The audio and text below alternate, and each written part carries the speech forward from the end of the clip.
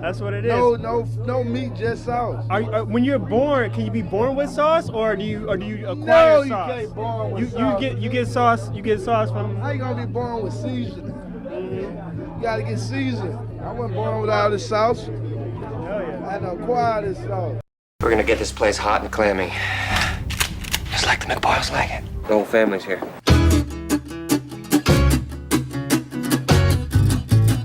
How many? What is that a jar of? What is that a jar of, dude? What is that? Whoa, Jesus! Hey, man. We cannot have the McPoyle brothers in here creeping everybody out, bro. They bang each other. Yeah. Margaret, what are you doing here? Is that like a sexual thing? All right, let's do this. She's still expecting a call. That's not gonna happen, so just move past it, all right? You will call her! How many can there possibly be? Oh, good to see her again. Good. She doesn't know what I'm saying, right? Okay. What is that, a fight? Where's your brother, dude? We just stepped out of the shower. He'll be down in a minute. All right, listen, you guys can't go... Did you just say we? Hello, Charlie. Hello, Ryan. You think I'm bluffing? I think you're bluffing. You think I'm bluffing? I think you're bluffing. Then bluff this. Ryan, stab somebody.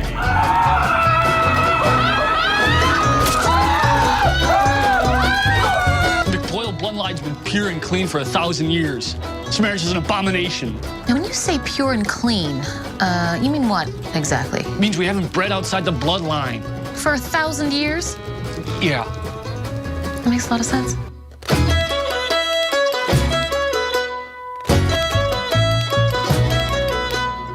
My client is odd. You might even refer to his family as very creepy. Now, there was another member of the McPoyle family clan at the wedding the night of the incident.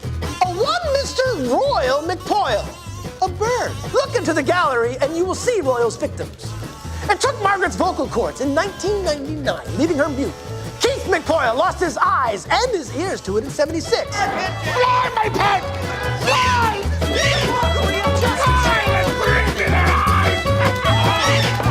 Later, bitches. Oh shit, I'm gonna be sick. Go, do it. Go, feel it. Let it out. Let's just get out of here. Don't flush.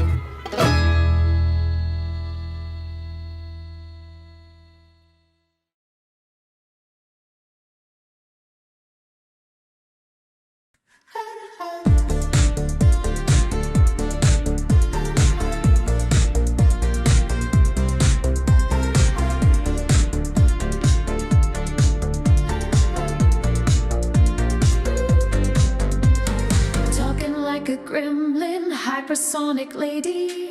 Out of Iran, out of Iran. Walls are coming down, beat it to Candace Owens. Too much Iran, too much Iran.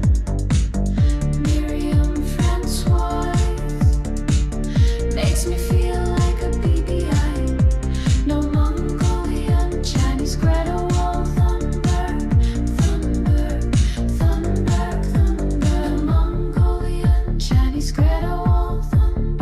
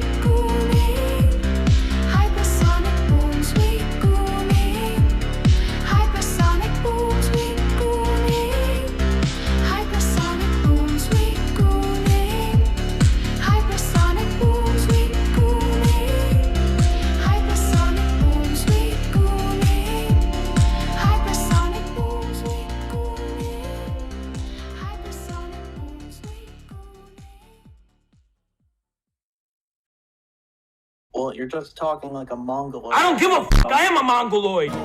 In my heart, I'm a Mongoloid. That is what I am. We are Horde. That is what we are. Yes, we are that. We are 100% that. That's not something to be proud of. It is something to be proud of, because the Mongols are the ones who created civilization. And you created nothing but barbarism.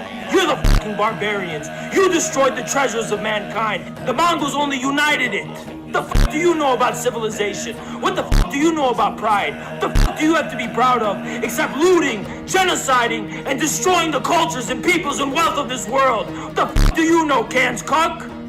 Well, you're the one here chimping out, so... I am chipping out, bitch, because I'm a fucking human being, and you're a little soy boy cuck little bitch. You don't know who the fuck I am. No, I see you. I think you're a Mongoloid. That's what you I am a Mongoloid, you're right. It is what I am, and I'm proud of being that. Well, it's an anthropological term. It doesn't actually mean Mongol. Oh, so what's your fucking point? You ugly, disgusting, fucking barbarian, smelly piece of shit. You want to talk racism? I can be way more racist than you, Angloid. What fucking civilizations did Angloids ever fucking have? It needed the Romans to fuck all of you in your ass to give you any civilization. You never had any of your own. You want to be racist? I could be way more racist. You want to talk shit about Asians? What the fuck do you have on Asia, huh? I have nothing on it. You have nothing, because you're a Cans Cuck, bitch.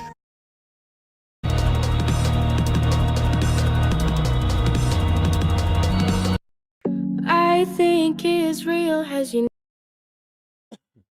Yo, check it out. Check. 1, 2, mic check. Is the mic sounding good? Does the mic sound good? Big up Jess Pulido for the subscription. Right, since I'm streaming once a month, every time I stream, I get this sub. By the way, okay, people, back again with another one. Bong kakat. James, what's good, people? What's good? Too old for the witch. What's good, Unk? What's good, Bunker Puppy, who's still alive? I thought this motherfucker OD'd. What's good, Yo, my name Happy? What's good, Unk Phil? What's good, August? What's good, Jess Pulido? What's good, Ethklim Kimtab? What's good, Miko? I miss Miku. I don't even know if he's still alive. Because he lives in somewhere in Chicago, so don't get your hopes up. What's good, Venetia? The U.S. is going to leave. What do you mean leave Asia? Why are you scared of that? Oh, you're in Latin America. That's probably why. Yo, the U.S. has always focused on Latin America. Because it's nearby. What's good, Vague Blur? What's good, ST? What's good, Halloween? Talking about data centers. Our data will be used against what? No, it's too early for talking about data centers. What's good, Marcos? What do you mean feels like old times? Right, so how do we start this shit? Right? Let me just get on TikTok and get me. Is the mic sounding good? Because I don't know what the mic sounds Perhatian panggilan terakhir untuk Haikal, Muhammad Nur Helmi, Nur Mashita, Ahmad Rafi, pemegang tiket PAS Delima Express, PAS ke TBS pada jam 7 petang. Silakan pintu. Yeah, this is my secret TikTok channel, by the way. My secret TikTok channel. And yeah, I was where was I? I was you get me? I was away for a while. I had to do some outstation shit. Cause I used to be look, back in the day when I was streaming every day, most of my work was on the PC, right? Most of my work was on the PC. But now they've taken away some of that workload, so I got to go outside a bit more, so I can be used outside, and I don't mind working outside. I like it, right? You even get to go to Borneo when you work outside. And I was in Borneo, beautiful place, unreal place. I just didn't get to enjoy it because I was working every day. So I didn't get time to enjoy it. But yeah, beautiful place. Perhatian Look at this, just greenery and mountains and shit, right? Look at this picture, bro. These are hills, right? You want to take a guess what's behind these hills? It's a fucking mountain. It's a fucking mountain towering over all these hills. Beautiful place. Too old for the wish. Taiwan is a province in China. Okay, we'll yeah. We're gonna talk about Taiwan in a bit. Taiwan is a province. At Kalimkimta, much of Latin America is already captured. You see, it's when you have a parasite, right on top of you, it's mad, it's crazy. It's crazy in the dunya.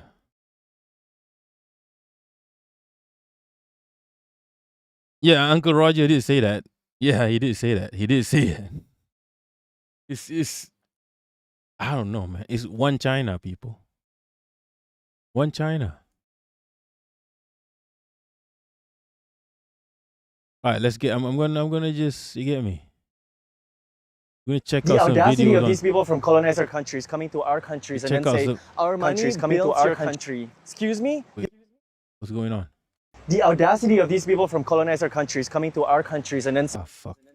Did North Korea just win? Because this is the audacity. Did North Korea just win? Because this has probably got to be one of the most successful years of Kimmy's life. Not only did South Korea's president just propose a Something's wrong with my TikTok. Holy fuck. If I click on the video, I can't even pause it. Fuck TikTok then. TikTok can suck my dick from the back. Okay, it's not even owned by China anymore, so I can say that. It's owned by the Americans now. What a fuck ass fucking. Let me just check out what's going on Twitter. Do you guys see this video? It's apparently it's a Zayo. They say she didn't, the situation here is she didn't want to pay. Okay. When you want to take pictures in this place, everybody was paying. Everybody has to pay for the photographer to take your picture, but the Zayo does not want to pay. And she's just commanding people to take her photo. Excuse me. Hello, can you picture me, please? You don't understand. Can you photo? Can you photo? Bạn muốn cái gì? Không biết mà nói gì thế này. Photo? Can you photo? You take me, book me. Can you photo me? Ý là You can pay him. I don't want to pay. Don't pay free. You em cứ chuẩn chị đi. Free. You know what's funny, right? There's a Malaysian in the background. Don't pay night lah, she said. If you don't want to pay, get the fuck out of there. Everybody is just speaking in their native language to this fucking bozo people. Everybody is speaking in their native language. There's a Malay talking shit in the background. This was in Vietnam too. Why nobody else? Yo, Miku, what's good, Miku? Miku is alive. Big up Miku if you're nasty for the sub. So yeah, Miko said she missed you. Let me find that. Where's that Miko message? Is it gone now? Nah, it's gone. Oh yeah, here we go. Not even Miko. It's fucking.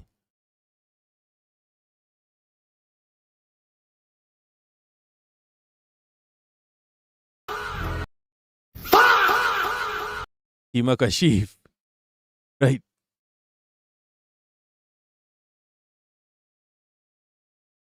What's good, Psionic?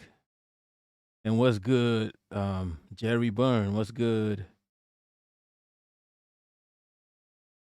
What's good, everyone? So, yeah. Chị đó chị nhờ chị chụp hình ấy. Ủa không biết chụp đâu rồi mà em đi chụp đẹp. Nobody want picture you. Ấy là em không hiểu mà không biết chụp như nào. Because we all pay here. You, if you don't want to pay. Why you don't want to help me? Sorry, we don't want. Because I'm from Israel? Yeah, you know right. And then okay, picture, then settle. No need to angry, no need to talk. Yeah. Yo, you people don't know. You know, when the thunder hit, the Malaysian auntie went, you see, even Allah is mad. Even Allah is angry. I don't know if you guys can hear it. Okay, picture, then settle. No need to angry, no need to talk. Yeah, she said, Allah pemarah. Yo, you people don't understand how funny that is.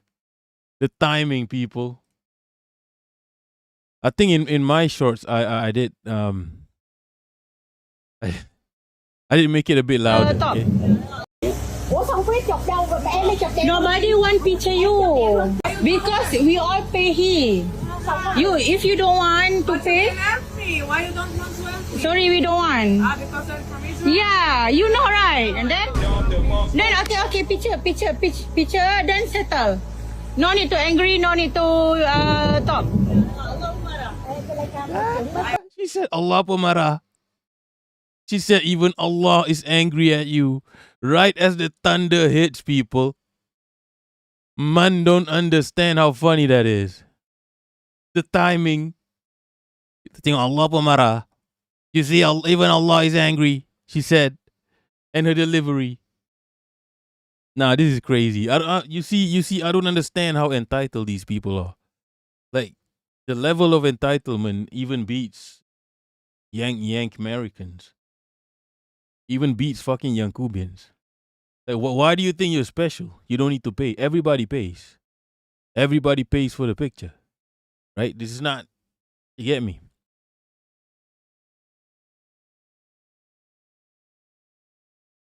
Yeah, and then blame it on her nationality. And they probably, you know what? They probably didn't like her anyway because of her nationality. I mean, nationality is a choice. Right?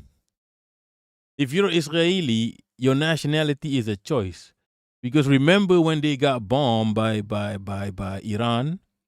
They got the fuck out on ferries. They're not Gazans where you have no choice. They can literally move out on ferries. They don't even want to fight for their land.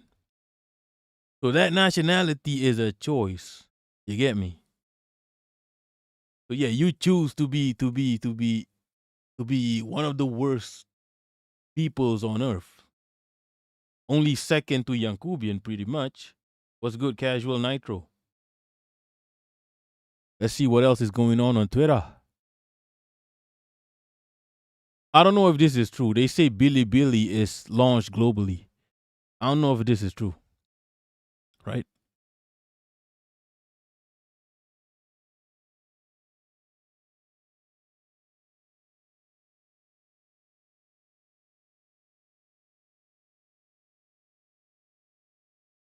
Is deeply committed.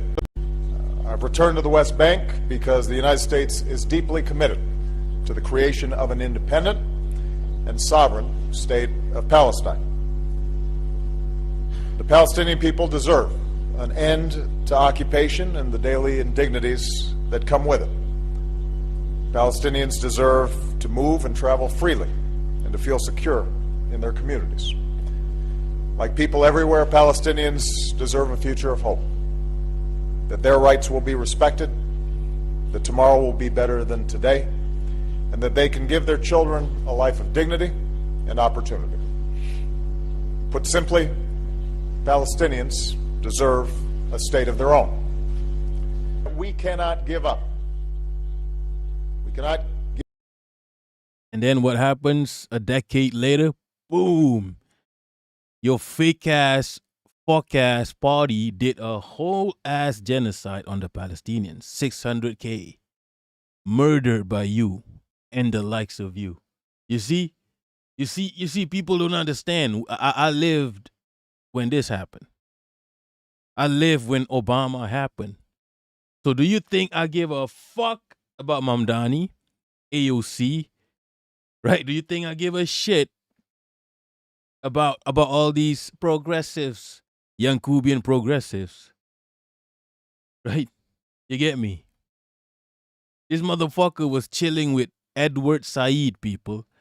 Edward Said, Ali Abu Nima, hardcore, like ultra, like Hassan Abi would say, ultra hardcore Palestine activists.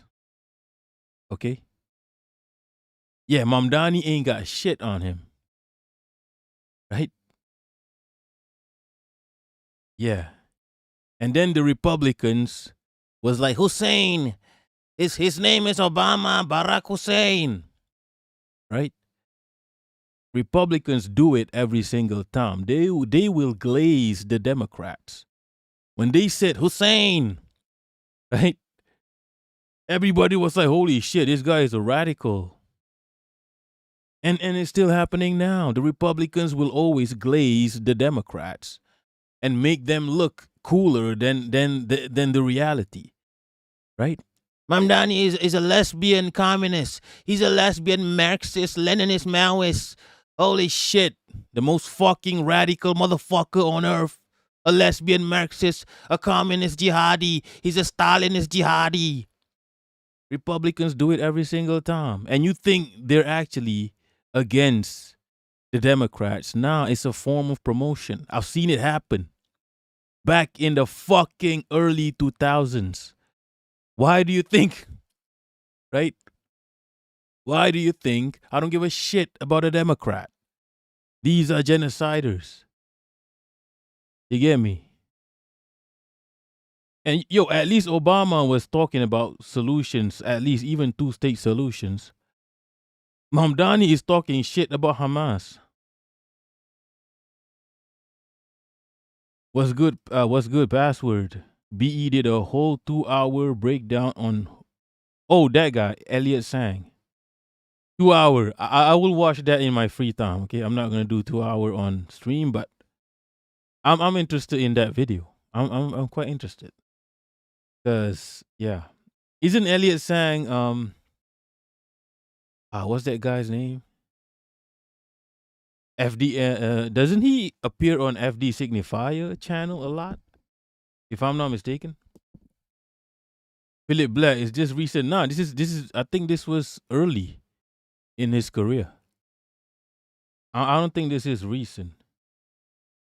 Selma, yo, is this some new DSA? Can't. What's good, Selma? He sounds super based. I bet he doesn't even think I pack money. No, people, you see, young Cubans don't understand us. Like we've been watching this shit happen for so long. We don't just hate on young Cubans for no reason, right? We've been dealing with young Cuban fuckery for so long. Like young Cubans don't understand this shit. We're not just randomly talking shit. We've dealt with this for a long time. We know all the young Cuban technologies. We know all their tricks. Right? I'm not autistic. I'm not autistic, but you know, when things keep repeating, at some point you're gonna be like, holy shit, when will this stop? When will you people stop doing this? It's a loop. You people live in a loop. Do you want to stop it, or do we gotta stop it? When we say violent stuff, you get, you get a bit iffy, right? You get you're a terrorist. But that's the only way to solve this, because you don't want to do shit. You want to prolong the loop, right? Motherfuckers want to prolong the loop. Like I'm not autistic, but when things keep happening the same way, it's at some point you gotta say, yo, this shit gotta stop. Right? At some point.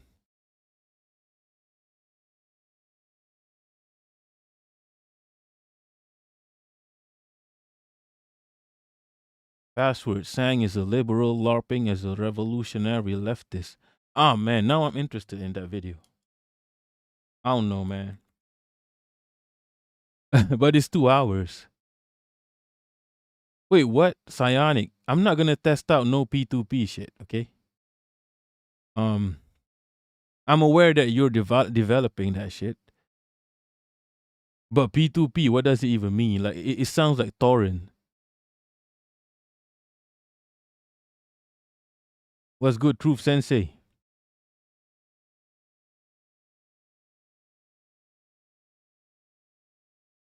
Oh man, I'm so gassy. Holy shit.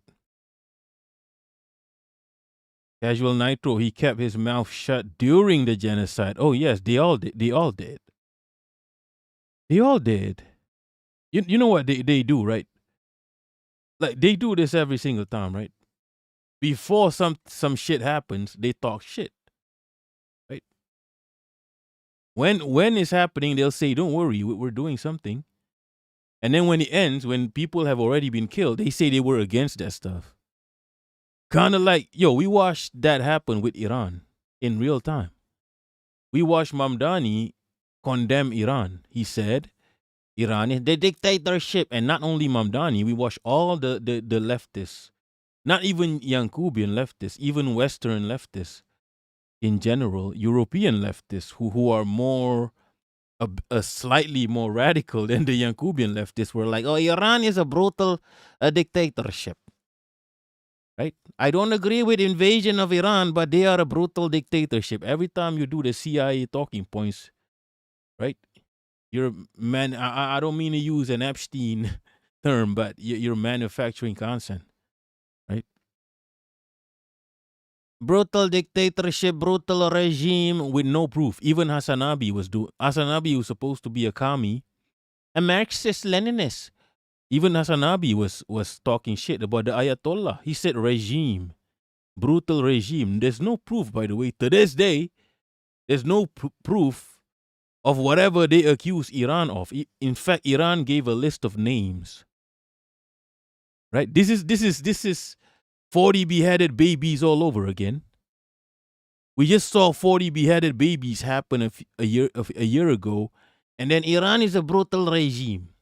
Same thing, same taglines, same type of taglines they use to manufacture consent so that their people, Yankubians, don't protest the war. And Yankubians did not protest the war against Iran because even their leftists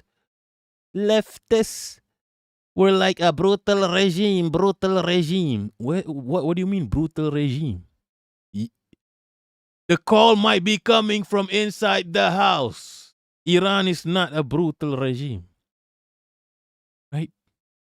You are the brutal regime. Okay, and then when the invasion happened, and then they do the manufacturing of consent, the invasion happens, or a genocide happens, and then after that they pretend, oh, I'm against this. I'm against this. I do not agree with this. You're literally a fucking Democrat. Do something. You don't want to do anything because you actually have no problem with Iran being fucked with. Democrats literally sanctioned Iran, and they were proud of it too, as if it's supposed to happen. You're just supposed to starve people. Obama fucking sanctioned Iran, and he was proud of it. Oh, we successfully sanctioned Iran. Why though? Why do you sanction Iran? It's just a given that Iran is evil. It's just a given. Every single time, people. I've watched this happen a million times. I'm tired of this shit. Fucking tired. Let's stop talking about this because we keep talking about this. Yankubians don't. You see, Yankubians like to live in a loop. But if you keep talking about it, if you keep pointing it out, they don't want to listen. They want to keep living in a loop. They don't want to listen. They don't want to listen. So it is what it is. Casual Nitro, they hate dictators but wanted to install a monarch. Exactly. Look, this is every single time. They always install a monarch or a terrorist. It's either a monarch or a terrorist, an actual terrorist, not one of those fake terrorists who fight for their nations. Right? Not a resistance member. It's either a monarch or a terrorist or a fucking asshole.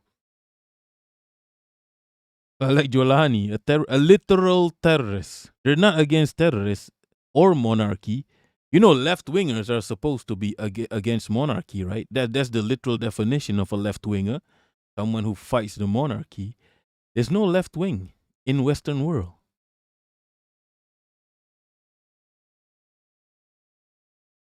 What's good, Lindor Wave? European leftists are only allowed to be more lyrical.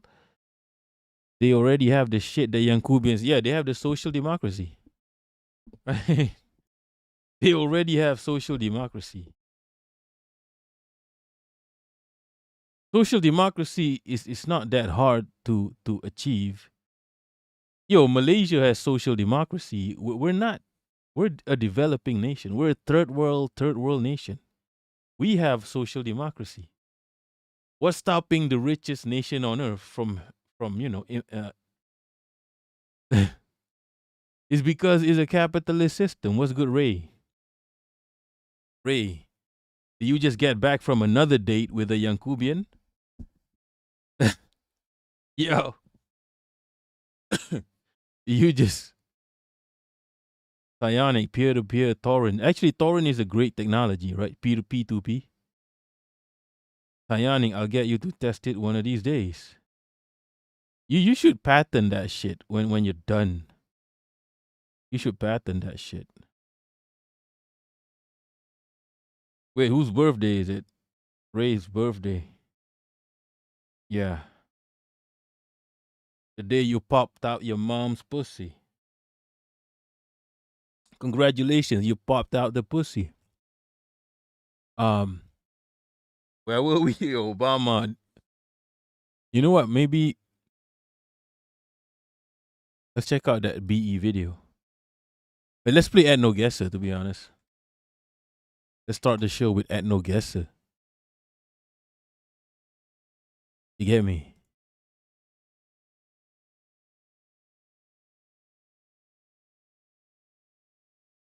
Yeah, that's Mandela right there. Yo. That's fucking Nelson Mandela right there. Fuck out of here. Yo. I told you, man. 5,000. 5,000. All right, next round. Give me a minute. Yeah, that's an Indian. Oh man, this is not easy. This is either an Indian or an African. This is. I'm going Guyana. Somewhere in Guyana, right? Where's Guyana, by the way? Where is Guyana? Anybody know where's Guyana? Because Guyana has a sizable Indian population. Ah, fuck. Ah, shit. Ah, fuck. Ah, shit. I got 0 for that. This is Nigerian. Central African. Fuck out of here. Wait, what? South African? Ah, man. This is Turkish. This gotta be Turkish or I'm going with Armenian. Ah, fuck. It's actually ancient European, the Basque.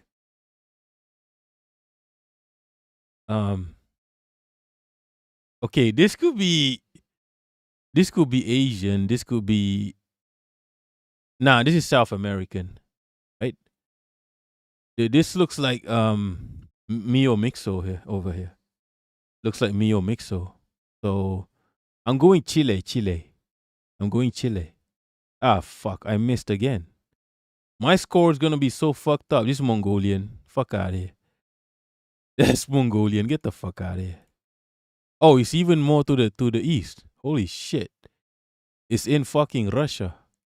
That's crazy. Okay, this is hard. Oh, man. I don't know about this one.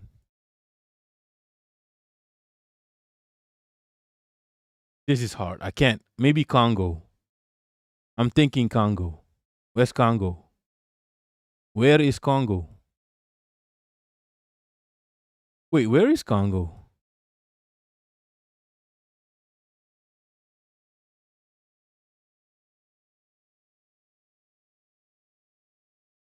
Is it even a country?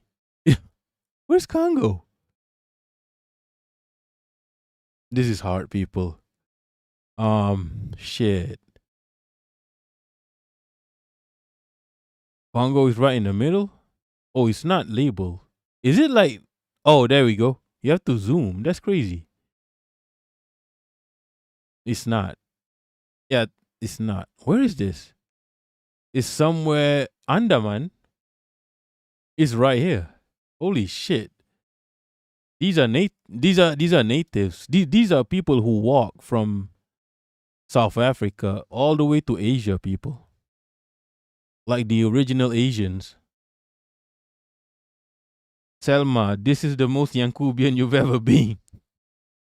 Nah, this is the worst one. I don't know what the fuck this is. What is this? They might be Russian, but more like Western Russian. Let's go here. Oh yeah, I'm not that far. You get me? Not that far off. This could be Somalia. This could be I'm thinking Somalia, people. It could be Ethiopian. Yeah, it could be East Africa. Yeah, East Africa. I got it. What the fuck is this? This is again, this is Kazakhstan or some shit. Yeah, we got it. Bullseye, people. So I got an average of 1,005. That's one of my worst scores. That's one of my worst scores. Holy shit. At Kalim Kimtap. Congo is too big to label.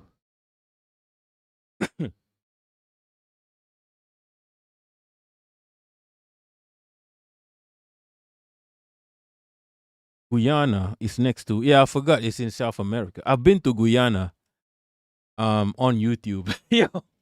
I mean, I've watched Guyana vlogs. I don't know why, but they've got a sizable Indian population. That's why, you get me, the people might look a bit Indian.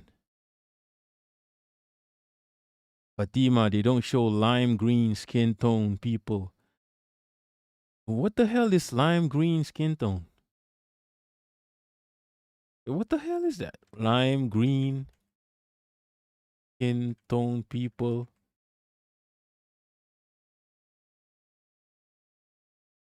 No human population naturally has lime green skin. What are you, a She-Hulk?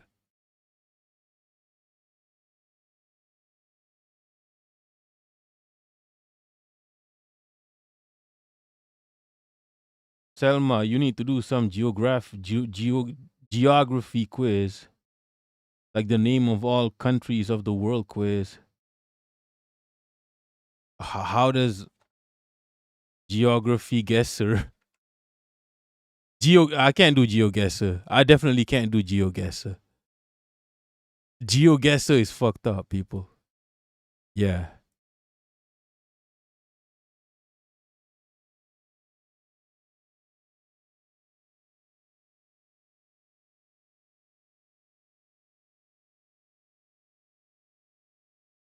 I swear to God,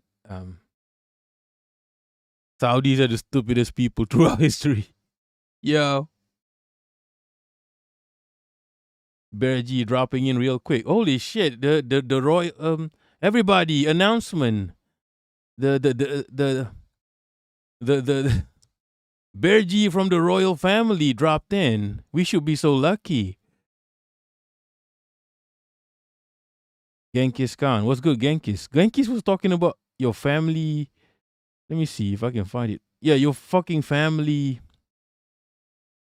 My great grandfather was a royalist, Serbian nationalist, and guerrilla movement led by How do you even pronounce it? Draza Mihailovic.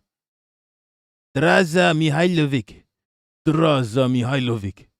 And I'm proud of what they did during the Second World War. Okay. What about the genocide though? Yo. What's good, Doug? Just Bergie missed the race signs.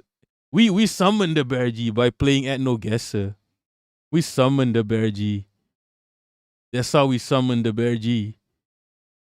Marcos, She-Hulk is hot though. Wait, what does she look like? I forgot. I don't think she's that hot. There's like the new She-Hulk. I mean, she's alright, okay? She's not bad. Lindor Wave. Draza was a collaborator. The guy's being a troll. Okay. Relax, okay? I'm not my history is not that my world history is not that great, okay? I'm not fucking Bad Empanada. I'm not a historian at all. Like I don't know shit about history. Okay, I don't even know Malaysian history. I don't even know Malaysian history. I don't know Islamic. I know a bit of Islamic history, maybe. Ray, you sound gassy. Yeah, I am gassy right now.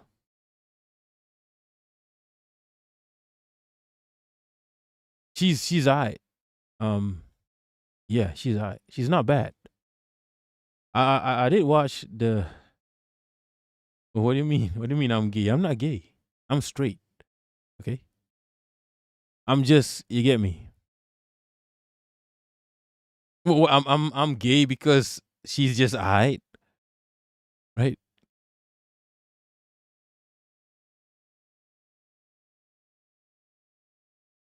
Genghis Khan, not a troll. Wait, what? No troll. Look, if I start researching your fucking, was it your grandpa, and find out he was a Barwa, what the fuck are you gonna do with your life, people? Right? What the fuck are you gonna do with your life? If I start researching your Serbian grandpa and find out he's a genocider, right? Serbian is a sensitive nationality. Okay? It's a yeah.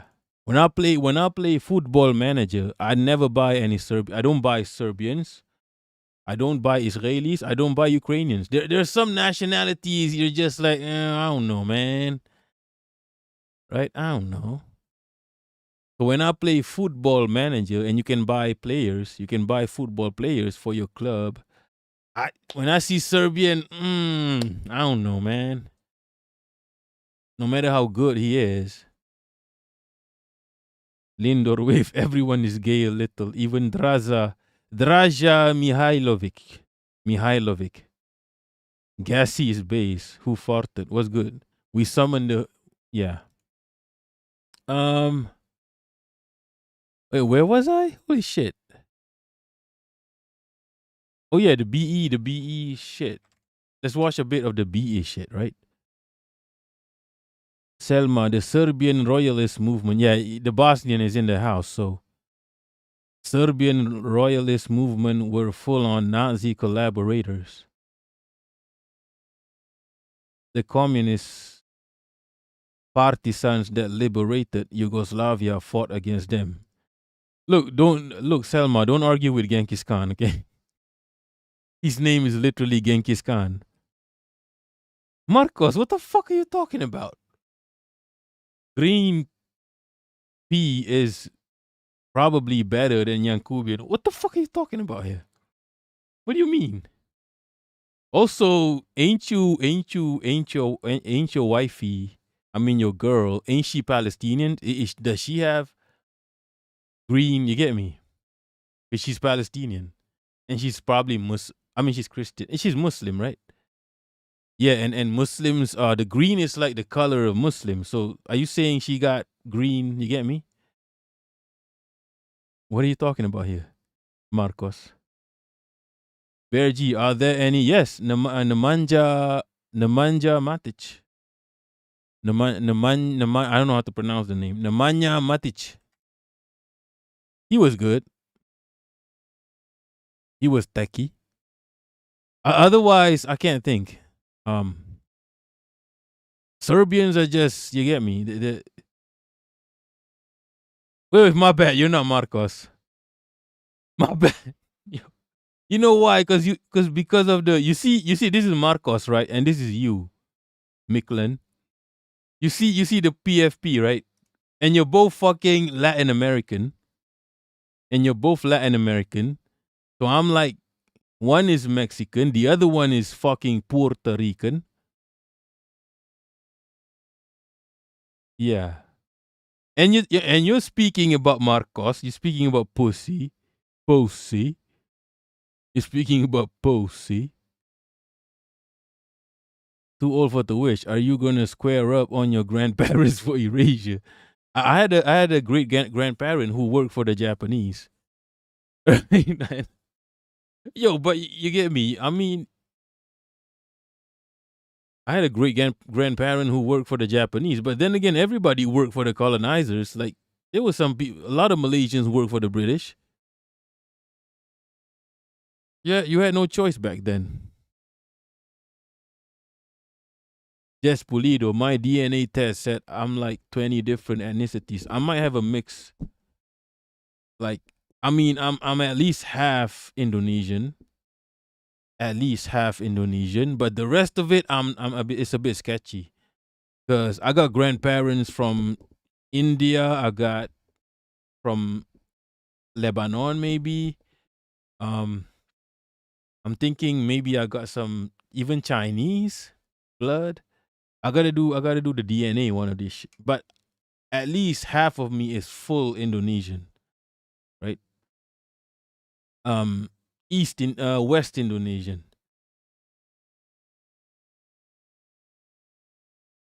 Who farted? You part? No, I didn't. How am I part Japanese? I said one of my grandpas worked for the Japanese. Working for the Japanese. That motherfucker was Indonesian, okay?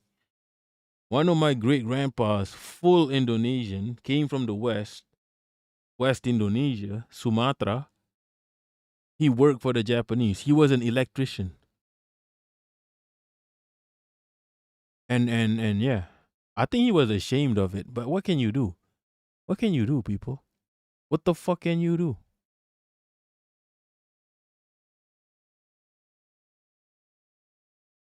Where's this video? Holy shit. He has a video about members only. 20 ringgit a month. Man. I can't do 20. Bro, Amazon Prime is 15 and you get fucking you get movies. 20 a month. That's a bit too much for a Malaysian.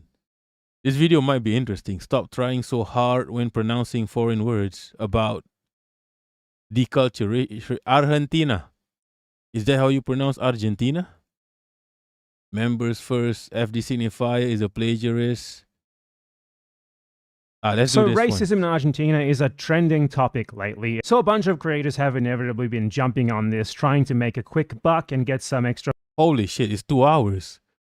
How the fuck do you talk about 2 hours? followers off this trend. You know, they're making TikToks, they're making Instagram posts, they're making Twitter posts, and they're making YouTube videos about this topic that very few of them had any prior knowledge of. You know, they basically know nothing about Argentina, especially not about its history, but they don't care about that. All they care about is getting whatever they can off the algorithm while they can. Now, I'm someone who has studied Argentine history for a lot longer than that. I'm someone who actually has an interest in the topic much more than just in passing because it's trending. So all of this has been very grating.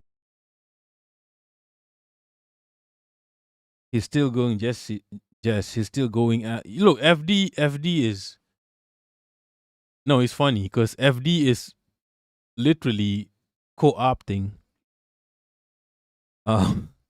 BE talking points. Like FD is literally co-opting BE talking points, like word for word, like about fight media.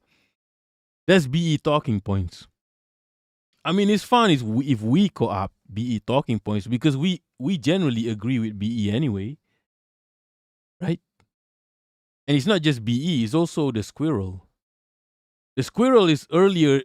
The squirrel is basically the goat when it comes to this shit. Zay Squirrel, but she or he or they don't have a YouTube, I guess. But the squirrel is always early to this shit. And has always been kind of like a compass, like a kibla. Right? And it's fun is if we co-opt squirrel BE opinions because we agree with it anyway. Our whole fundamentals does not go against BE or the squirrel. Squirrel and BE are like, you get me? And it kind of fits in my whole personality where I'm not part of any movement. I'm not a commie. I do not consider myself a part of any movement. Password. You don't know about Zay Squirrel? That's the OG. You gotta yeah. Zay Squirrel, that's the OG. She's been doing this way before any of us. She's on Twitter. I mean, it's not a she. I don't know. It's a he, it's a she, it's a they. We suspect she's a trans person. She's a squirrel on Twitter. She's the one who has all the receipts, people, because she's been doing this since I was in my 20s, people. She's been, she's been pointing shit out since I was in my 20s. Imagine that. I've been following her since I was in my 20s. And she's not like, why am I sheeing her? Ray, offer another date. With a Yankubian? I beg, let it not be Selma. For some reason, I've always thought Squirrel was a woman. Probably because they're always right. Yeah, I think she might be either a lady, or a trans lady. A lady or someone who chose to be a lady. I don't know. But she does have that vibe. That's why I always say she. But we don't know much about Squirrel. Nobody knows who Squirrel is. Like, I'll be real. So yeah, Squirrel is like the original BE, but she doesn't have a YouTube, right? And a lot of their opinions align. A lot of their opinions, Squirrel and BE align. Okay. Just like BE, she used to be cool with Hasanabi. And Hasanabi used to refer to Squirrel. I'll be real.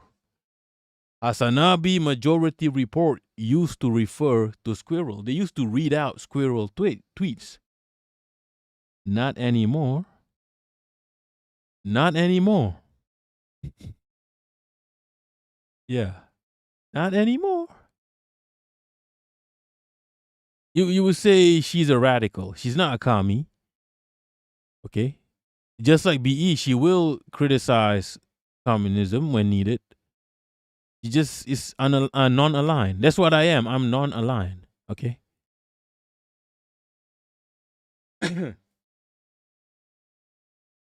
Just TMR. Yeah, TMR is yeah. Wait, what do you mean too many Indians? What the fuck you mean too many Indians? Wait, what? Where did this come from? Too many Indians? What? To see. All these people who do not know about Argentine history, about Argentina, and who certainly don't care to learn about it, just repeating the same tired talking points over and over and over again. Talking points that I myself have been responding to for upwards of 5 years now, It gets kind of ridiculous past a certain point. I feel like I'm talking to a brick wall, but, whatever. One of the people who has jumped on this trend is the YouTuber Elliot Sang. Now, Elliot Sang made a video 2 weeks ago. Oh, wait, I haven't finished the FD shit. Yeah, FD has been co-opting BE talking points word by word. And the problem with FD doing this is he was talking shit about BE for like months, right? He called BE a racist.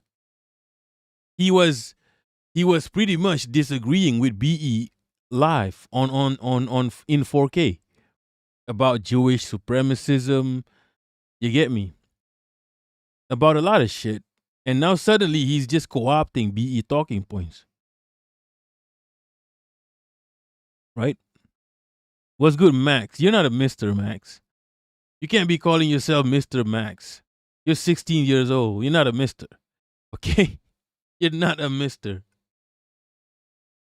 Selma, he was practically calling BE a Nazi, exactly. And then now he's co-opting BE's talking point. Exactly. So it doesn't make any sense, but this is what Yankubians do. Right? They steal. Right? I don't give a shit if he's black. Yankubian is a choice. Yankubian is not something you're born with, it's a choice. Just because you live in the USA does not make you a Yank. You choose to be a Yank. Just because you were born in Asia does not make you an Asian. You could be an Asian Yank. It's a state of mind.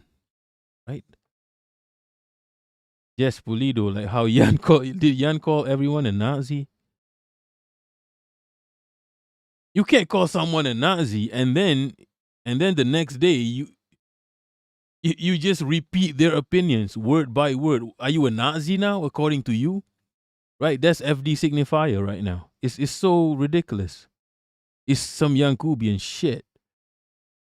Selma, to be fair, I am a commie, a Bosnian commie, that's why.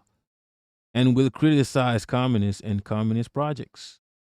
Yeah, I'm more inclined to agree. The thing about communism is, if you're talking about Marxism, it makes sense, right? I might not be a commie, but that shit made sense. It's kind of like when I was reading about Islam when I was a kid, and I was reading Islamic books every day, and they were talking about racism, for example. And they were talking about this in Islam. In the Quran, it says no one is more superior. The black man is not superior to the white man. The Arab is not superior to the black man. I'm like, yeah, that makes sense. Equality. That makes sense. When Islam was talking about gambling is haram. That made sense. Anything speculative, financials in Islam is haram. Speculative financials in Islam is haram. You see, that's the problem with the world right now. Speculative financing. Fucking Trumpito is making billions from speculative financing. And what does he do with the billions? Nothing. He keeps it. That's the problem with the world right now. Speculative financing. They are playing with your lives. And that's haram. Right? It makes sense. It makes sense. What else? Usuri, which is riba. Riba is when you borrow money. When you borrow money from the bank, and then you gotta pay what the fuck do you call it again? You gotta pay the interest. That's riba. Riba is haram. That makes sense. Bro, that fucking makes sense. It should be haram.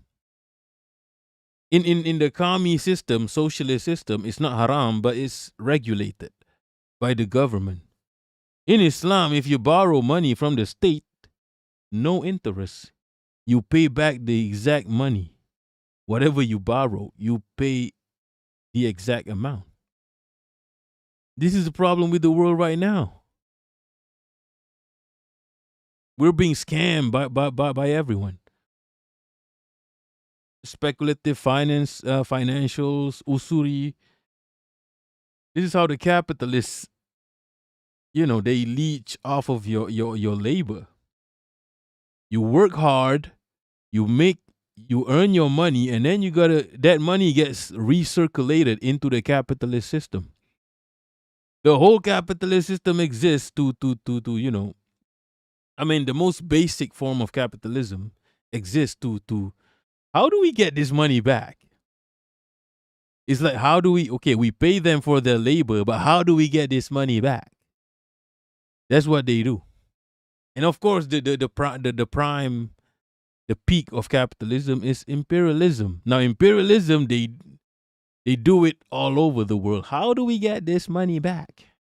I mean, how do we get this money? How do we get this shit for free now? Imperialism is like, how do we get this shit for free? Right? It's mad. It's crazy in the dunya, people.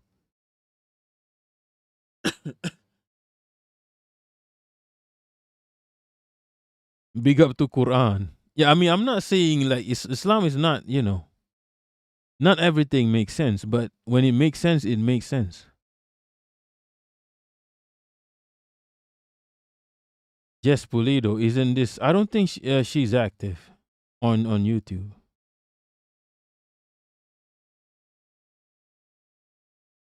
Lindor Wave, atheist revolutionary Marxists are closer to Allah than liberals. You know what? It's true. And reformists. It's true. Allah is a revolutionary. Selma, if only someone had written a book about how imperialism is the highest form.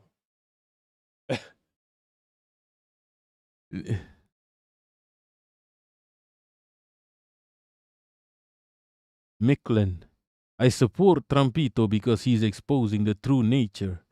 Yeah. People like Trumpito, Asmongold. Asmongold, I have no problem with Asmongold. That's the nature of the enemy. He's not hiding shit. He's a savage. It is what it is. That's what these Yankubians are. But then you have Yankubians like Hassan Piquet. Oh, this is not American. This is Asmongold is un-American. What the fuck you mean that's un-American? The fuck you mean that is as American is? That is the most Yankubian. Asmongold is the mildest representation of a Yankubian. Nothing un-American about him. You can't live on a country built by genocide, and then someone who's just talking shit, and you say that's un-American, right? You get me? Wait, you're not allowed to eat geese? Are you sure about this? I just ate duck today. Wait, you're not allowed to eat geese? Are you allowed to? I've never eaten geese, by the way. Geese in Islam. It's halal, bro. Who said?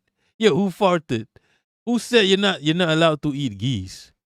You're allowed to eat geese. You see, I don't care about this small shit, right? What's halal, what's haram? Some people say you can't eat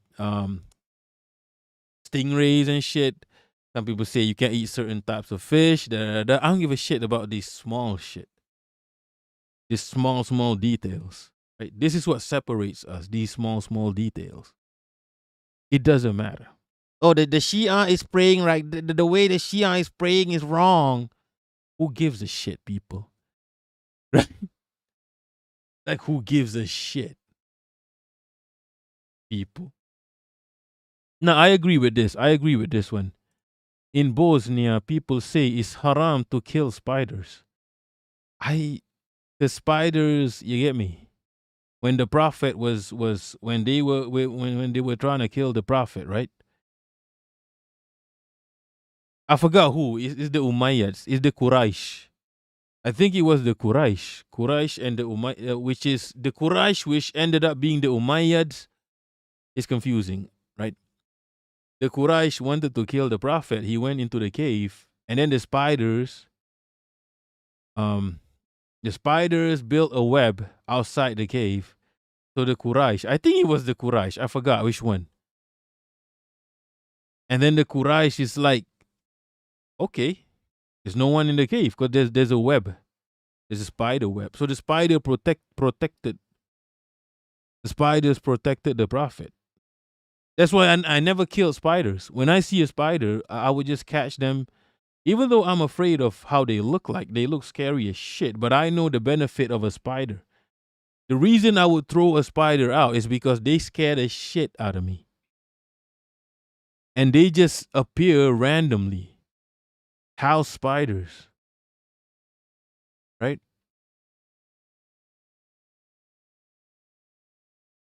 And spiders, they eat the bugs. Now, a cockroach, I would kill a cockroach.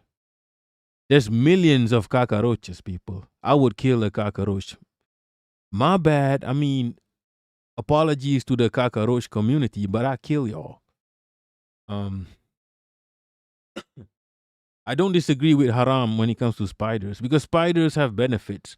However, there are venomous spiders, which can be. You might wanna rethink that one, the venomous ones. But spiders generally they just kill other bugs, other more detrimental bugs. Yeah, spiders are cute if you have a microscope. They are actually cute. But without a microscope, they look, yeah. Come on, Bunny, you ready for what do you mean bug-based foods? What?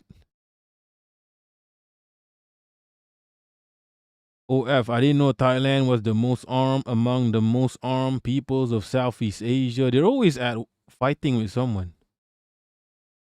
They're always fighting the Cambodians. Yo, they're always fighting our people in southern Thailand. I believe that southern Thailand belongs to Malaysia.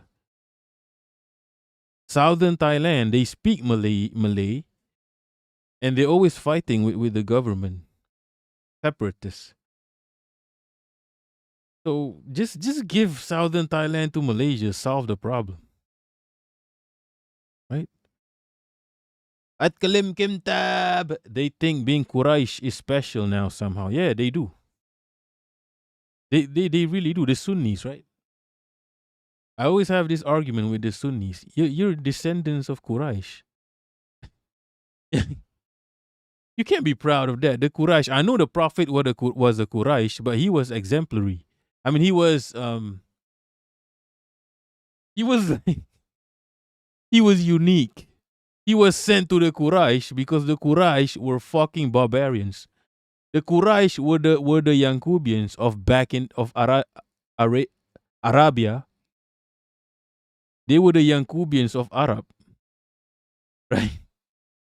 They were fucking savages. That's why you needed a prophet. It's not an honor for the prophet to be amongst you. If the prophet is amongst you, that means you are a savage. You might be a savage.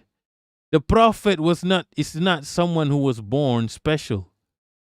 The prophet was born to help you because your Yankubians right now need a prophet.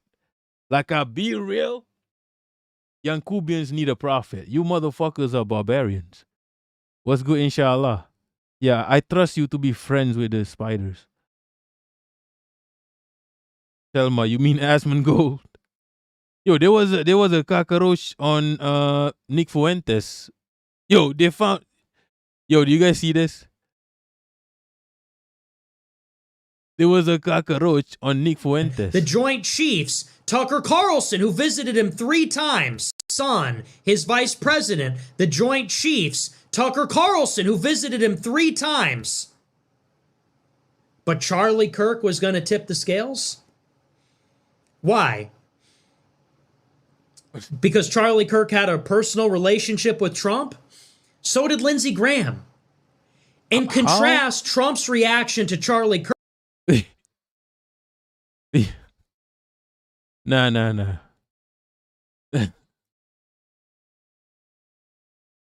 Jesse, that will be. Yeah, he probably lives in a landed house. I do actually have cockroaches in my house. Like, not a lot, but there's an infestation in my building. I don't know what happened, but there's an infestation in my building. There's roaches. There's not supposed to be roaches in high rises. There was an infestation. Somebody might have bought the cockroach. They breed easily. But yeah, it's a bit rare. Sometimes they even climb through the AC. The cockroach can fly and just climb through the pipes. They climb into the AC. I don't know what's happening with my building. It's not, I don't live in the projects. It's a nice building. It just had a cockroach infestation. But I'm not afraid of cockroaches. I'm not afraid. That's the one, you get me? That's the one insect I'm not afraid of. Cockroach.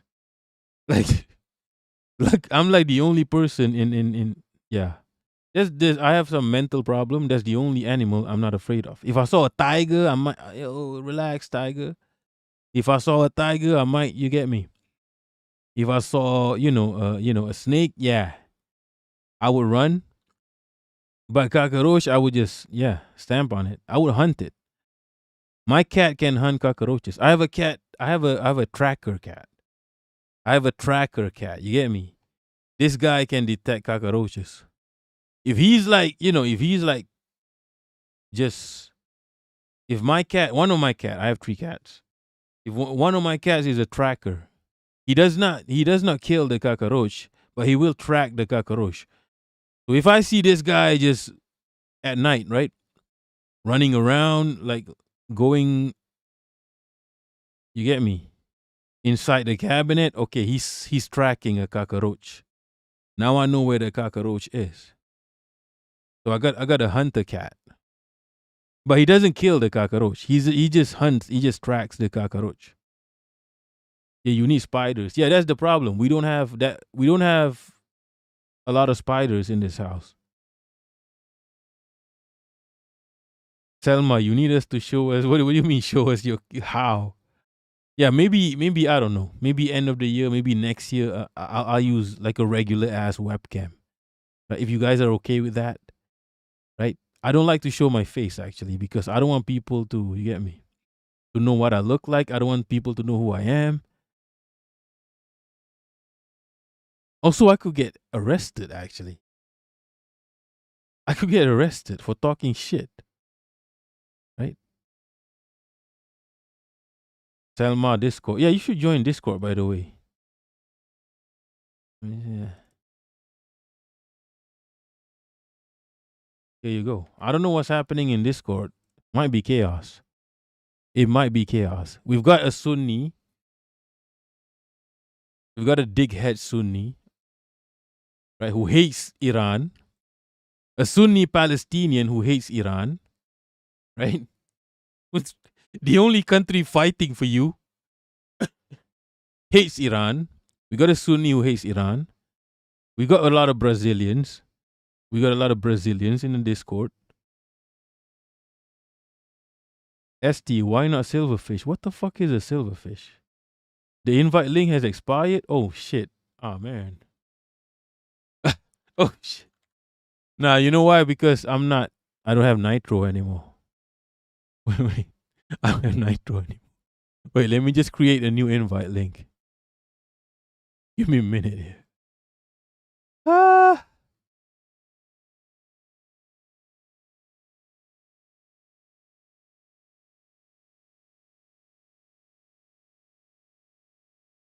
I fucked up. This link doesn't work anymore. Yeah, this is the Discord. Join Discord, people. I don't have nitro anymore, so I can't use the link. Ah, fuck. Now that's fucked up. Let me just update this on Twitter. Update this on Twitter.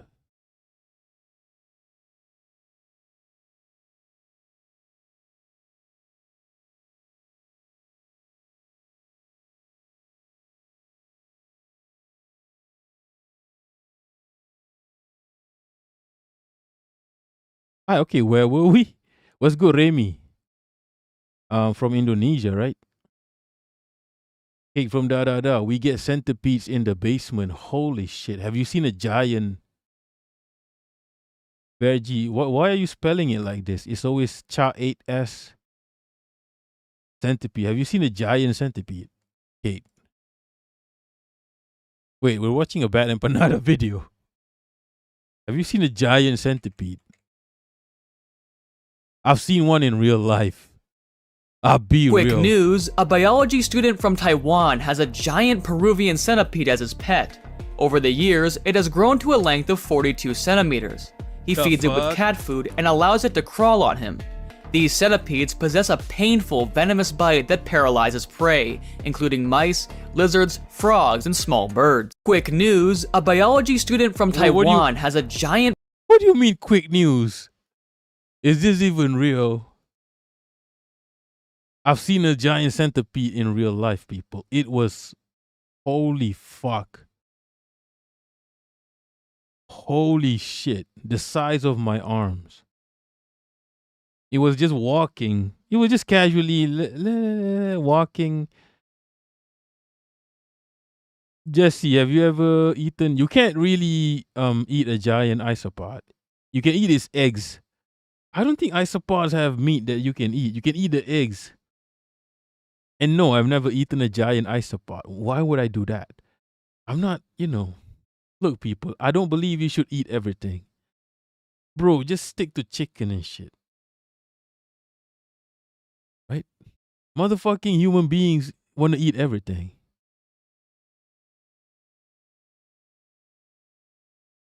Jess Pulido, I've seen people, I guess people who live in coastal cities eat the weird shit. Casual, it's venomous? Yeah, it is venomous. Well, what do you mean, wait, it's venomous? You don't know, it looks venomous. What do you mean it's venomous? Look at it. It looks venomous. It looks exactly what it is. But as far as I'm concerned, it's not aggressive. Who farted better not? Oh, wait, okay, back to BE now. Where he talked about how Argentina is racist and just cited like a bunch of TikToks and half-remembered falsehoods that he saw on social media. And the video was so bad that he deleted it. It was obvious that he had barely even thought about Argentina before and certainly didn't know anything about the country. Yet he still decided to jump on the trend and try and get some views off it. No one forced him to cover this topic. If you know so little about a topic that you only start looking into it in order to reaffirm what's being said about it on social media to try and get some views, and you cover it so poorly that you end up having to delete the video, I would think that you would have some humility and think, I probably shouldn't have covered this in the first place. I actually don't have to talk about this. I don't know about this. I don't care about this. Maybe I'm just not the right person to cover this. Or at least if I am going to talk about it, I should do so with a lot of caveats as to my lack of understanding of the context, my lack of background, my lack of real investment in the topic, the fact that I don't really know that much about it. You could at least do that. But he didn't do that. Rather than experiencing a bit of a bout of humility after having to delete his first video, he came back like a week later with a second video that he supposedly researched better. This one right here called The Hard Truth About Argentina. And oh boy, he is the exact opposite of humble in this video. He speaks like on a... Bro, why do you want to talk shit about, you get me? Why do you, why do you want to talk shit about random Latin American countries or like Asian countries? Like, well, why? I mean, oh man, I don't understand this shit. Just everybody focus on the real enemy right now. It's the US of A. Argentina is not that much different from Malaysia or Indonesia. Like, yeah, Indonesia is toxic and they're a bit fucked up, but they are victims of, you get me, colonization. That's why Indonesia is fucked up. They are victims of imperialism. To this day, we are Malaysia, Indonesia. Yes, we're racist. We're divided. We're victims of imperialism. Okay? Imperialist forces us to do this. If we don't do that, you don't do this, you become North Korea. Your people will starve. Right? If you don't buy this shit from us, if you don't trade with us, if you don't spend billions buying some fuck ass equipment from us, we will, you get me? Jess Pulido, is eating bugs any better or worse than eating pigs and cows and chickens? I don't know. I've never tasted bugs. Bugs is haram in Islam. Inshallah, I used to eat ants. Look, inshallah, do you know what they say about ants, right? Eating ants can fuck with your memory. Also, why would you eat ants? The most, I don't know. Ants are commies. Why would you eat a commie, people? Right? Or ever Sunni Palestinian that hates Iran. Yeah, we got one in the Discord, so you get me. How do you, inshallah, I need to speak to you right now. How do you remember being, what? How I don't remember what I was doing what I was up to when I was 1 year old. How the fuck you remember this? Maybe it's because you eat ants. How the fuck do you remember? Right? You know why these people don't talk about Yankubians, right? It's because they are Yankubians. I don't give a shit if he's Asian. They don't want to talk about Yankubia because they are Yankubian.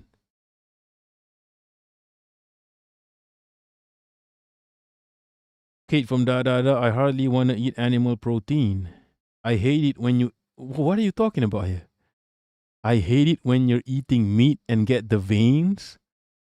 Okay, do you know what this sounds like? Do you read what you just wrote here? Can you read this loudly?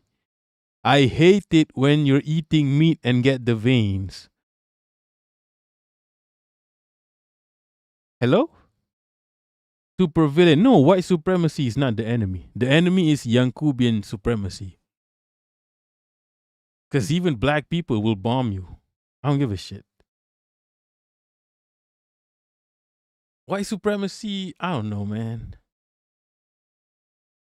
We've learned that you could be whatever race and be a Yankubian.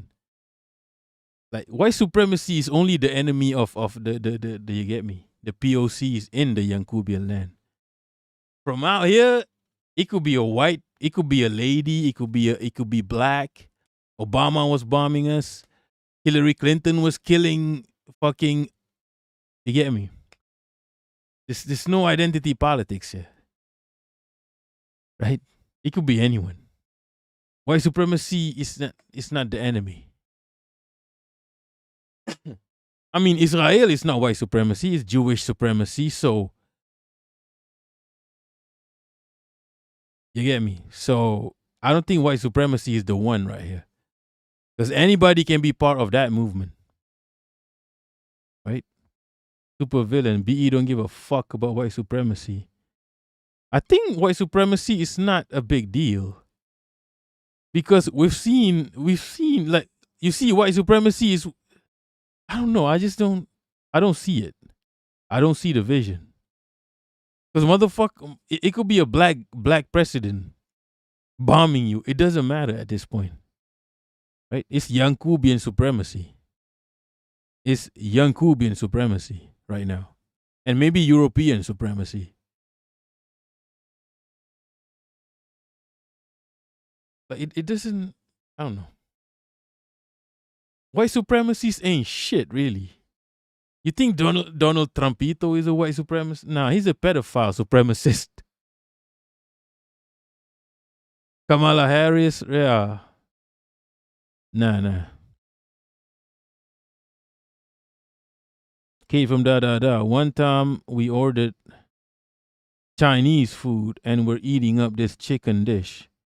And then pulled out this huge web of tendons all clumped together as big. What? I've never experienced this in you get me? I've never experienced this in my life. Super villain, you can, okay, let's not get into this white supremacy, whatever the fuck tangent. It's not really that important to me. I don't give a shit about that.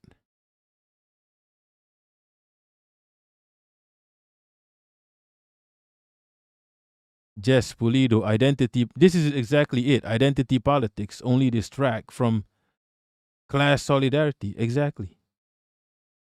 This is not it's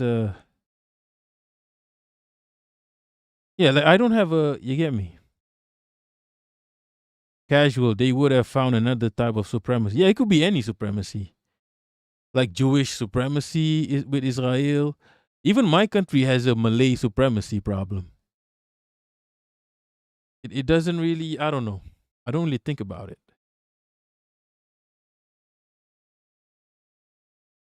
Authority on this. Like, he has the answers. He has. No, Kate. I think whatever happened to you with those tendons, I don't know what's going on. Okay, I've eaten chicken since I was born, so the solutions. He knows everything about it, and he's educating you. So I'm going to respond to it and talk about the very many things that he got wrong here. But firstly, Argentina is obviously a racist country. Pretty much every country in the world is, and the countries of the yeah. Malaysia is a racist country, by the Americas, way. which were born out of the racist colonial systems of the Spanish and the British empires, are obviously going to be racist, regardless of whatever efforts they might have made post-independence. You don't just undo 300 years of a legally enforced racial caste system imposed upon the Americas by those two empires in a couple of hundred years. It's impossible even if they were trying earnestly, and in most cases, they weren't exactly trying very hard, so, you know. But the problem that people have had with this racist Argentina social media trend is that it's not simply saying that, right? The problem that people have had with it is that Argentina is being pointed to as like the most racist country in fucking human history, basically. You know, you had American celebrities who had never heard of Argentina in their lives, like Samuel L. Jackson, for example, posted an Instagram story where he said Argentina has historically been one of, if not the most racist countries in the world. And like noted lifelong Zionist Eric Andre posted a story where he said that Argentina is a white ethno state that genocided all of the black people. You know, this is clearly a mass psychosis that is painting Argentina not just as an example. Yeah, a bunch of young Cubans talking about white supremacy in Argentina. Bro, you're a young Cuban. I don't give a shit if you're black. You're a young Cuban. Argentina is not going around killing everyone in the world. Right? Whatever problems they got is internal. I got Malay supremacy problems in my country. We got that's internal. Young Cubans talking shit about another country ravaged by colonialism. The fuck is this, bro? This is why this white supremacy shit, I don't really think about it because people can use it to distract from the real problem here, which is the Yankubia. Yep. Raimi, what is Yankubian? A Yankee. Yankee land. That's Yankubian.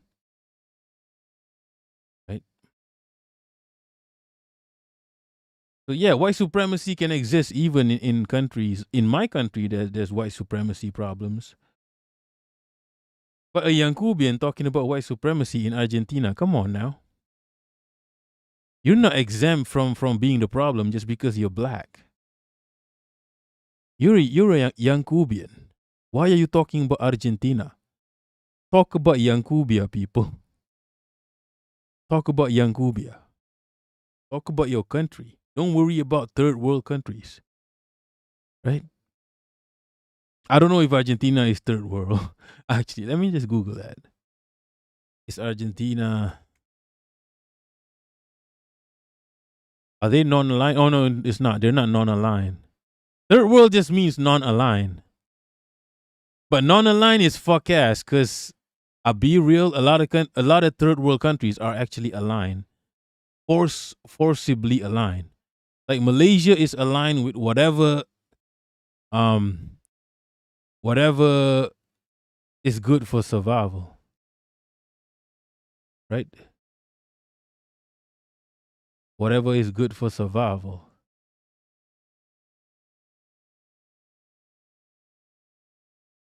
So Malaysia is aligned with that.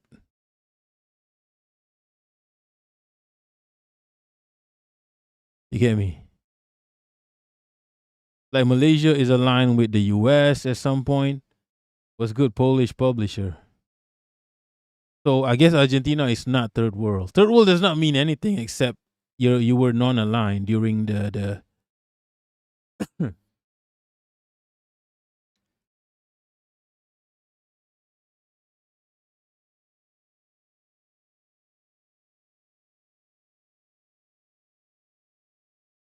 supervillain. America was founded by white supremacists and is run by white supremacists. Wait, that was back then. But now white supremacy doesn't even, it could be anyone. It could be anyone running the US surveyor. It doesn't matter if you're white or whatever the fuck.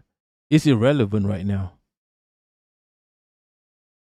Arielle, people use first world. Yeah, they use it to mean develop. But It's a common misconception. Like it doesn't really mean anything. And it doesn't even make sense. Like, what do you mean non-aligned? A lot of third world countries were aligned, mostly with the U.S. for survival. Remy, the biggest threat is not Argentina. Exactly. There's white supremacy in Argentina. Is Argentina the enemy right now? It's not.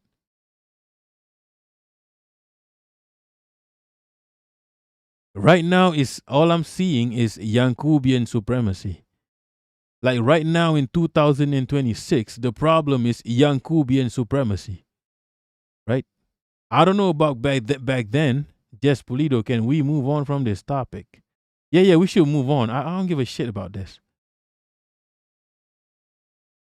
Of racism in the Americas, but as the most racist country by far in the Americas. And in order to make Argentina fit that image, people have been spreading a lot of falsehoods, like Elliot Sang does here. And they have been applying their narrow understanding, particularly of the racial framework of the United States of America, to Argentina and to the rest of Latin America indeed as well. And this is a problem because the historical and social context of Latin America is very different to that of the US, Canada, the British colonies in the Americas. But Elliot Sang is adamant that there's no reason for you to learn about Latin America on its own terms. You can just apply the US context to it, essentially, one-to-one. And this resulted in him getting a lot of things very embarrassingly wrong, very clearly because he had a preconceived conclusion that he was just looking for things to affirm here, which is why he leaves a lot of stuff out, as we're going to be getting into, and also just plain spreading a lot of falsehoods. He himself is a great example of how his own thesis that if you apply the US context to Argentina or any other Latin American country, it's just going to be the same and you're going to be able to understand it perfectly one-to-one, because clearly he did that and he failed quite swimmingly. And he also very much sort of comes at this with this very pronounced attitude of, I just learned about Jess Pulido. Oh, wait, this got auto-modded. We've been debating and contemplating white supremacy our entire lives. Yeah, because I don't know, man. Because people use white supremacy to distract from the real problem, which to me right now is Yankubian supremacy. It could be a black motherfucker. It could be a brown motherfucker. It could be one of me. Right? That's it is what it is. It could be an Arab, people. It could be a fucking Arab. Right? It doesn't matter. It could be a brown Arab from the desert who's a Yankubian.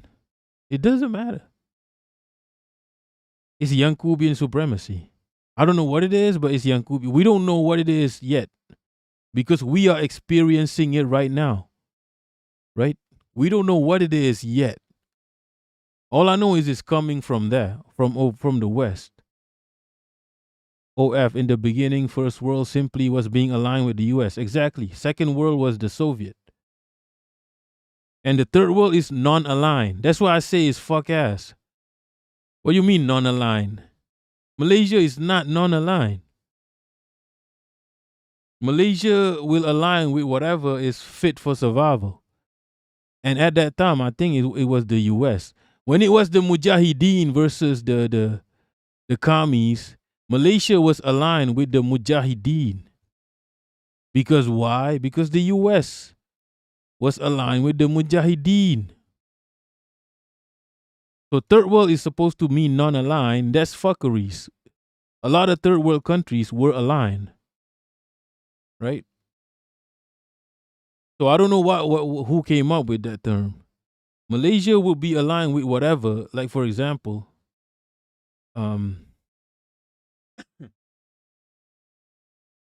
like right now, Malaysia is aligned with both China, Russia, not both, I guess. Malaysia right now, due to survival, due to assessing the global situation, we're aligned with everyone. The US, China, Russia. Yes, I think there was a conference. Yeah, they were lying. Those people were lying. We are aligned somehow. We were aligned with the Yankees. Indonesia, Yankees. Because we had no choice. We don't want to turn into North Korea. Malaysia could have gone the North Korean path, but not socialism though. We could have been a capitalist North Korea. We had a prime minister called Mahathir who was an autocrat. He could have been a dictator, but he was a dictator of the capitalists. He was a capitalist, but he wanted sovereignty. He wanted sovereignty. He wanted Malaysia to be a republic. He hated the monarchs. He was a left winger. He didn't like the monarchs. But just because you're a left winger does not make you not a capitalist. See, a left winger could easily be a capitalist. Because he was a left winger technically because he was against the monarch. But he was a capitalist. Alright, big up Anonymous. Kati paints, Polish publisher. Someone outside the empire doesn't care about the intricacies of our internal racism mechanics when dodging USA bombs. Exactly. Whether it's a white supremacist, whether it's a Jewish supremacist, a black supremacist, if you're bombing, you're bombing.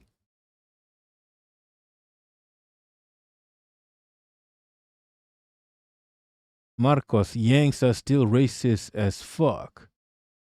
Non-white Yanks internalize this through imperial power over the rest of the world.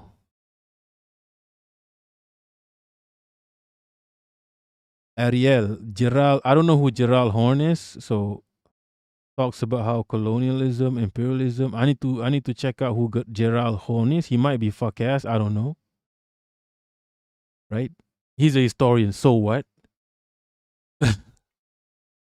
Let's see who Gerald Horn is. Look, I understand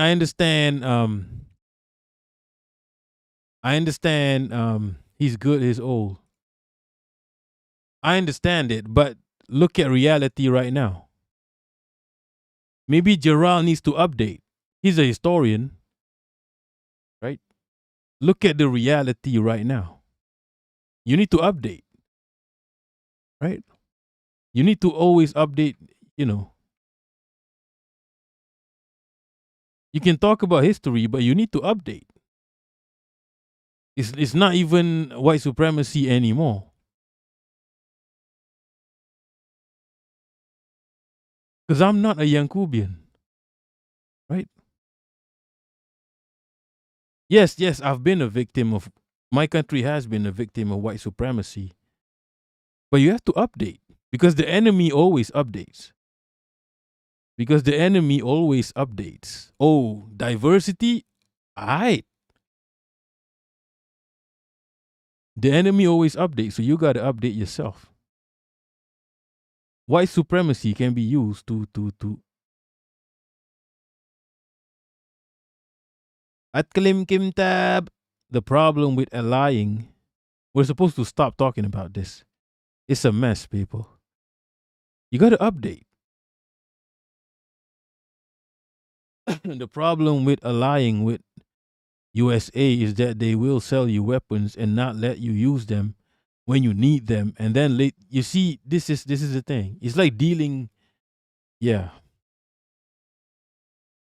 My country has to deal with this. That we always have to buy the weapons from the US, and it's shit, by the way. You've seen how shit it is.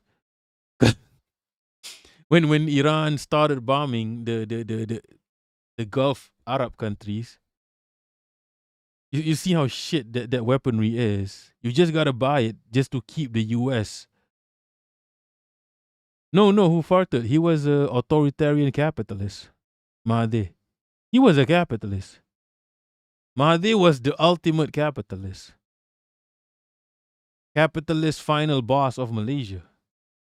But he was also, if Malaysia had went on a different dimension, alternate dimension, we could have been like a North Korea, but capitalist. Like totally cut off from the world, a sovereign country, but capitalist. Like a capitalist North Korea. Because Mahathir was capitalist. And everybody was in love with him. The people were obsessed with him. But he's a capitalist. He's a fucking idiot. He's a fucking idiot. He's not an idiot, I guess, but he's a scammer. He's a capitalist scammer. Like, he abandoned public transport to build an automobile industry in Malaysia, which is not profitable, by the way. Yeah, Mahathir was. I know the Pakistanis know Mahathir. He was a capitalist. He had a look to the east policy, and when look to the east, it doesn't mean China, it doesn't mean Russia, it doesn't mean Iran. It means Japan. He was obsessed with Japan, the automobile industry. He was obsessed with the automobile industry, and to this day, Malaysians are fucked because of this. Malaysians have to deal with buying expensive cars to make the capitalists rich. There's a tariff on foreign cars in Malaysia. So all those cheap Chinese cars are expensive when they land in Malaysia. It doesn't become, so the people has to take loans to buy cars, right? Because public transport is shit. Right? Public transport is shit. And the people have to take loans. So not only do the car industry scam us, the banking system scams us. This is the aftermath of Mahathir. He was a capitalist dictator. Just like the duopoly in the US surveyor. The duopoly in the USA is a dictator. A dictator of the capitalists. And that's what Mahathir was. But the people love him. He had aura. Okay? I hated him since I was a kid. I've always hated him. Oof, you can get BYD cars. It's just expensive. It's not affordable. These Chinese electric cars were supposed to be affordable for the people. But they land here, there's a tariff. Right? Polish publisher, I'm so confused how the USA economy is still doing so well after losing. That's exactly it. That's how you make money. That's how they scam you. And now what? Now certain countries have to buy more from the US. Hey, you got to protect yourself. Iran is going crazy. That's how they make money. The US make money through division. The US don't lose wars. Like Ariel, theft, yeah. That's how they make money. Wait, where were we? Holy shit. Okay, I'm going to watch this interview now. The Anwar Al Jazeera. Speaking of Malaysia, right? I've said it even in front of Chancellor Olaf Mount of Germany. I said this hypocrisy cannot be tolerated. Because the hypocrisy of the West, of the superpowers. China has said that if peaceful reunification doesn't work, they reserve the right to use force. If it comes to that, would you condemn that? I always take Malaysia as an example. If one province decide to break away, do we use force? I think I will protect the sanctity and unity of the nation. So you would use force? Yes. Because otherwise, to be fragmented. Why he put subtitles on my guy right here, on the Malaysian right here, and not on the Al Jazeera guy? What are you suggesting? What's good, Chimerax? What's good, Chimerax? Inshallah, the U.S. economy. The reason the U.S. economy is still okay is because, in order to buy the petrodollar, that's it. The petrodollar. It doesn't even make sense, but that's why. That's how the U.S. makes money. Order is breaking. Also through selling weapons, of course. But as the old system falters, the question is no longer just who's losing influence, it is who will shape what comes next. Few leaders have been more outspoken on that question than Malaysian Prime Minister Anwar Ibrahim. He's accused the West of abandoning the very international laws it once claimed to defend, describing Gaza as a festering wound on the conscience of the world, and warning that power has replaced principle in global affairs. But unlike those calling simply for a transfer of power from west to east, Anwar argues for something different, an independent foreign policy, one that refuses to choose between Washington and Beijing while remaining unequivocal on questions of justice. That balancing act is becoming harder by the day. I speak to world... That's just multipolar world. Yeah, that's what China and Russia is trying to do, the multipolar world. It doesn't work when... It only works when the whole world is multipolar. Otherwise, it doesn't really work. It's like when you have like a crazy barbarian country, multipolar doesn't work. It just won't work. You got to make a choice. Leaders and leading strategic thinkers about the ideas that could shape tomorrow's international system. Today, I ask Prime Minister Anwar Ibrahim whether the existing order can still be repaired or whether the world needs an entirely new one. Can countries like Malaysia chart an independent course between rival superpowers, or does dependence on the great powers come in the way of principle? Prime Minister Anwar Ibrahim, thank you so much indeed for talking to us. From Iran to Ukraine to Gaza, the world order is in turmoil like never before. You've been very outspoken about the need for middle powers, the global south, to come together and speak out against big power aggression. But is there a paradox here that these same powers, whether it's Russia, China, or America, they're big trading partners of yours, they're security partners of yours. So can you really hold them to account? Can you take them on? We trade, we engage. Does not mean we necessarily need to agree. I mean, we take them as friendly neighbors, and I think for a country like Malaysia, it's a trading nation, so we do trade. But it does not stop us from expressing our views as an independent nation against the excesses, against gross injustices. Yes. You've been very strong in condemning the genocide in Gaza, the bombings in Iran. Because why we fail to hear rational voices, because there's too much hypocrisy and fear. And we'll say that we should be ashamed that countries having the mandate their own people and not able to express freely and boldly issues that is close to their hearts. But you know, there have been very strong condemnations, but in terms of accountability... At Kalim Kemtab, that's a L. You need to fully support China. Look. I'm not the deprogram. I'm not a China maxer. There are things you can criticize China for. Number one, whatever fuckeries they're doing in our waters, right? Waters. However, in that case, I might be on China's side a little bit, because in our waters is China versus the Philippines, and the Philippines is U.S. control. So in that case, I might pick a side, but at the same time, it's our waters. It's not your waters. You don't get to bully us here. But they do bully us in our waters, right? In the straits. But they don't bully us in the way the Yankubians bully us. They might spray water.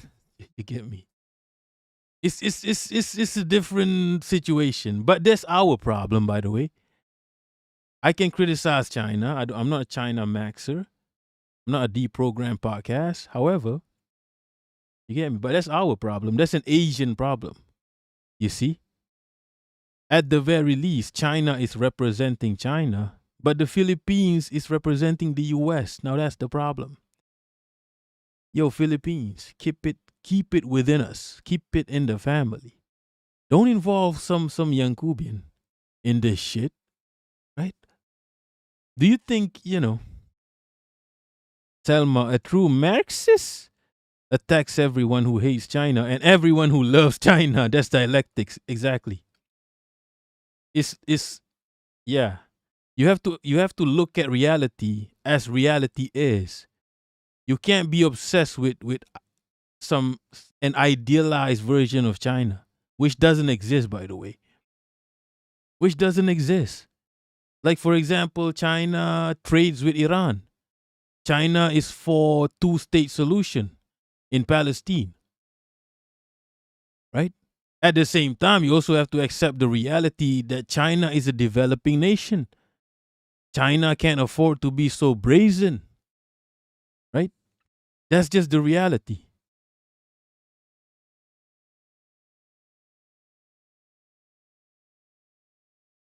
Inshallah, Malaysia helps China. At the same time, China trades with Iran. And that helps. So China is no different from Malaysia. I mean, it's a big ass country. In that China is just trying to survive right now. You understand that China still has poverty, right? You say, okay, China eradicates poverty. Nah, all the poor Chinese people had to get out of China. That's the reality. They have not eradicated poverty of the diaspora. There's Chinese gangsters in Laos, in Cambodia. Now that's a problem. There's Chinese gangsters because they can't do the gangster shit in China. They go to Southeast Asia and they manipulate Southeast Asians. There's Chinese gangsters in Cambodia. Marcos, there's nothing wrong with trading with Iran. It's just that the Yankubians don't like it, man. The regime don't like it, man.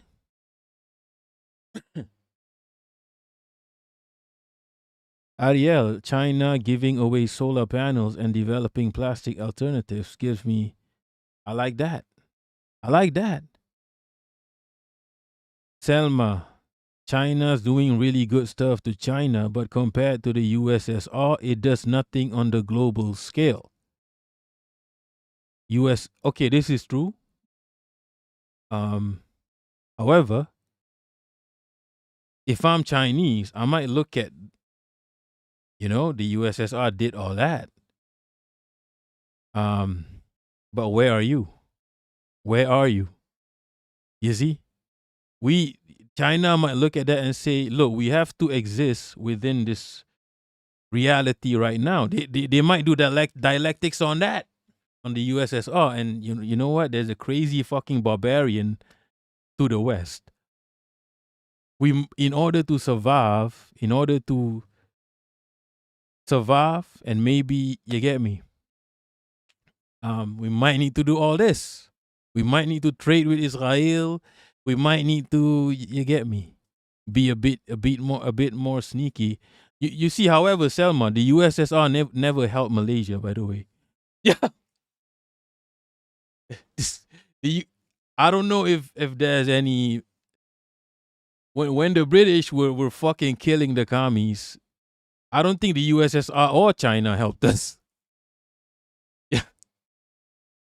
I don't think neither of y'all helped us. I don't know why. Maybe they were focusing on something else. Get me? Yeah, China can say, maybe, look, it was base, whatever you were doing, but it didn't work. I don't think it works. That's what China might be saying. OF, to be fair, the number of people of Chinese origin outside of China, kind of like 40 million people. Look, 40 million is more than my country's population.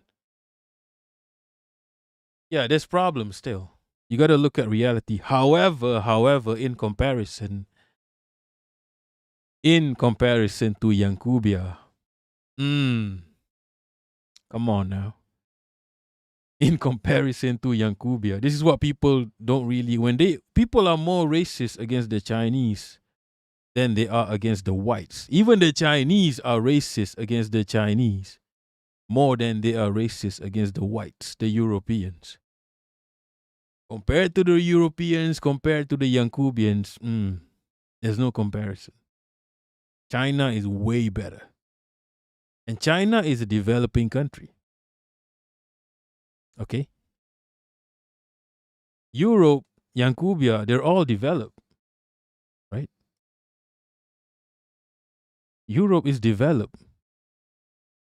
Yes, I kind of want to visit China. You know what I want to do, right? I want to ride the I want to see the technology. That's what I want to do, actually, if I go to China. I want to see the technology. Someone got auto-modded. Why do you get automated for this? If China started exporting their cigarettes, I would become their most loyal. What the fuck? I'm not a smoker, so I wouldn't know.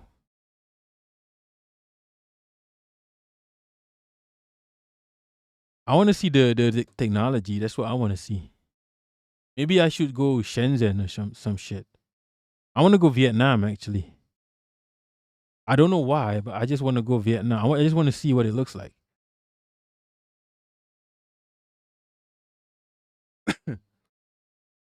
OF, the USA has 36. Look, China having poverty is not, I mean, diaspora, by the way. I'm not talking about China in China.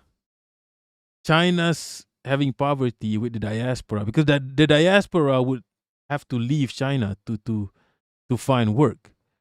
Now that's a form of poverty people don't talk about, I guess. When the China Maxers don't talk about this. Because China Maxers don't live in Asia. You don't see poor Chinese people in your country. You don't see this. China Maxers in the Western world, you don't live in Asia. You don't know the classes. You don't understand the classes. Like the mainland Chinese, they have to come here into my country to find work. That's a form of poverty people don't talk about. People only talk about the poverty being abolished inside the country. Kind of like Indonesia. Indonesia has that problem as well, that poverty where the people have to go outside to find work. Right? But China is meant to have poverty because they are developing. Do you think China is some kind of developed utopia? It's not. There are still Chinese people shitting in the streets. Okay? There's still Chinese people and people outside the cities taking a shit in the middle of the street. This still exists, people, because we're Asians. We go to China. Right? We are in this reality. Who farted? I want to visit Kuching in Malaysia. Yeah, Kuching is a really nice place. I've been there. Kuching is beautiful, people. Kuching waterfront. It's a beautiful, and they make great. Assalamualaikum warahmatullahi wabarakatuh. They make great butter cakes. They make really great butter cake. This is the Kuching waterfront. It's beautiful, people. It's not a waterfront though. Yo, my guy, you're supposed to be in the waterfront. Where's the waterfront? Okay, this guy is not taking nice videos of the waterfront. Nah. I need to see a drone shot. Let's see.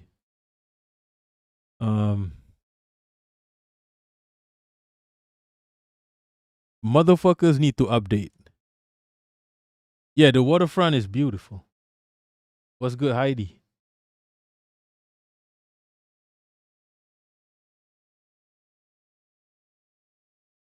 Yeah, the waterfront is amazing.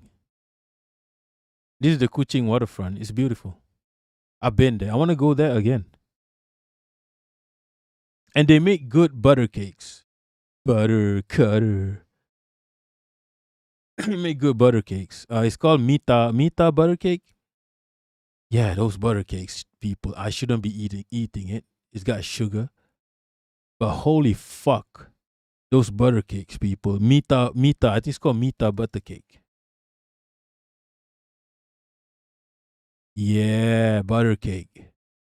It's called Mita butter cake.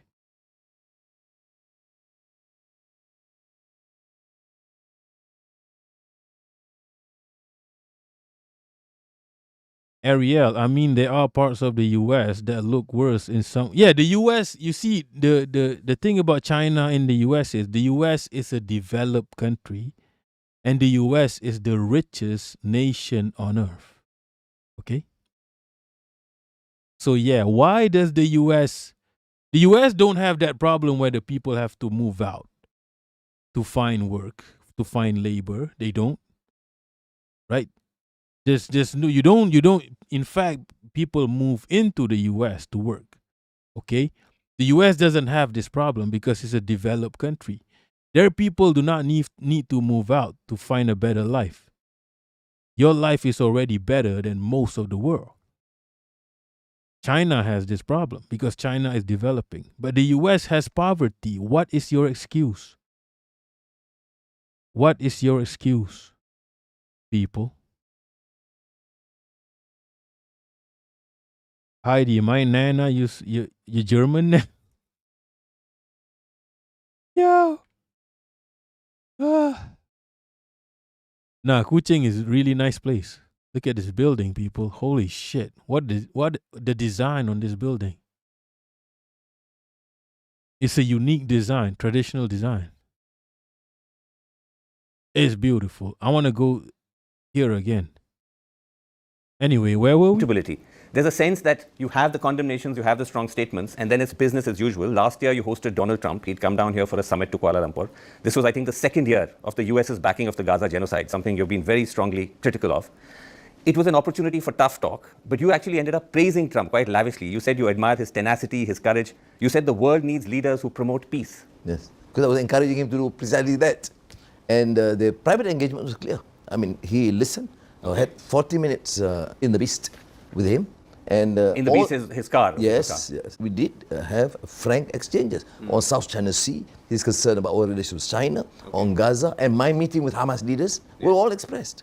Okay. So I think we went ahead, frank, honest discussion, and whether he took note or not, but I did my duty. I had to express to him. What was Trump's response, though, when you said that you opposed the US backing of the Gaza genocide? What did he say?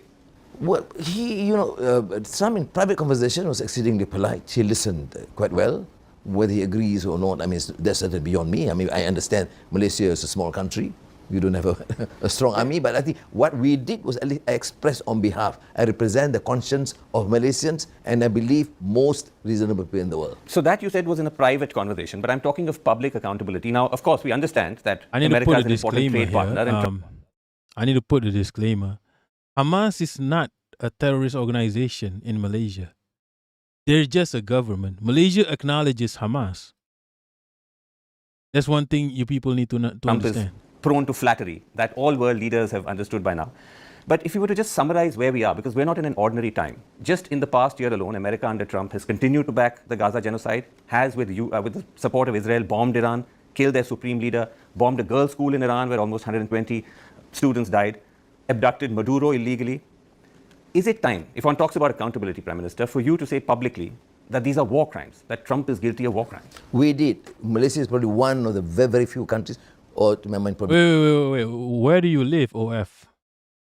Metro's my country, weird. In the capital, you can use another city is 0.50 ringgit. Do you just do calculations on ringgit? Is it Mexico?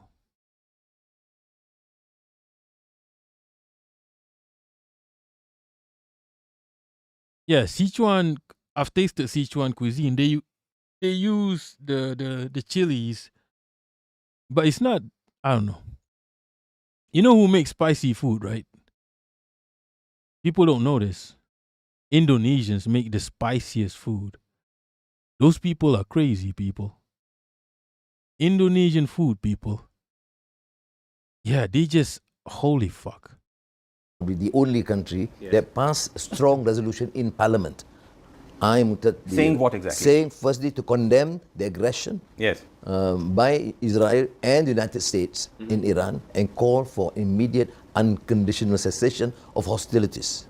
I'm talking of beyond condemnation. I'm saying, would you hold Trump, the American administration itself, complicit? Bro, what the fuck are these questions, people? Like, we can't do shit. We're Malaysians.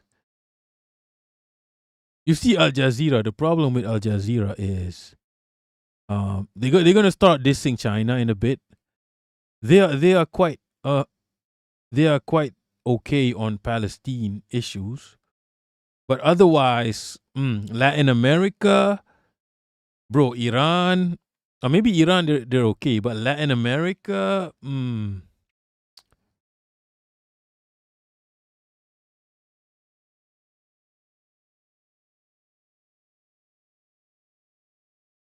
Polish publisher. Indo Food is, yeah, it is good.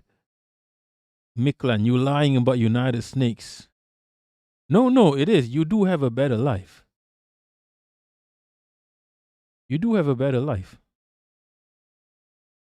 Yeah, you see, yeah. And then you retire in Bali, in Malaysia. You don't go to Malaysia because you're desperate for jobs. Holy shit, I gotta make a living.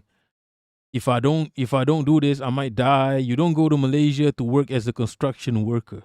You're not gonna find a fucking Yankubian construction worker in Malaysia, but you're gonna find Chinese construction workers, Nepalese, Bangladeshis, and even I think there's still Indonesians that do construction. So these are desperate countries. You won't find Yankubians go here to enjoy, a working class Yankubian. A working class Yankubian, you might make what, 20 thou a year? 20, 30 thou.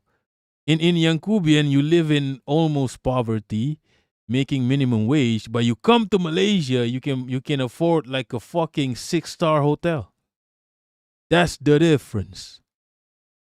A working class in Malaysia, if I go, let's say I'm middle class, right? I've been to the US and I was middle class, right? Upper middle class. I go to the US, I gotta live in a motel. That's the difference. I'm like, back then, upper middle class. My family, not me. I'm not upper middle class. My family. But if we go to the US, we gotta stay in a motel with iguanas and shit. But if a working class with minimum wage from the US, you come Malaysia, you can stay at a 6-star hotel that we can't afford. That's the difference. That's the difference.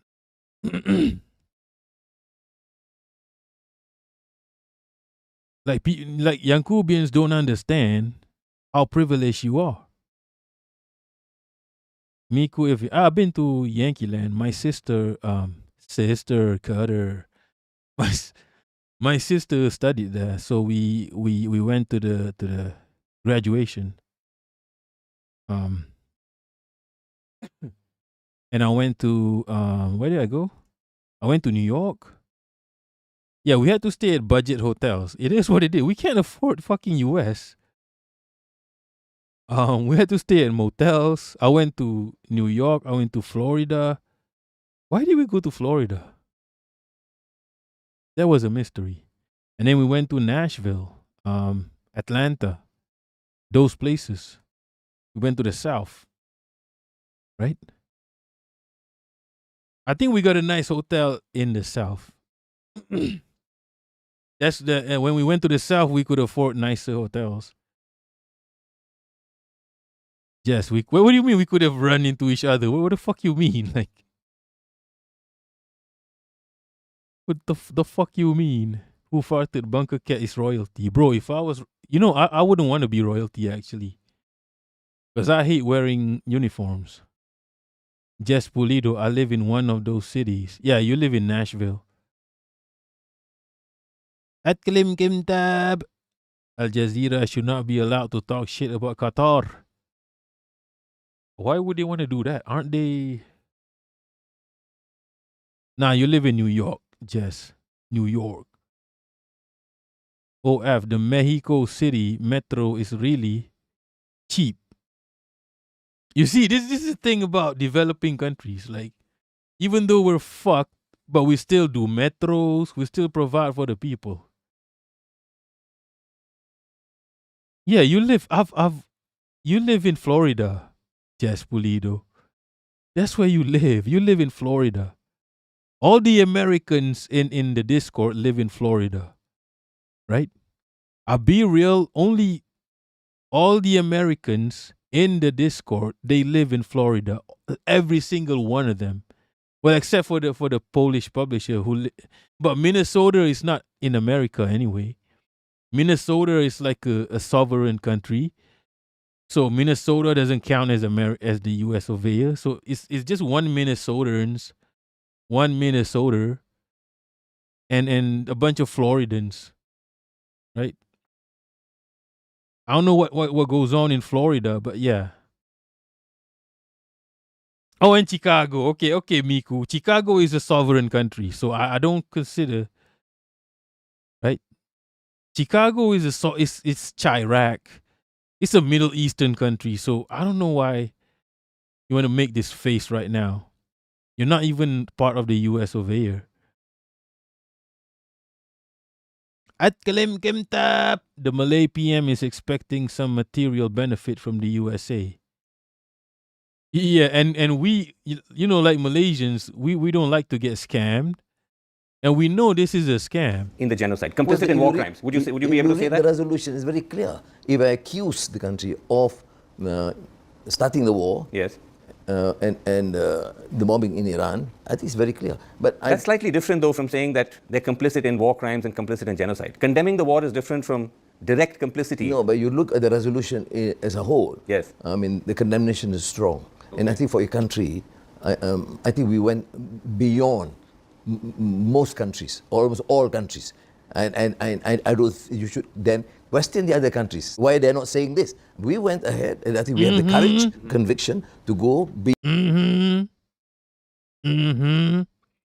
When Iran happened, Malaysia was the only country in the OIC to straight up condemn that shit. Where is the rest of y'all? I think Indonesia followed right after. When the attack on Iran happened, do you people remember? Malaysia got to take some credit for being the first OIC nation. Where is the Ummah? Where is the Ummah when Iran got attacked? Where was the Ummah? Right? Only Malaysia, condemned the attacks. Although condemnation doesn't really mean a shit. But it's the least. It's the lowest form of Iman. It's the second lowest form of Iman, condemnation. Right? Beyond what a normal, independent, small country can do. And we did. I'm asking because you are also part of the Hague Group, which is a group of countries that is pushing for the warrants against Benjamin Netanyahu for war crimes to be executed. Would you demand similar warrants against Trump, or even Biden, because he was also one of those who enabled genocide? Would you ask for similar warrants there too? For now, I think we proceed at that. And I think we will proceed. What we think. You see, this is where the survival kicks in. We can't talk shit about the USA. Is tactically, strategically possible for now. But what is more important is to condemn the atrocities. The only reason I'm pushing you on this is because it appears to be a time that goes beyond condemnations. Condemnations is, in a sense, business. Why are you stressing out a small country over this? We can't do shit, people. If we mess up our relationship with the US over here, do you know what happens to us? What are you trying to do here? What's his name again? What's this guy's name? What are you trying to do here? We're a small country. Small country, small bean. Yo, what are you trying to do to us here? Right? We could be destroyed in a split second. Business as usual. Now, as I listed, the amount of atrocities have mounted so high. Yeah, that's exactly it. Why hasn't Malaysia freed Palestine? Why didn't Malaysia capture Trumpito when he... Yo. Time to think of other steps. For example, would you consider rethinking trade relations with America? You cut off all trade with Israel because you accuse them of genocide. Would you consider either individually or as a group? You see, Israel is more our... Israel, we could probably... Israel is a small country. So Israel, we could probably do that shit. You can't do that shit with the US. Fatima, Rahul Gandhi, is that his name? Why do you know his name? That's not his name. Fatima. I mean, my bad.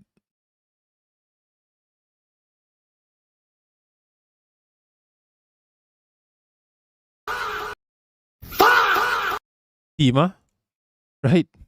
Which is not even your name. Yes, Pulido. Yeah, Malaysia is a very small country. Indonesia is a large country. Indonesia is a big, the largest Muslim country on earth. Indonesia, right? Why didn't Indonesia condemn the attack on Iran? Right? This is why the US is so hyper-focused on Indonesia. Generally, the US don't give a shit about Malaysia. Right?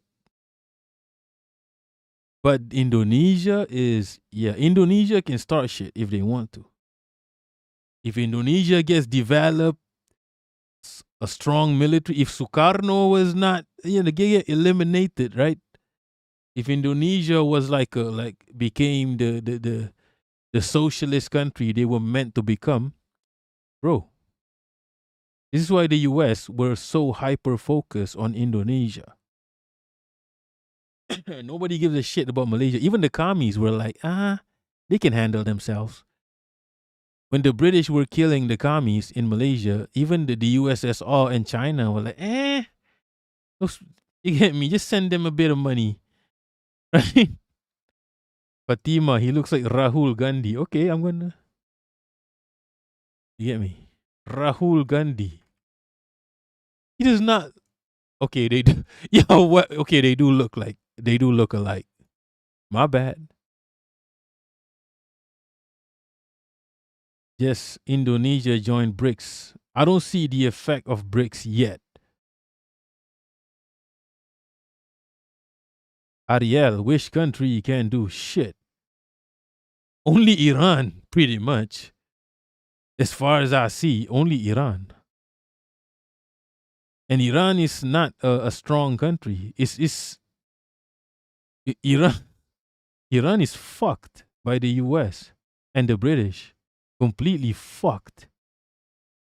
So you can't depend on this country really. You can't really put the burden of revolution on Iran. Like, Iran is so ravished by Western countries. You really can't give them this burden. Group of like-minded nations rethinking. No, but I don't think sincerely is a fair question at all, because this question should be raised to the richer countries. But is to do that is to condemn the economy of this country, and people will not survive. You take that as a trading nation, for you to ask me, man, or suggest to consider the possibility of cessation of not hostility. Again, not secession. So let me hear from you. What do you think is a realistic way of holding a superpower like America to account for grave violations of international law that goes beyond condemnation? What do you think is a solution? It sounds great. It caters for a particular interest of a particular few that has expressed so much anger and anxiety. Yes, but it doesn't solve anything. I think what is needed is to continue this pressure to secure more support, to use all possible avenues in every single avenue that we have, either the OIC or the BRICS or non-aligned. In every single session, we continue consistently in a coherent manner to express these concerns. And I think this, to my mind, is important. And we do establish, for example, a special accord with countries like Turkey, with Brazil, with South Africa, with Spain, to make sure that it is more inclusive. But would you say, though, that, of course, pressure and advocacy and diplomacy is very important, but would you say that's working, though? Because what we're seeing right now is the bombs continue to fall on Gaza. What are you trying to do here, my guy? What are you trying to do here? Why are you pressuring us with this shit? We're a small country. We don't even have a military that can challenge fucking Indonesia. What do you think we can do here? Of course, ideally, you want to fight, right? What are you trying to do here, people? You're trying to blow the spot. On Iran, you're fully aware of what's going on in the West Bank. There's this unchecked aggression. So is that pressure enough? Is that being effective? Of course, it is not. That's why I think it is. I've said it even in front of Chancellor Olaf Scholz of Germany. I think this hypocrisy cannot be tolerated. The hypocrisy of the West, of the superpowers, and this has been happening. You don't talk about Gaza today. They've been there for the last 70 years, and now you expect an emerging country like Malaysia to solve that problem that's been there for 70 years. It requires courage, of course, to continue to demand an end to this. I know, with Gaza particularly and the Palestinian cause, you've been personally associated for decades. You see, the thing about this Anwar guy is, right, he has some socialist thoughts, but he's a capitalist. At the end of the day, he's a capitalist. But sometimes the ghost of socialism, you get me, possesses him. And sometimes he says some based shit. But when you're a capitalist, it just comes to nothing, really. It just ends up with capitalist fuckery. Right? Because I sometimes I like his speeches. His speeches make sense sometimes. Right?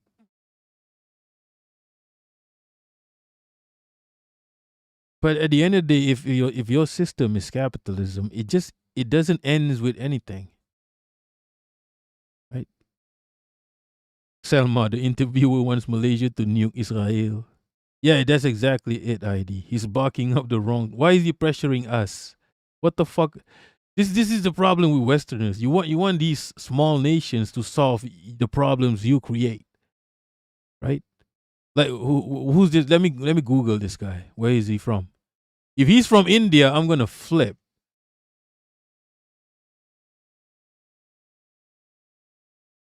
Yeah, he's from India. Get the fuck out of here. India, one province in India is the size of my country. Right? Pressure yourself. Don't pressure us. Pressure yourself. One province. We are as large as one province in India, people. What the fuck are you doing, India? Right? Why is he pressuring us? Decades, I believe. I think you even went there as a student. But coming back to our broader theme of the challenges of middle powers, of the global south holding big powers to account, in this region, China is the big power. But it appears to have divided Southeast Asian countries because each of you have individual deep trade ties with China. So you have a situation, sir, where some of your neighbors are saying they're fighting rising Chinese territorial aggression. But you say the Chinese threat is Western phobia. It's not a serious threat. Well, it is Western phobia because you talk to the West, the only issue they raise is South China Sea and they perceived Chinese aggression. I say from my experience, not only Malaysia but also in ASEAN, the engagement continues. In fact, we have called for the inclusion of the Code of Conduct, which was not initially agreed upon, but this is our problem. What he's trying to I'm going to translate this politician, right? This is our problem. This is not your. Also, China is not that aggressive. Do you understand the difference between Chinese aggression and U.S. aggression? It's night and day, people. Chinese aggression is they will spray water at you. Do you understand how gay that is to a Yankubian? A Yankubian sees a Chinese Navy spraying water, they will say, gay. Right? But it is a form of aggression. It's not Western aggression. It's Eastern aggression. It is a form of aggression, but this is our problem. It's nothing to do with you. Right? Don't get involved with this family problem. Salma, one village in India is the size of my country. Atlim Kimtab. Of course, you know he's Indian. Right? Of course, you know he's Indian. Jess Pulido, Americans thinking they own the South. Yeah, now that's that right there is a China is, they're in Asia. They are literally in Asia. Okay, it's a fucking 2-hour flight. There's a flight within Malaysia which is longer than a flight to fucking China. They are in Asia. This is our waters. It's not a problem. It's our problem. But it's not a problem. We can talk it out. But the fucking Yankubian thinking of the fucking South China Sea, the Straits of Hormuz, Strait of Malacca is... Now that's a problem. You don't live here, my guy. It's like we're in a house right now. China has a room, Malaysia has a room, but China wants more control of the lounge. Okay? Okay, fine. We can talk it out. We're in the same house. But a fucking Yankubian randomly popping up in the lounge and saying, we are in control of the lounge. Now, who the fuck is you? You don't even have a room in this house. And now you want control of the lounge. Who the fuck is you? Or who is you? Right? You see why this is different problems. Right? You see how ridiculous this is to an Asian. Who farted? What province? I don't know. Wait, what do you mean you want to marry my sister? Right? You're not. She's way above your league. You don't know. You don't understand. My sister is way above your league. Who farted? She's way above your league. Right? Physically. Right? You're not worthy of a Malay lady.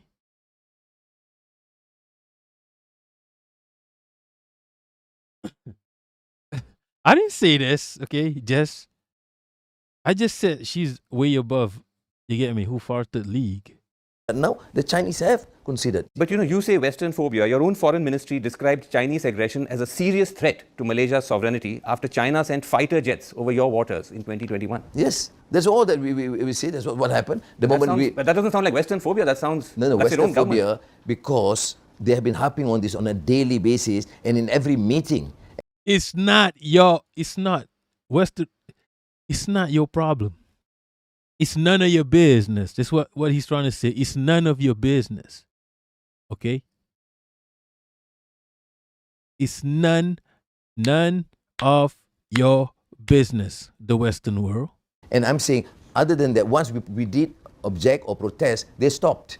So you're saying that you found it as a one-off, but your own neighbors don't seem. Why is this motherfucker trying to blow? Why is he trying to talk shit about China? Right? Well, why is he trying to do this? Why is he doing this? The Philippines defense minister said in May this year that China's expansionism. Okay, don't bring up Philippines now. Don't bring up Philippines, homie. Because Philippines is a right now as we speak, they are fighting for the U.S. Is unabated. We are in for a long time struggle. Well, I agree in the sense that Philippines is quite an exception because they continue to have issues, but they raise, and always there is an engagement. This is not, you're not talking about Gaza or Ukraine. And there's a reason for that. There's a reason the Philippines will always have an issue with China. Is continued negotiations and engagement between these countries. The Philippines, because the claims, it's more contentious, the area in question. And we have always called consistently for negotiations to take place. But it doesn't happen as is promoted by the Western media. I hope not Al Jazeera, but no, I'm only citing your own. I'm not. These are not Western. But it's out of sources. These are context. your own neighbors. No, we have problems with all our neighbors. We have with Thailand. Why is it not an issue? We have problems, contentious claims with Singapore, Southern with Thailand, Brunei, with a maritime country. Of course, you're right. All neighbors have differences. The difference with China is. Why is it not an issue? Because it's not China. Because it's not China. Ariel, this is it. I don't think Southeast Asia wants U.S. help, even if China. Exactly. U.S. help comes with fuckeries, a lot of fuckeries. China help comes with bridges, high speed rail. Is the U.S. gonna bring high speed rail to Malaysia? Fuck no. Right? Fuck no. High speed rail, bridges, infrastructure that benefits the people. When the British came, they did not build infrastructure that benefited the people. They built infrastructure that benefited them. You want to know how I know this? Do you know how many ghost cities, ghost towns there are in Malaysia? Multiple ghost towns. Why? Because those towns were only burgeoning when they were mining resources. The British only built railway to take the resource from the source to the ports. This is why there's a lot of ghost towns in Malaysia, because the British never gave a fuck about building infrastructure for the people. That's the difference. Okay? That's the difference. Wait, why are we talking about marriage here? Marriage is a serious commitment? What? Fatima, you went too far. Exactly. Right? Don't worry about my sister. Okay? Don't worry about my sister. How did you clap? We pause. Is that China is the only one that literally claims all of the South China Sea as part of its territory. But they're negotiating. I know, but I'm saying it's that claim which sets it up as a basis for a lot of But there's no conflict. aggression thus far. Why is it then, sir, that it's not just the Philippines, it's Vietnam, it's Japan, Yes, it's yes. even Australia, it's India in another geography. Even Malaysia. We do have issues.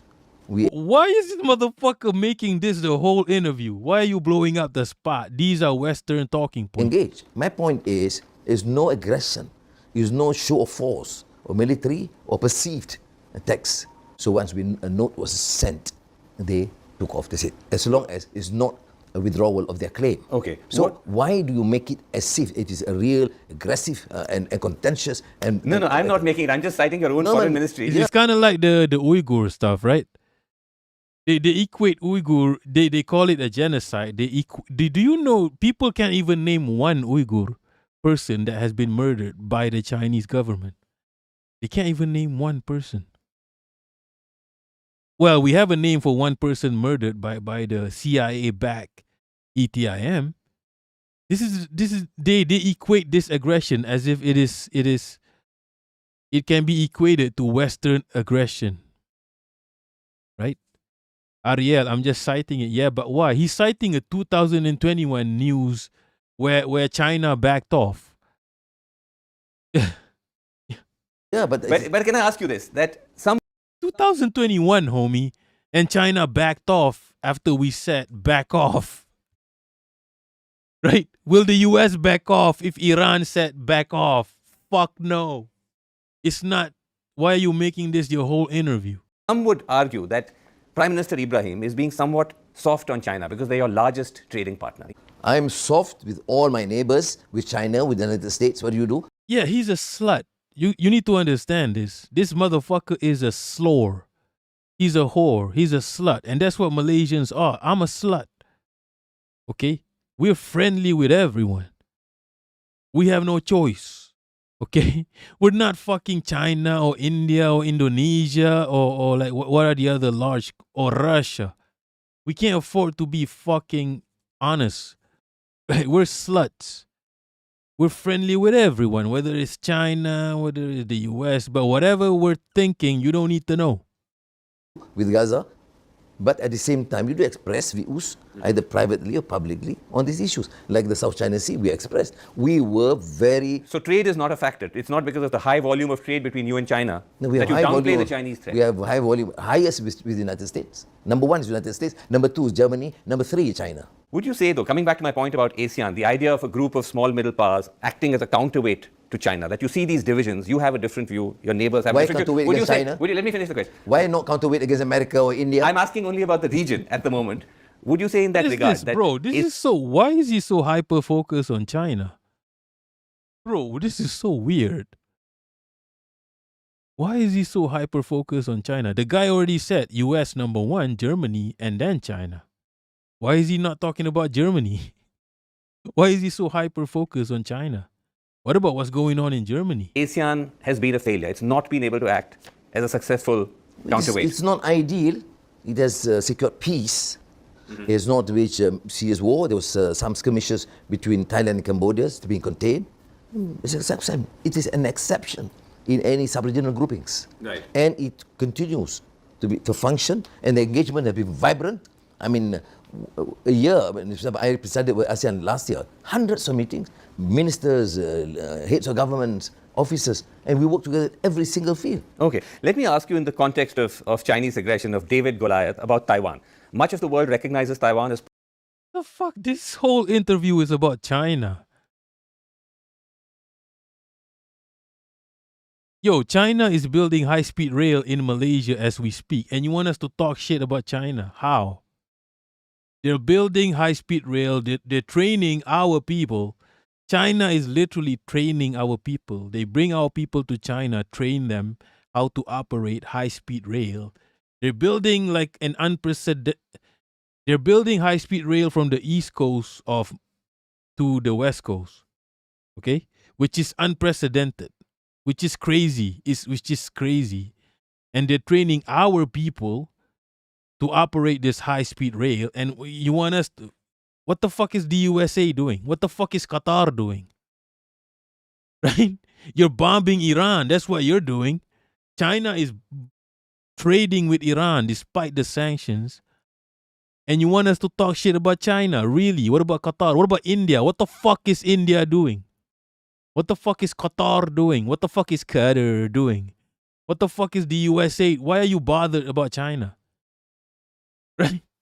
You want us to talk shit about the motherfucker building high-speed rail in our country. Right? What the fuck are you doing? What the fuck is India doing? Qatar, who owns you? What the fuck is Qatar doing? other than bombing Iran? Heidi, does Malaysia? No, Malaysia does not have nuclear power. We probably don't even need nuclear power, but we should start, you get me? We should, there's discussions. We should start, right? We should start researching nuclear. I think it's time. Marcos, I don't think Al Jazeera likes China very much. At Kalim Kimtab. Wait, he made propaganda for Israel? Oh, he's one of those. He's a lib. Okay. We came here. Oh, he's a lib. That's why. Shit. That's why.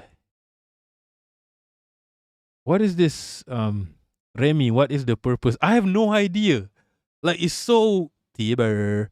It's so out of nowhere. Like, why are you shitting on China for the whole interview? You could talk about Iran, what's happening in Iran right now. You could talk about that. You could talk about a lot of things. Latin America, Venezuela, like the president of Venezuela is in New York, in Mamdanistan. You could talk about that. You could talk about Cuba.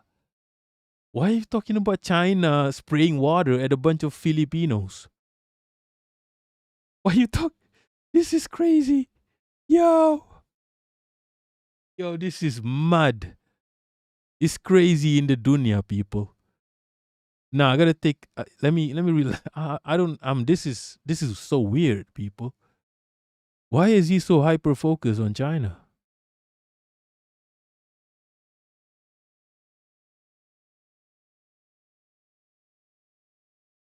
Part of China, so do you. But you're seen as someone who stands up for democracy, for people's aspirations.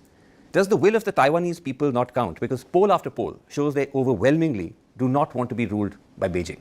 That's antecedent of history. If you accept Taiwan to be part of China, yes, you can express your views for or against, but it is a part of China, and the Chinese have to decide. Why? I mean, you see, when he said this, right? This is the viral part of the interview. Is he lying? A lot of even the Malaysian liberals are a bit pissed off that he said this so explicitly. Is he lying, people? Hypocrisy. Will of the Taiwanese people not count? Because poll after poll shows they overwhelmingly do not want to be ruled by Beijing. That's antecedent of history. If you accept Taiwan to be part of China, yes, you can express your views for or against, but it is a part of China, and the Chinese have to decide. Why this hypocrisy and contradiction? I see Taiwan as part of China, period. We may disagree, there are some excesses. Yes, Don DeMarco. But it must be in that context. It is one China. It's accepted by all. You don't see the complexity there with Taiwan. You're someone who's very much a committed Democrat. No. Yes. When you see a population there, a small island, of people who do not want, largely at least, to be governed by an authoritarian state. They prefer their democratic setup. What do you mean? Okay, he dropped the CIA talking points. Authoritarian. What the fuck does it mean? The fuck does it mean, authoritarian? Can you explain? That the government has authority? Duh. That they can kill billionaires? That they are in control of the capitalists? Is that what it means to be authoritarian? Then bring me that authoritarian. Bring the authoritarian to my camp, clean it up, and bring it to my room, my tent. Can you bring this authoritarian here, my friend? Give the authoritarian a shower and bring the authoritarian to my tent. Because I want a piece of that. What the fuck does this even mean? As Asians, we recognize that Taiwan is a Western entity. It's a Western effort to divide. We're familiar with this. Singapore is a Western entity meant to divide. South Korea, we are quite familiar with this concept of division. South Korea. It's Korea. It's not fucking South Korea. Singapore, Taiwan. These are proxies. These are military bases. Japan. These are military bases. Okay? It's not an island. It's not a small bean island. No, it's a military base. Okay? Just Pulido. Exactly. Those words don't mean anything. It's just a country we don't like. Asians understand division. Don't you feel somewhere, officially you might say that they're part of China, but don't you feel, as a leader, as a Democrat, some empathy for that No, sentiment? of course. And I do express empathy in many other issues. Since you're not asking it. I mean, so many other areas. You're not asking empathy. for it. There are, issues, religious issues, regional issues, tribal issues in all these countries, even in Malaysia. Do you have views, conscience? Yeah, of course. But what you're suggesting is a way, a complicity, or even condoning an attempt to break up a legitimate independent country. And I don't accept that. The only reason why these things crop up is because of antecedent history of a colonial past. And I am not in any way condoning colonialism. no, it's not just a colonial framework, is it, Prime Minister? Because the Chinese themselves talk of reunification. If they are indeed one entity, then you wouldn't need to reunify. But if, as the What Chinese is have he said... Because the talking Seventh about? Fleet, my dear. Okay. That's why they talk about reunification. This guy is talking as if the Western world does not exist and it's not involved in this. It's all after effects of colonialism. And not after effects. In fact, current colonialism. He's acting as if the West is not colonizing us right now. They are. Okay? Colonialism is not just blatant. You see these liberals, right? They can't. You get me? They can't look past. I don't know what it is, but everything has to be blatant. They have to see 600,000 people get bombed in broad daylight. Okay, I guess that's a genocide, I guess. Right? And even then, they still condemn the resistance that fights against that. They can't. Do you think colonialism is just, what happened back in the 1950s, 1940s, 1920s? There's multiple forms of colonialism. Okay? Do you think the Western world is still not colonizing us as we speak? Look at what's happening in Russia. Why does Russia have to go to war? Why? Because there's colonizer aggression. That's why. Look at Malaysia. Do we like the Yankubians? We don't. We don't like the Yankubians at all, not one bit. But why do we have to trade with them? Why do we have to buy their fuck-ass products? Why do we have to spend billions buying these fuck-ass U.S. military products when we could probably buy from North Korea? They probably make better. China probably makes better products, right? We do buy from Russia. We have bought from Russia since time ago. Sukhoi, we got Sukhoi, right? Because of colonialism, it still exists. It's the threat of aggression. And sometimes it's just pure aggression in the case of Russia. Big up Heidi for the super sticker. How do you do that? I didn't know that existed. Marcos, neocolonialism is a thing. Yeah, it's just colonialism. It's just colonialism is like autism. The isms, it's like autism. There's spectrum. It's not a different level. The colonialism back then, it's not a different level to the colonialism right now. It's just spectrum. Spectrum is not, there's no levels. Right? Yeah. Inshallah, you can't assume all Asians are good at division. Yeah. I just understood that. Dark Knights. But Bunker Cat, I condemn Hamas. They chose violence instead of voting hard. Yeah, Westerners don't understand. Jess Pulido, I got auto-modded. You and Selma, Jess, on point tonight. Okay? You and Selma. Let me see. Which part got auto-modded?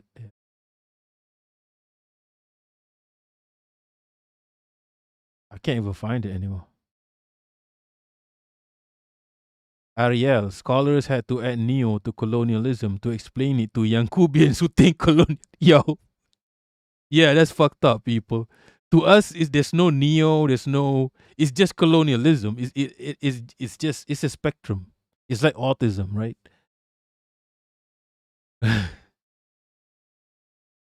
Automated, not to mention all of the enclaves that the are building in Southeast Asia. Oh yes, in Thailand. Holy fuck. I might want to go Thailand, but I'm a bit. You get me? Might want to go there one day, but I'm a bit iffy about it because, yeah, there's Israelis over there, bro. I've never met an Israeli. I wouldn't know what to do. I wouldn't know what to do. You get me? If I encounter an Israeli in the wild, I would probably shut down. Okay, you're bringing in the American angle. But China has said that if peaceful reunification doesn't work, they reserve the right to use force. If it comes to that, would you condemn that? I always take Malaysia as an example. If one province decide to break away, do we use force? I think I will protect the sanctity and unity of the nation. So you would use force? Yes. Because otherwise to be fragmented. What are you suggesting? I mean, to me, I'm not suggesting. What the fuck are you talking about, homie?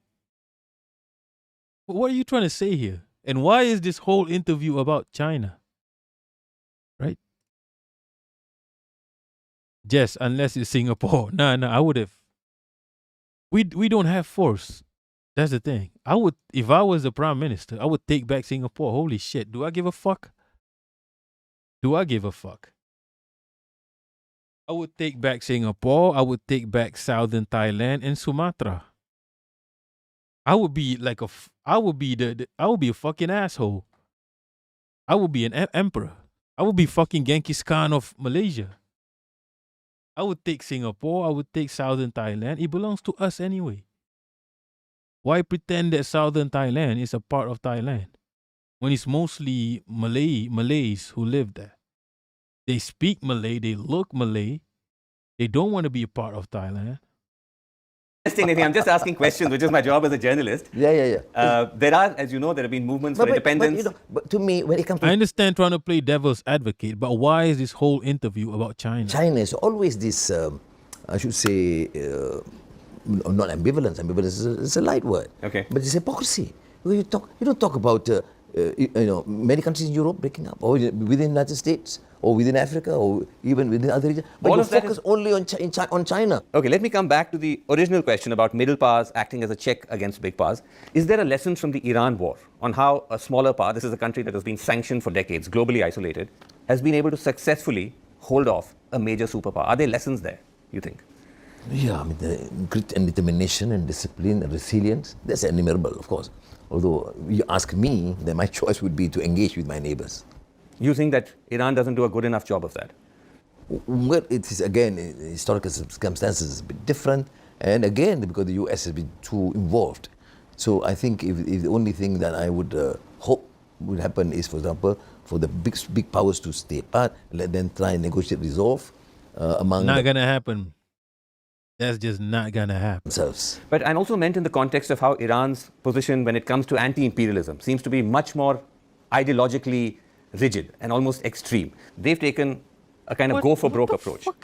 What do you mean extreme? Do you think that somewhere, as we see the recklessness of big powers, that there's a lesson there? Or do you think that's untenable, that doesn't work in other contexts? You know, but my continued engagement in Iran, of course, they know our position. I always encourage it to. And I said it to the president, you must engage, you must deal with the neighbors and try and accommodate some of their concerns. Right. Our position is with all our neighbors. We have excellent relations. And I take great pride in that. I wasn't asking so much in the context of your neighbors. I was asking more in the context of the big powers. And I want to come back to... Bro, we can't do shit about the big powers. Do you understand how small we are? We can't even fight Indonesians. What? I don't know this guy understands Malaysia. Malaysia has to be... Is he trying to blow up the spot? Right? At Kalim Kim Tap, can't you guys just cut their water and take Singapore? The tactic is spiritually Israeli, but it is possible. Yeah. No, we actually can't take Singapore. Realistically, we just can't because Singapore is.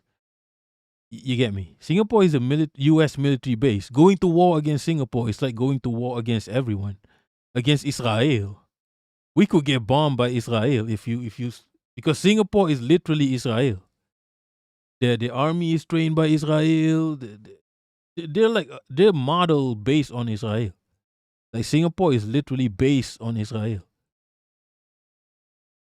They just don't have to bomb any country because there's no need. Most countries in Southeast Asia, even Vietnam, even socialist Vietnam is we play the game. We don't really see the problem is just Iran.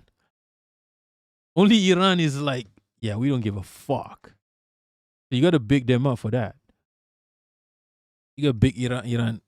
Most countries are kind of subservient to Western powers. This is why Singapore don't need to bomb any. Yeah, if Singapore had to bomb any of us, they would. Just like Israel. It's not that much difference. Singapore can turn Nazi just like Israel. They can. Do you think Singaporeans can't do that? They can. Because they think they're better than all of us. Singaporeans think they're better than Chinese people.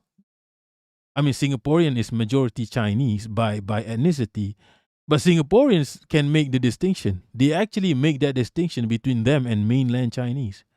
They think they're better than mainland Chinese. They think they're better than Malaysian Chinese. They can become Nazi at any time. If one of us pose a threat to the Western world, right? Look, even the Iran war, where is the U.S. refueling? You know, the USS, whatever the fuck, they are refueling in Singapore or maybe in, I don't know. They are refueling. They are in Singapore. So yeah, this is true. Yes, Hong Kong people also think they're superior to mainland. They have a name for mainland Chinese. They call them Big Six. I don't even know what it means. They call them Big Six. I don't know what that means actually. They are, a Hong Kong will be more racist towards mainland Chinese than a brown Southeast Asian. That's how racist they are against mainland Chinesers. And look, I understand there are mainland Chinesers who are still in the dark ages, right? But you people are the same people, literally. The Hong Kong Chinese, Singapore Chinese, Malaysian Chinese are just northern Chinese, I think. I think they're northern. They're from the north. You're small Chinesers. And the mainland Chinese represents a more variety of Chinese people. There's like giant Chinese mainlanders. Gigantic. But the you get me?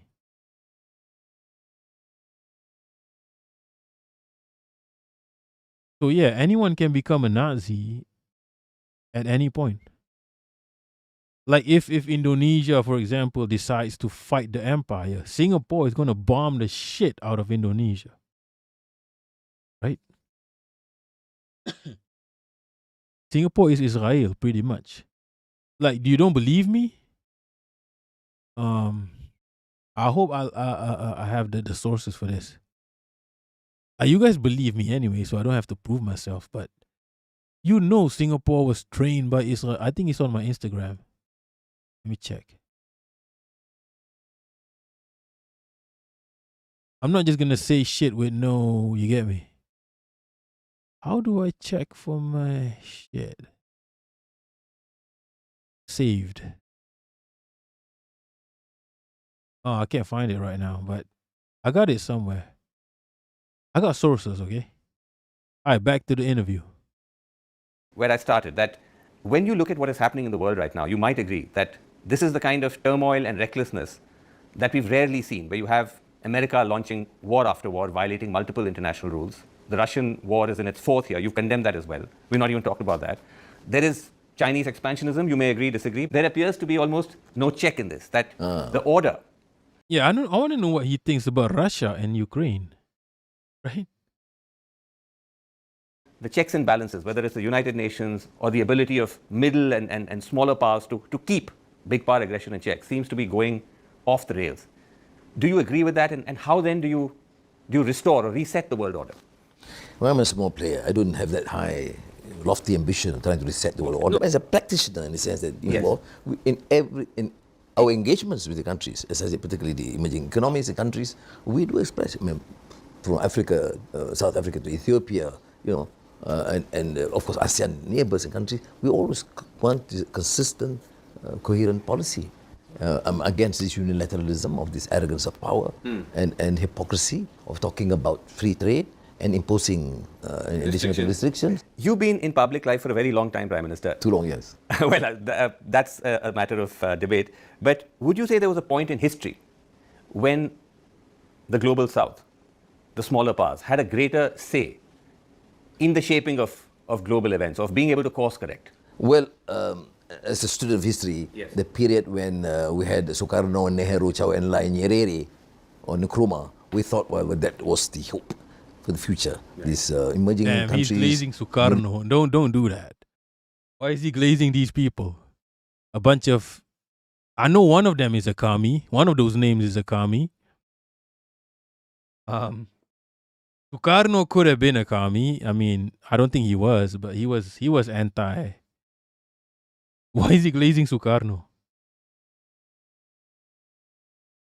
I mean, it's good, but you get me. You could probably get away with glazing Sukarno in 2026, I guess. Newly independent countries now asserting the US probably don't care right now as we speak. Themselves. They're not thinking about Indonesia right now. I thought it was beauty. Then it faded somehow. One of those leaders he mentioned was a straight up commie, by the way. He thought it was beauty. Like Nyerere or Nkrumah. As a student of history, the period when we had Sukarno, Nehru, Chao Enlai, Nyerere or Nkrumah, we thought, well, that was the hope for the future. These emerging countries, newly independent countries, now asserting themselves, I thought it was beauty. Then it faded somehow, swallowed by the big powers, and then now emerging into a new form, although it's still struggling, trying to navigate the BRICS. BRICS is one formation, but you think that era that you described, the post-colonial era where you had these big leaders, the era of the Bandung Conference, non-aligned movement, you think that's not possible now? Well, to have a version of that? When I said that was quite a remarkable feat in the history, in recent post-colonial history, a serious attempt, and I should commend them for their vision. We're struggling to get some sort of an understanding there. And more countries are coming up, and I mentioned a few countries just now that share the same aspirations. I think we should continue. Overall, though, do you see the arc of global events now? Do you think we're heading into dark times, or are you optimistic? I'm not too pessimistic, but I think if we can get these emerging economies, countries to work together, many things we can resolve. Prime Minister, thank you so much indeed for talking to us. Thanks very much. Oh, tough session. Good. Yeah, that was a good interview. He held the Prime Minister held himself pretty well. I don't know why Malaysians are pissed off at this interview, because Malaysians are so Western brain rotted that they don't believe that Taiwan and China is one. Taiwan is part of China. You're so brain rotted by liberal Western propaganda. But the international community likes it. Likes the interview.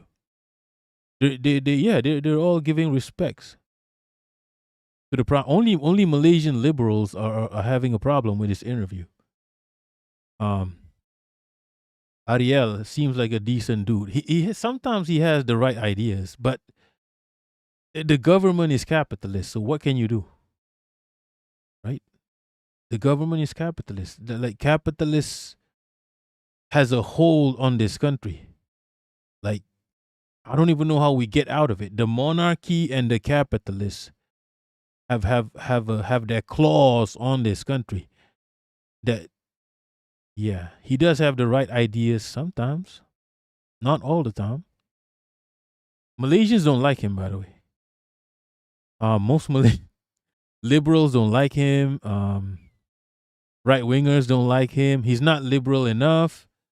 He's not right. He's not conservative enough. Yeah. But sometimes he says the right things, and you got to commend him for this one.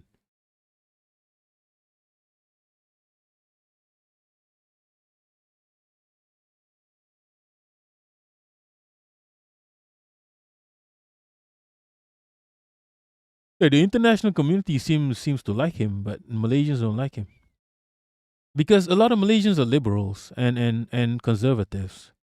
They fall into that Western mentality. Like they are unable to see things from the Asian perspective. They see things from the Western perspective. So they consider they don't want to start shit with Taiwan. Like Malaysia, just like the Western world, Malaysia can't see outside Palestine, Israel. They can't see outside that. They don't see Taiwan as another form of Israel. They don't see Singapore as another form of Israel. They just can't think outside of Israel and Palestine. Just like the Westerners. Respect to my father.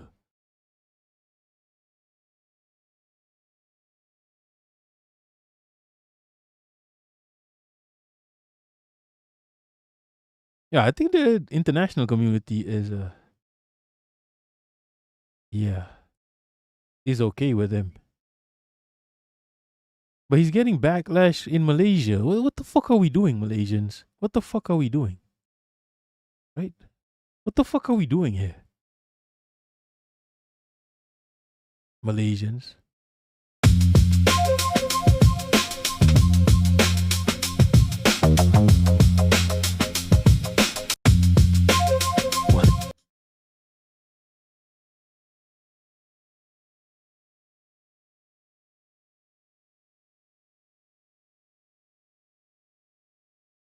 I'm in a predicament, okay? So the real world is knocking on my door and it's telling me to come and submit to wage slavery like you're turning 21. It's time, okay?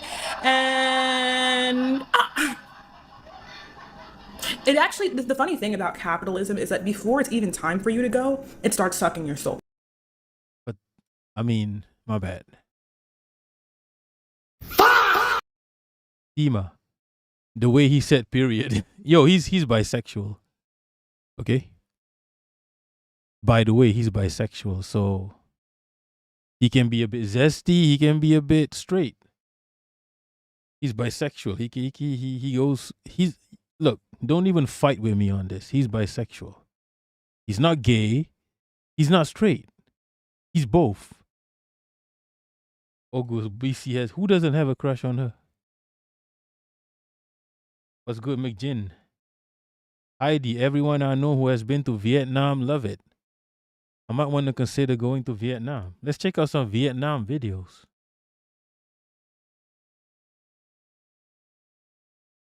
Let's see. Let's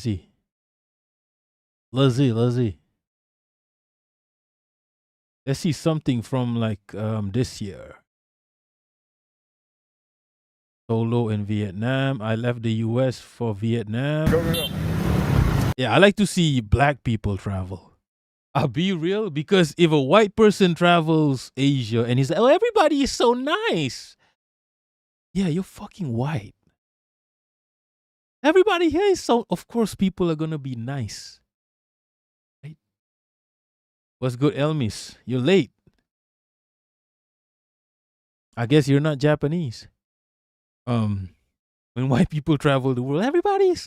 Now, if a black people travels the world and it's like, oh, everybody here is so nice, I believe you. If a white people goes, oh, my dear, oh, my days, everybody is so nice to me. Yeah, you're white. Okay? People are generally nice to white people for multiple reasons. Number one, white supremacy. Everybody has a complex where they consider white supreme. White supremacy is not a white phenomenon. It's a worldwide phenomenon. Okay. Number two, we're afraid of white people. What if we're not nice to you and you just take over our country? So there's that trauma. That's collective trauma. Right? There's collective trauma. That's why people are generally nice to white people. We're afraid. Okay? But if a black person, like a a dark person, right? He's like, oh, everybody here is so nice. I believe you now. Now I believe you. Okay? Heidi, fuck you, you idiot. What you mean? No, it's true though. It's true though. If you're like black, if you are the color of night, because in this world we have white supremacy and black. I don't know what's the opposite of supremacy. Wait, let me Google this. What's the opposite of supremacy?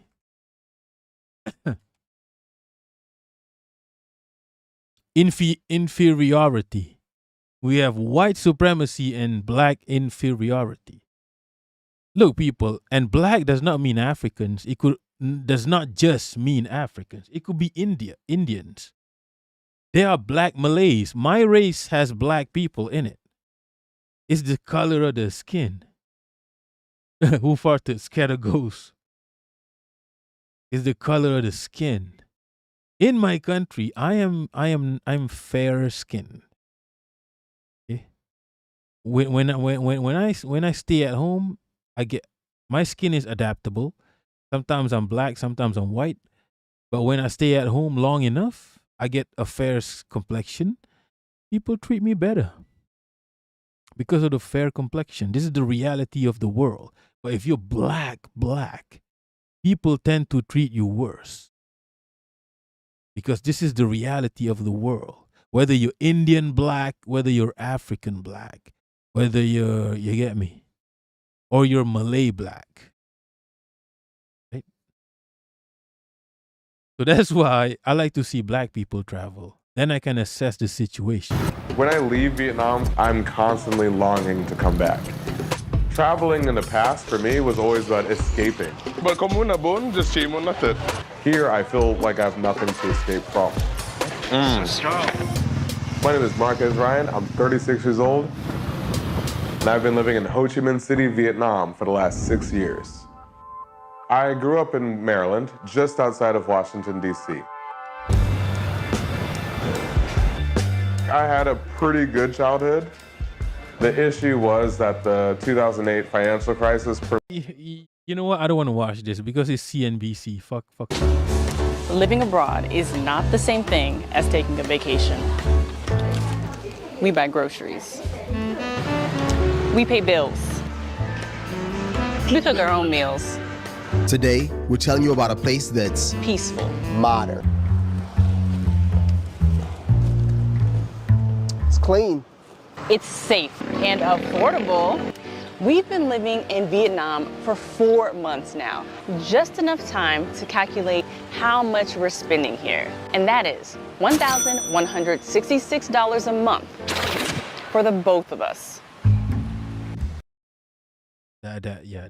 You see, young Cubians, that might be cheap for you. For me, that's 5,000 a month, which is a lot. Which is a lot. But in the city, that's how it costs to live in the city. Okay? Marcos, good thing that you're working out. Yeah, I'm getting tan. I'm tan now. I'm like brown now. So yeah, people are not going to treat me right now. I'm a bit brown. Too old for the witch. Anti-blackness. Exactly. Yeah. Even brown people have it better than black people, I'll be real. As a brown person, I'm not going to pretend like I don't get, you get me? At Klim Kim Tab! Black people mix into the crowd, especially in my city. No one is really nice to them. White people can go to places where I would think before going as a local. Really? Yeah, white people are only afraid of aliens. That's why they keep making these alien movies. Right? They're not even afraid of a fucking predator. Like an apex. Do you think they're afraid of elephants? Do you think these people are afraid of sharks even? They make movies about killing sharks. Giant sharks. They're not afraid of sharks. When they make a movie about aliens, they make a movie about alien invasion because that's the only fear they have. They're probably not even scared of aliens. Right? They're probably not even scared of aliens anymore.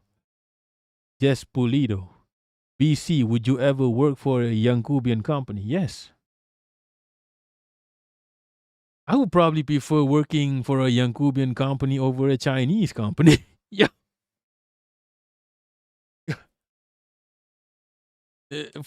Like, I don't know. You could probably get away with shit in a Yankubian company. Just give me that money. Let me scam you while you scam me. Yes, people have always assumed white or Jewish. Would it be comforting to the locals if I tell them I'm Mexican? Maybe. You should start getting face tattoos. Fatima, my bad.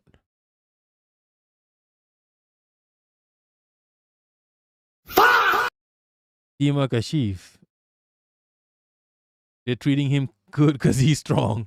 As we give you guys our cost of living here in the suburbs of Ho Chi Minh, we're also going to give you our 3 reasons why we believe this may be the best place in Vietnam for us.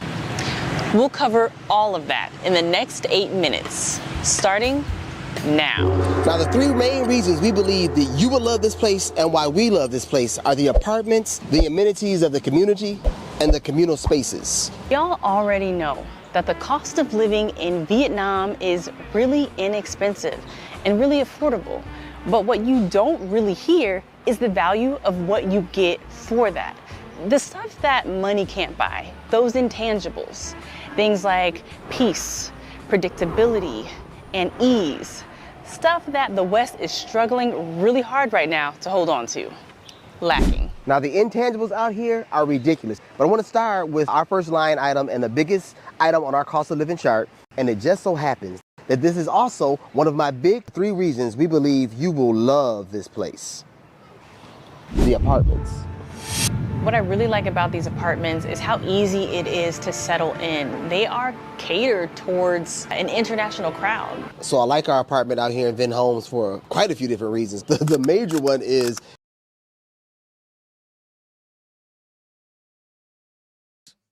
My bad, I was muted. These condominiums, we call them condominiums, is based on. You see how people, no matter how you stray away from socialism, you always run back to it. These condominiums are pretty much based on socialist concepts, like sub-districts, because we have those in here. I live in one of those, where everything is within walking distance. All the shops, the schools, the clinics. There's a clinic downstairs. There's a hospital nearby. Everything is in one place. Okay, there's just no nursery. I don't think there's a nursery nearby. This is a socialist concept. Okay,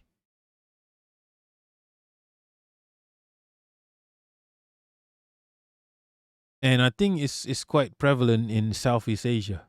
It's better to live in a high rise, right? And then reserve land for nature, you get me? Yeah, that's what they call it in the Western world, 15-minute city. It's called a sub-district. It's a sub-district where everything is within about 500 meters, which is not even a 15-minute city. That's a 5-minute city.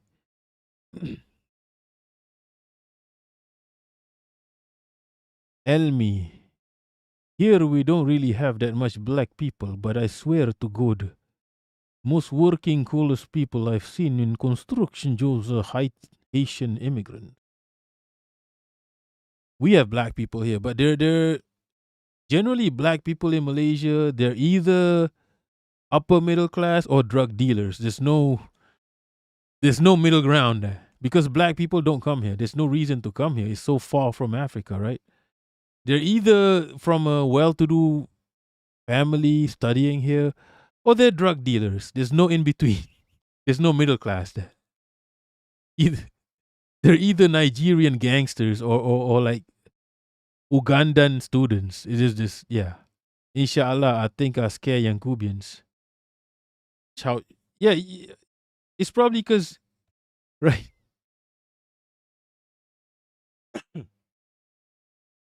Wait, what? I hate that guy, Peter Santanello. Fucking hate that guy. He's low-key a right-winger, right? Ariel, I hope these young Cubians are actually learning the language. They don't need to. Southeast, like Malaysians, I think Vietnamese can speak English. Wait, let me think. Yeah, because they were, you get me? Jess, I have a friend who worked for a South Korean company. He never learned a word of Korean. Yeah, there's no need in certain countries. It would be nice, but there's no need. Is life. Do you know how many? This is the difference between white people and black people. I think black people tend to learn the language at some point. There's a Nigerian who speaks fluent Malay in Malaysia. Black people tend to want to coexist, right? Africans, Asians tend to want to coexist. They end up learning the language for some reason, and they even have their own accent, which I think is cool. But white people don't really want to coexist. Okay, they don't want to coexist. So generally, they don't care, unless you're a weird white. You're a weird form of, unless if you're like Irish or like Welsh. You get me? Like one of those. Unless you like Russian. Russians will generally learn the language. I don't know why, but Russians, they want to learn the language. Because Russians are Asians, that's why. Russians come here, they want to dance, they want to learn the language, they want to eat, they want to coexist. At Kalim Kemta, Peter Santanello had guest privilege. Like, yeah, they don't understand, right? They think, oh, it's so safe here. You're white. Nobody would want to fuck with you unless it's some reckless motherfucker. Size, y'all. Living in Asia, I always feel like a bull in a china shop. I always feel like I'm about to break stuff. The furniture is really small because the people here have a small stature, but I'm able to live comfortably in my apartment. I love the modernness of the buildings and the fact that they provide so much for the residents. It has large armoires. I fit in the shower. I'm not taller than the shower head. And I'm really tripping out over the oven because you don't know how rare it is to find ovens in Asia. We cook a lot of our own food, and I like to bake a lot. So to be able to control our own health and control our own meals for the majority of the time that we're in a place has been invaluable to us. We stay in a place called Vin Homes Grand Park. Vin Homes is the largest property development firm in all of Vietnam. And they don't just develop properties, they develop entire communities, specializing in large-scale, high-end residential. This is sponsored. Get the fuck out of here. Yeah.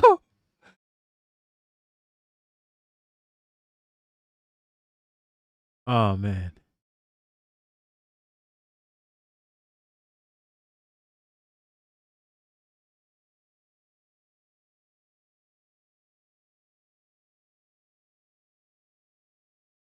There was wait, let me switch over to my other channel, okay? There was a Vietnam. I prefer videos from a local. Living abroad. There was a local Vietnamese man who did vlogs about Vietnam. I don't know if I can find it right now. What's good, Jarros? I don't want to see their faces. I want to see Vietnam. I'm trying to see Vietnam, not your face. Not young Cuban faces. Oh, there was a guy who made Vietnam vlogs. Just walking around Vietnam. That's what you want to see, right? Let me search for this.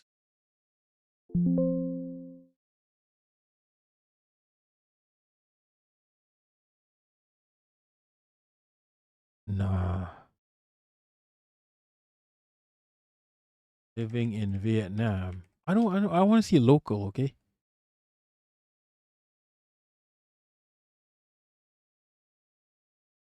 Is it this guy? I think it's this guy, Han Life. Yeah, this guy. This guy. Yeah. This guy.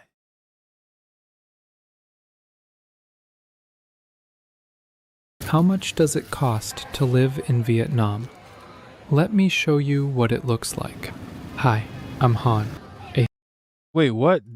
There's a video of some Spanish guy. Wait, what? Link me up. Yes, Vietnamese food. Yes. Vietnamese food is healthy as shit. Healthy as shit. That's why these people are like of the regular human size. They eat roots and shit. They eat tree roots. I remember going to a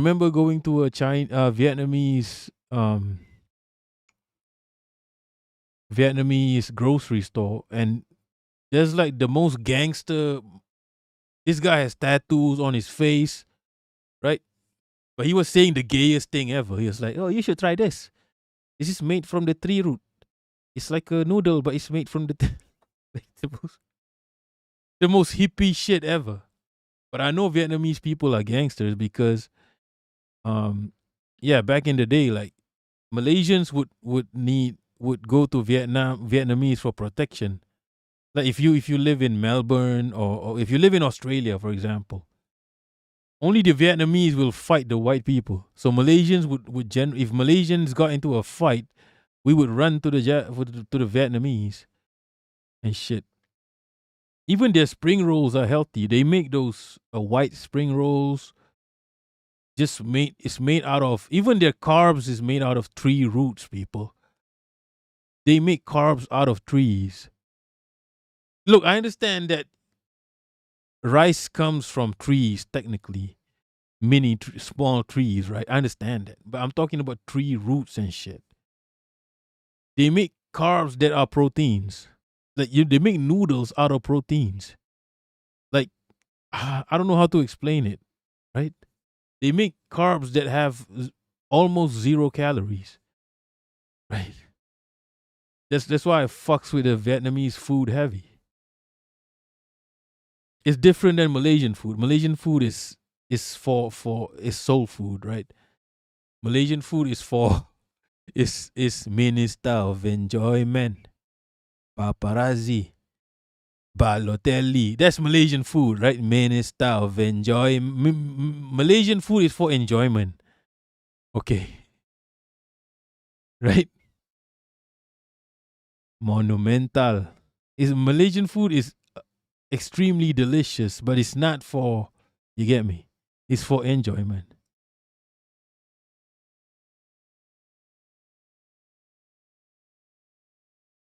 Let's see what's going on here.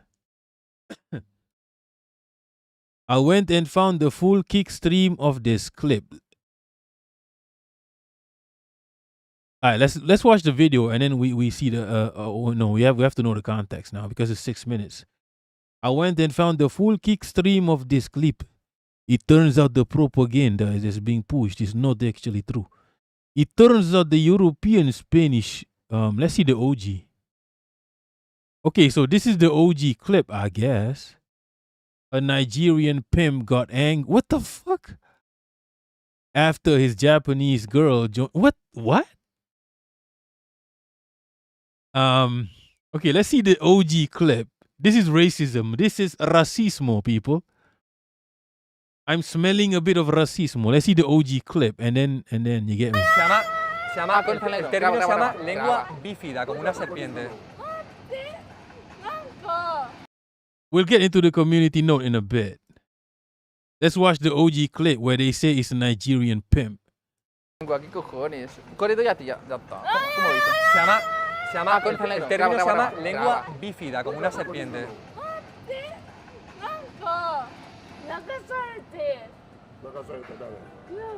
El negro de África, madre mía. Hey, stop featuring me. What's wrong with you? Don't worry. What's wrong with you? What? Why are you featuring me? Che, mate. I'm recording to the Onesan. Mate. She's talking to me. Casi nos coge la cámara, ¿eh? So don't worry, okay? For real, ¿eh?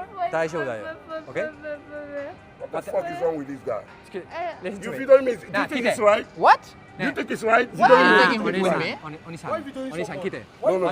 This is okay. Kite. 日本語できるよね。私はスペイン人。私は。You saw me talking to somebody. Don't touch me. 待て。私は警察、スペイン人警察。そう。大丈夫だよね。大丈夫。Okay? Where's the beginning? They didn't show the beginning at all. It just started with the Japanese lady being distressed. What Yeah. 聞いて、日本語できるよね。私は取ってなかったよね。は？見てくれ、見てくれ。ね、見てくれ。私はスペインの T シャツ大丈夫だよ。大丈夫。Me está poniendo una mala hostia el niño. ¿Ok? ¿Onisan?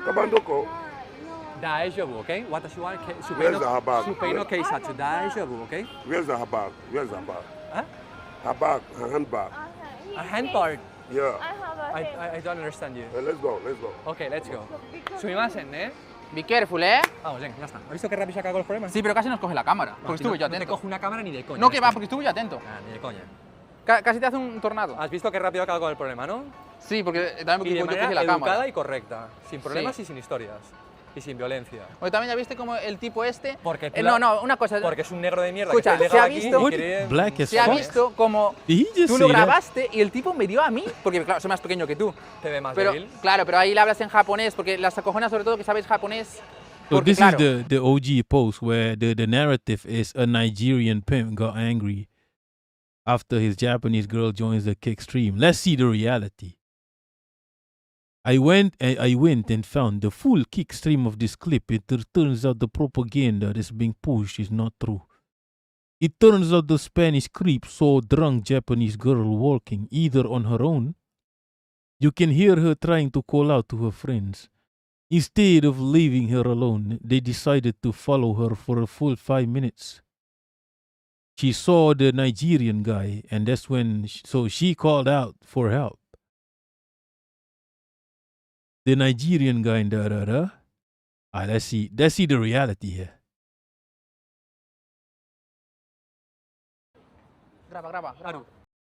So the Spaniards tried to paint the narrative that the Nigerian might be dangerous. Why? Because he's black and muscular? What? Why are you not muscular? Why don't you go to the gym? Why don't you get a tan? Right? Graba. Botón. ¿Futari? Estás con el botón, ¿no? ¿Futari dónde está? ¿Dónde está? Dice que busquemos a dos. Yeah, this. ¿Inai? ¿Esta será fruta? ¡Uy, cuidado! Ay, daijoubu. Daijoubu desu ka, Oni-san? ¿Futari? Quiere que busquemos a dos. ¡Futari! What the hell? Why is he screaming? No sabe el nombre, Es que puto guito acaba de pensar que tengo, Cuidado. Bro, the guy looks like a creep, ¿Naniga? people. Es raro. ¿Naniga? Grábate desde lejos, que se vean los dos. Ok. ¿Namo Shinai? ¿Será fruta? Es que si es fruta la contratamos o no. ¿Te gusta esta? Nando, La cara...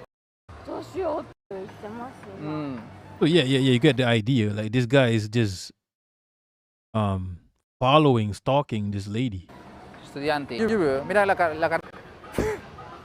She's probably disturbed by it. Ya, saqué bien. ¡Toma ya! valora, rápido. Moikai, negashimasu. Ya está.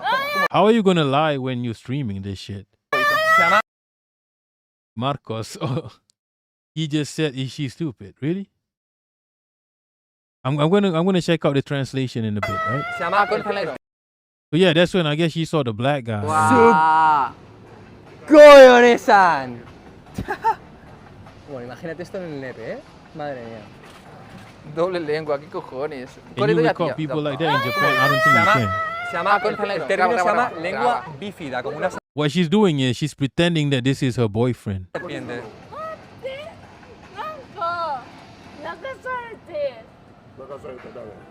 Hostia, el negro de África, madre mía. Hey, stop telling me. What's wrong with you? Don't worry. What's wrong with you? What?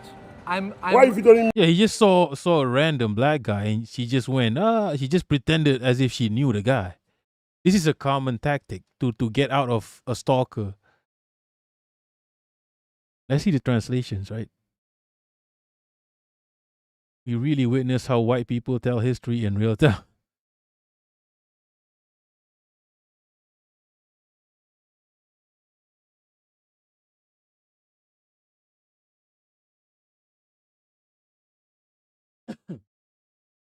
Let's see. Elmis, it's disgusting to hear them and understand Spanish. He initially helps her by holding her arm. That's because she was holding his arm.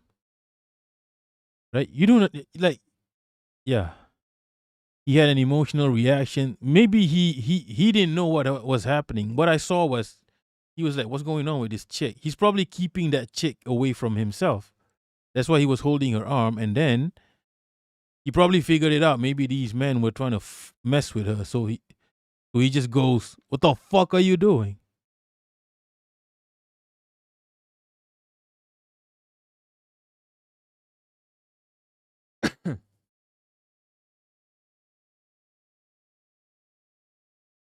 What is this racist ass comments? She says, help me in Japanese as she approaches the Nigerian. These devilish crackers flip the scenario. Oh, she said, help me in Japanese. I don't understand Japanese. How white people tell history, exactly.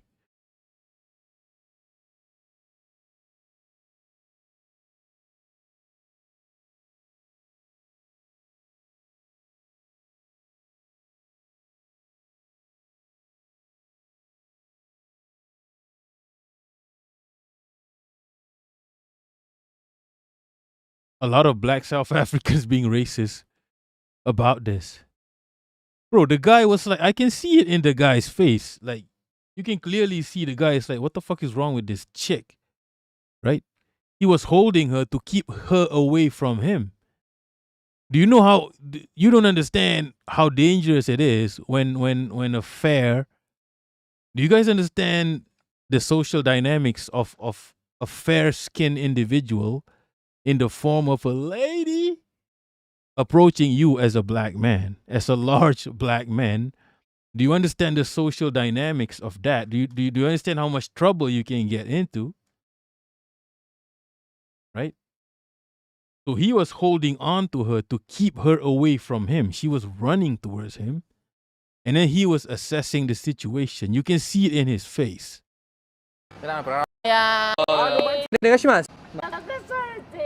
He's like, what the fuck is going on? Yeah, she's touching him, people. That's why he's holding her hand. And then when he saw the white the crackers, he's like, okay, they might be harassing her. So he yeah. Hey, stop telling me what's wrong with you. He did the right thing. What are you doing? What's wrong with you? What the fuck is wrong with you, cracker? If you telling me. Che, mate. I'm recording to the Onesan. Yeah, just exactly. He assessed the situation correctly. He was like, okay, the first thing you're thinking as you know, a non-white individual. I need to explain this to white people, right?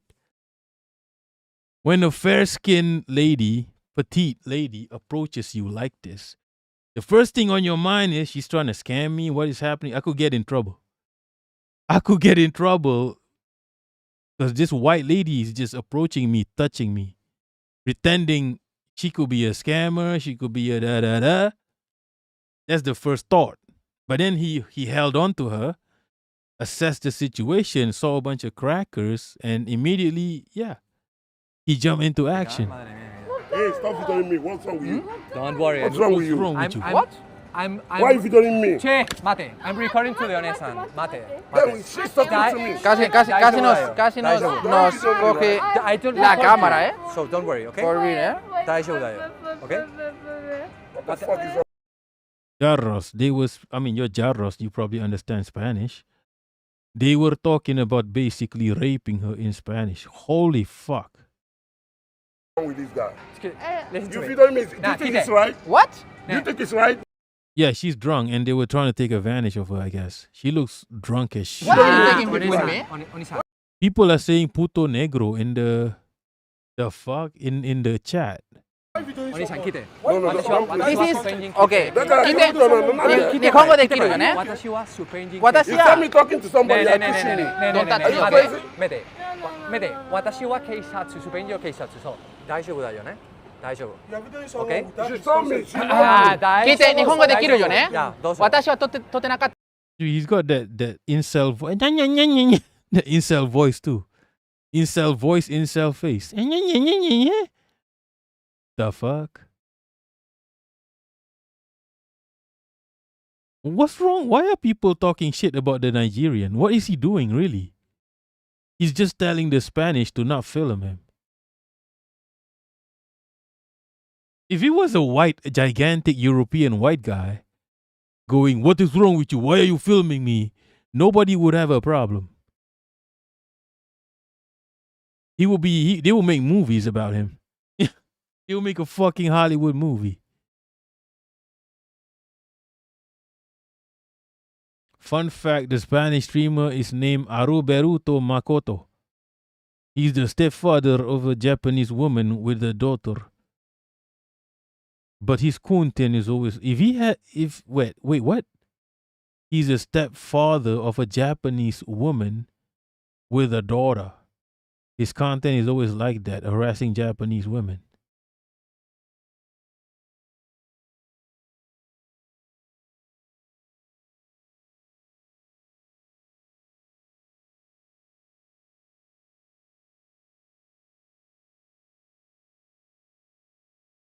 Look, just because they are Nigerian pimps does not make this Nigerian a pimp.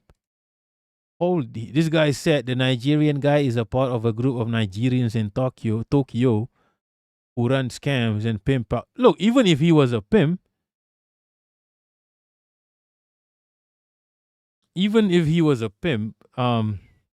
so why are you messing with his, you get me, with his lady?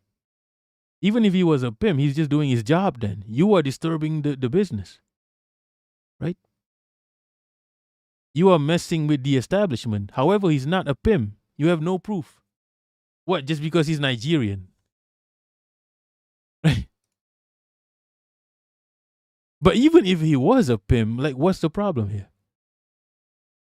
You are messing with his establishment. So why are you doing this?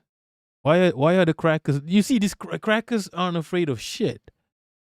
This is what I'm talking about. Look at this fuck ass comment. I can't even read it.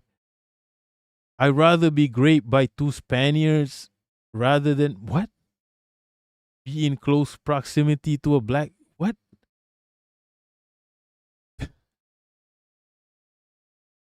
It's a drunk Japanese girl who interacts with a streamer. The black guy is not a pimp. Yeah, maybe he is. So what? That's his life. He's not the problem here. All I'm saying is, even if he is the worst of what you expect of him, he's not the problem here. He's not doing anything. He's just surviving. Even if he was a pimp, he's just surviving as an individual. He's not the problem here. I don't care what his identity is. I don't care if he's a liberal or I don't care if he condemns Hamas. I don't care. He's not the problem here. The problem is the two crackers harassing the lady. The Nigerian is not the subject here. Why is the Nigerian is the subject? Okay?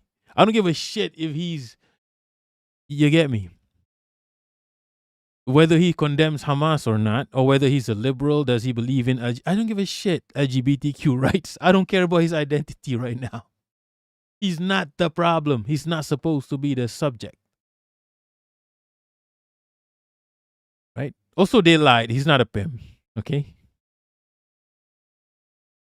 He's just a guy. Okay? Elmis, literally, the pimp protected her from our rape threats. Exactly. Remy, many Westerners go to Japan to cause. This is what happens when you can't do this shit in Malaysia. Try this shit in Malaysia, you probably get murdered. We don't stand for this shit. Don't do this in Malaysia, people. It's because countries like Japan and South Korea, they're too, I don't know. You get me?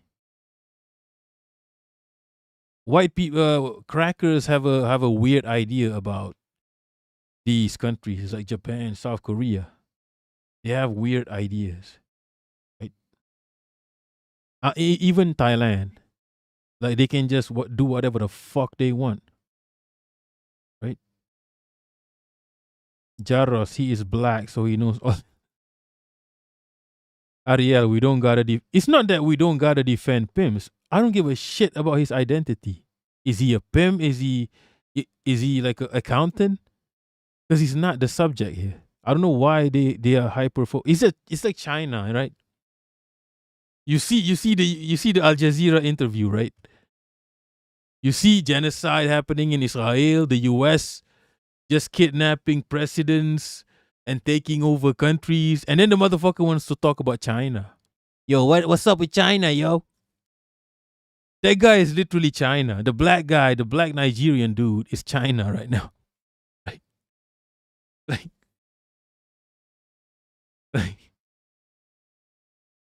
yo. The US is like colonizing the Philippines still to this day, and the dude is like, yo, what's up with China, yo? What's up with China? The guy is literally, what's up with the black dude? You see Spanish crackers, right? Fucking zesty ass crackers, incel crackers, harassing a Japanese lady for like hours, and then a black dude pops up on screen. Yo, what's up with the black dude though? Yo, what's up with the Nigerian? Is he a pimp? What is he? Is he a Yakuza? Yo, what? Do you see how crazy this is? Yo, what's up with the black dude?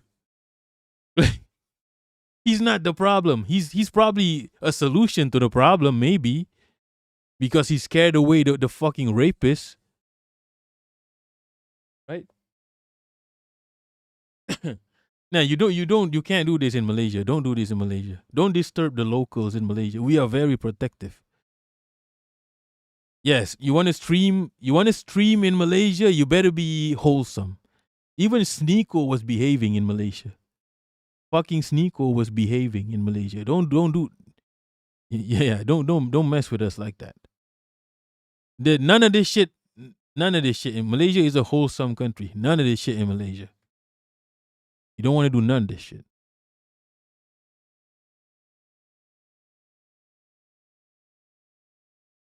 Yes, at one point the Filipinos and American.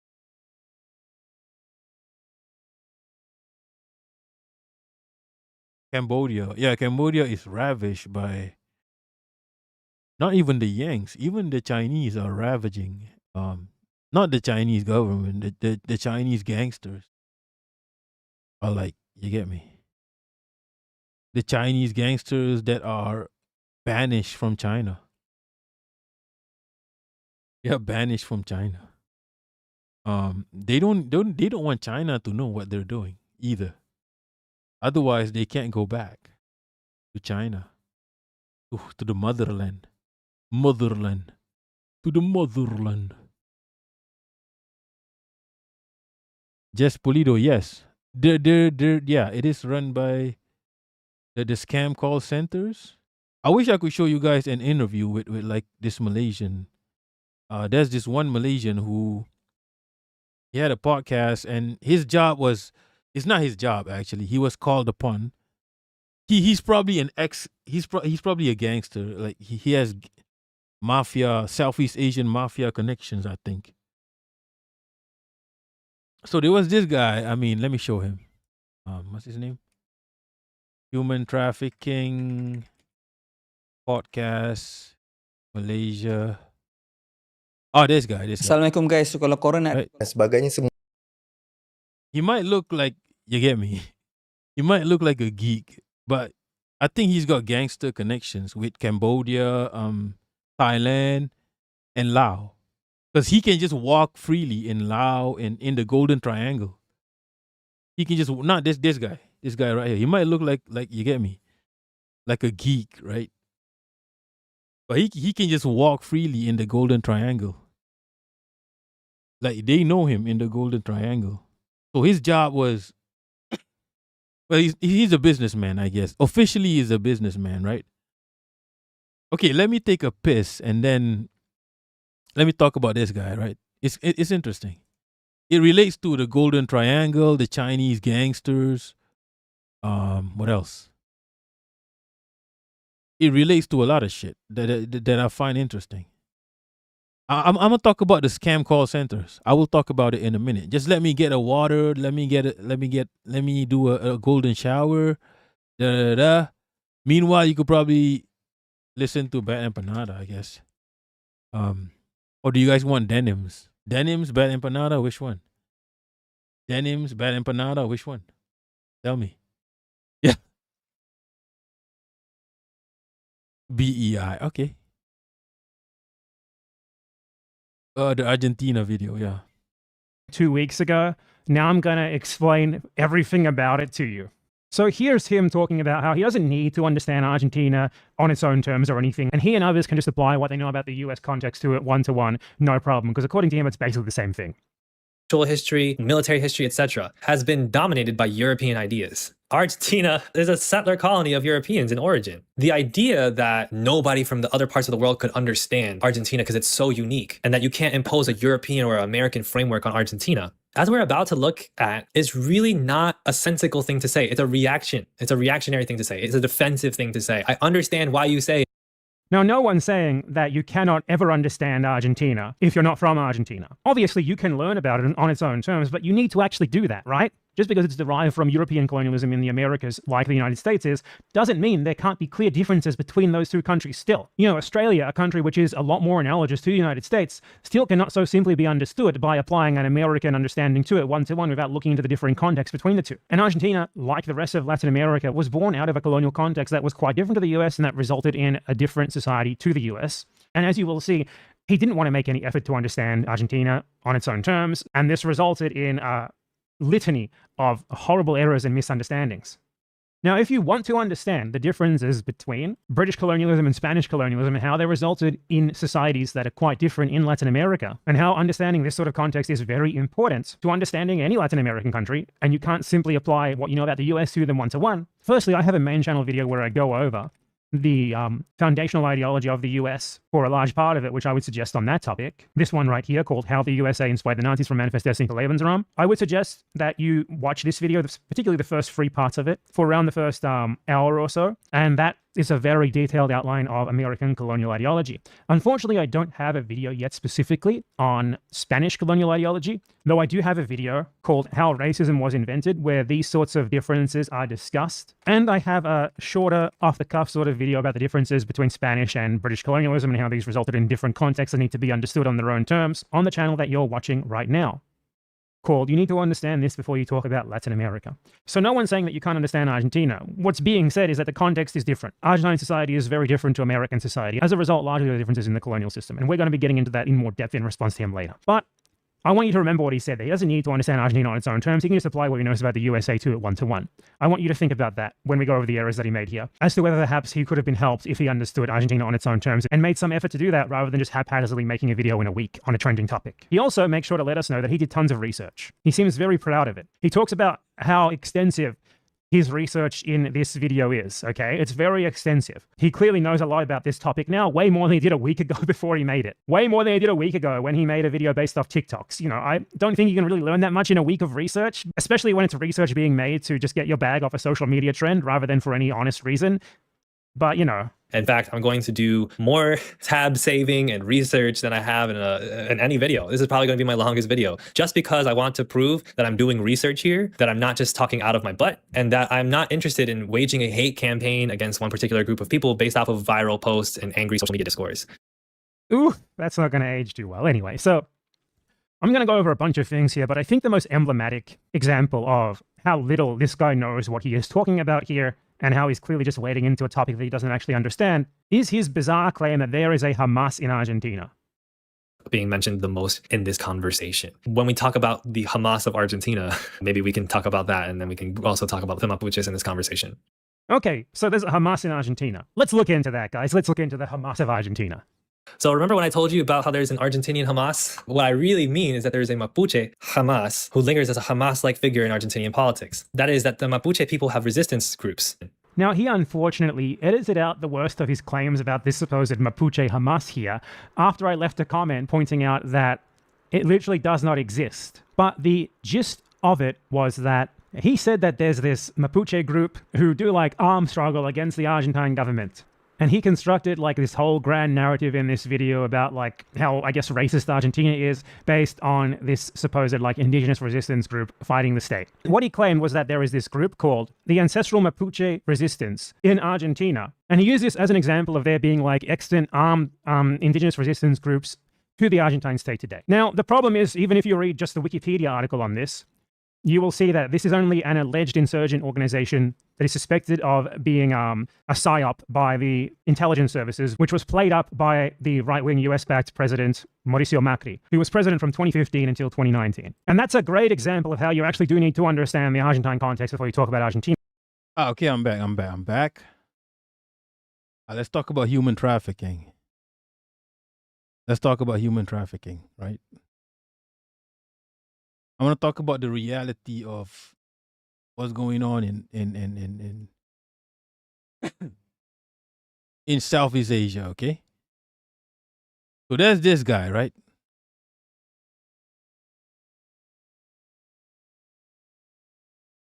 It's a story about this guy, right? He's telling the story, right? So basically what's happening in Southeast Asia is there's a bunch of, okay, so this guy, let's start with this guy, right? This guy right here on screen right now. So he's a businessman, right? He used to he still does it, I think. What he does is he's like the middleman between Southeast Asian businessmen and Chinese businessmen. Okay. That was his job. That was his business. He was he would be not a middleman, like someone who introduces Chinese factories, for example, in China to Southeast Asian businessmen. That's what he used to do. Kind of like a middleman between Chinese industry and Southeast Asia, right? He's just a regular guy. And then he was called upon by an NGO to help bring back victims of human trafficking. Okay? I can't show you this guy's interview because it's in Malay, so I gotta retell the story. So basically, so what moved him to help them was he one day he was watching TV and he saw Malaysians crying at the embassy, at the Thailand embassy, at the Cambodian embassy, crying. Malaysians crying at the embassy because their offspring, their children got kidnapped and is working at scam centers. They're crying, but the embassies can't do shit. The government can't do shit because this involves multiple countries: Thailand, Cambodia, Laos, Vietnam. We got Indonesians being kidnapped. We got Indians being kidnapped. Multiple borders. How do you navigate multiple countries like that? So this guy was called upon. So he felt something, I guess. He felt some type of way about that. About looking at the family members crying at the embassies. So he decided to help. He's not a government official. He doesn't have any official designations. He's just a guy. Okay? He's just a guy with a sketchy background, by the way. Because let me tell you how he helps these people, right? This is how he helps these people. He's saved 700 Malaysians. He has rescued at least, it's probably thousands by now. He has rescued at least 700 Malaysians from human trafficking, from scam centers. So how he does it is, let's say, okay, this is how commonly someone would get kidnapped, right?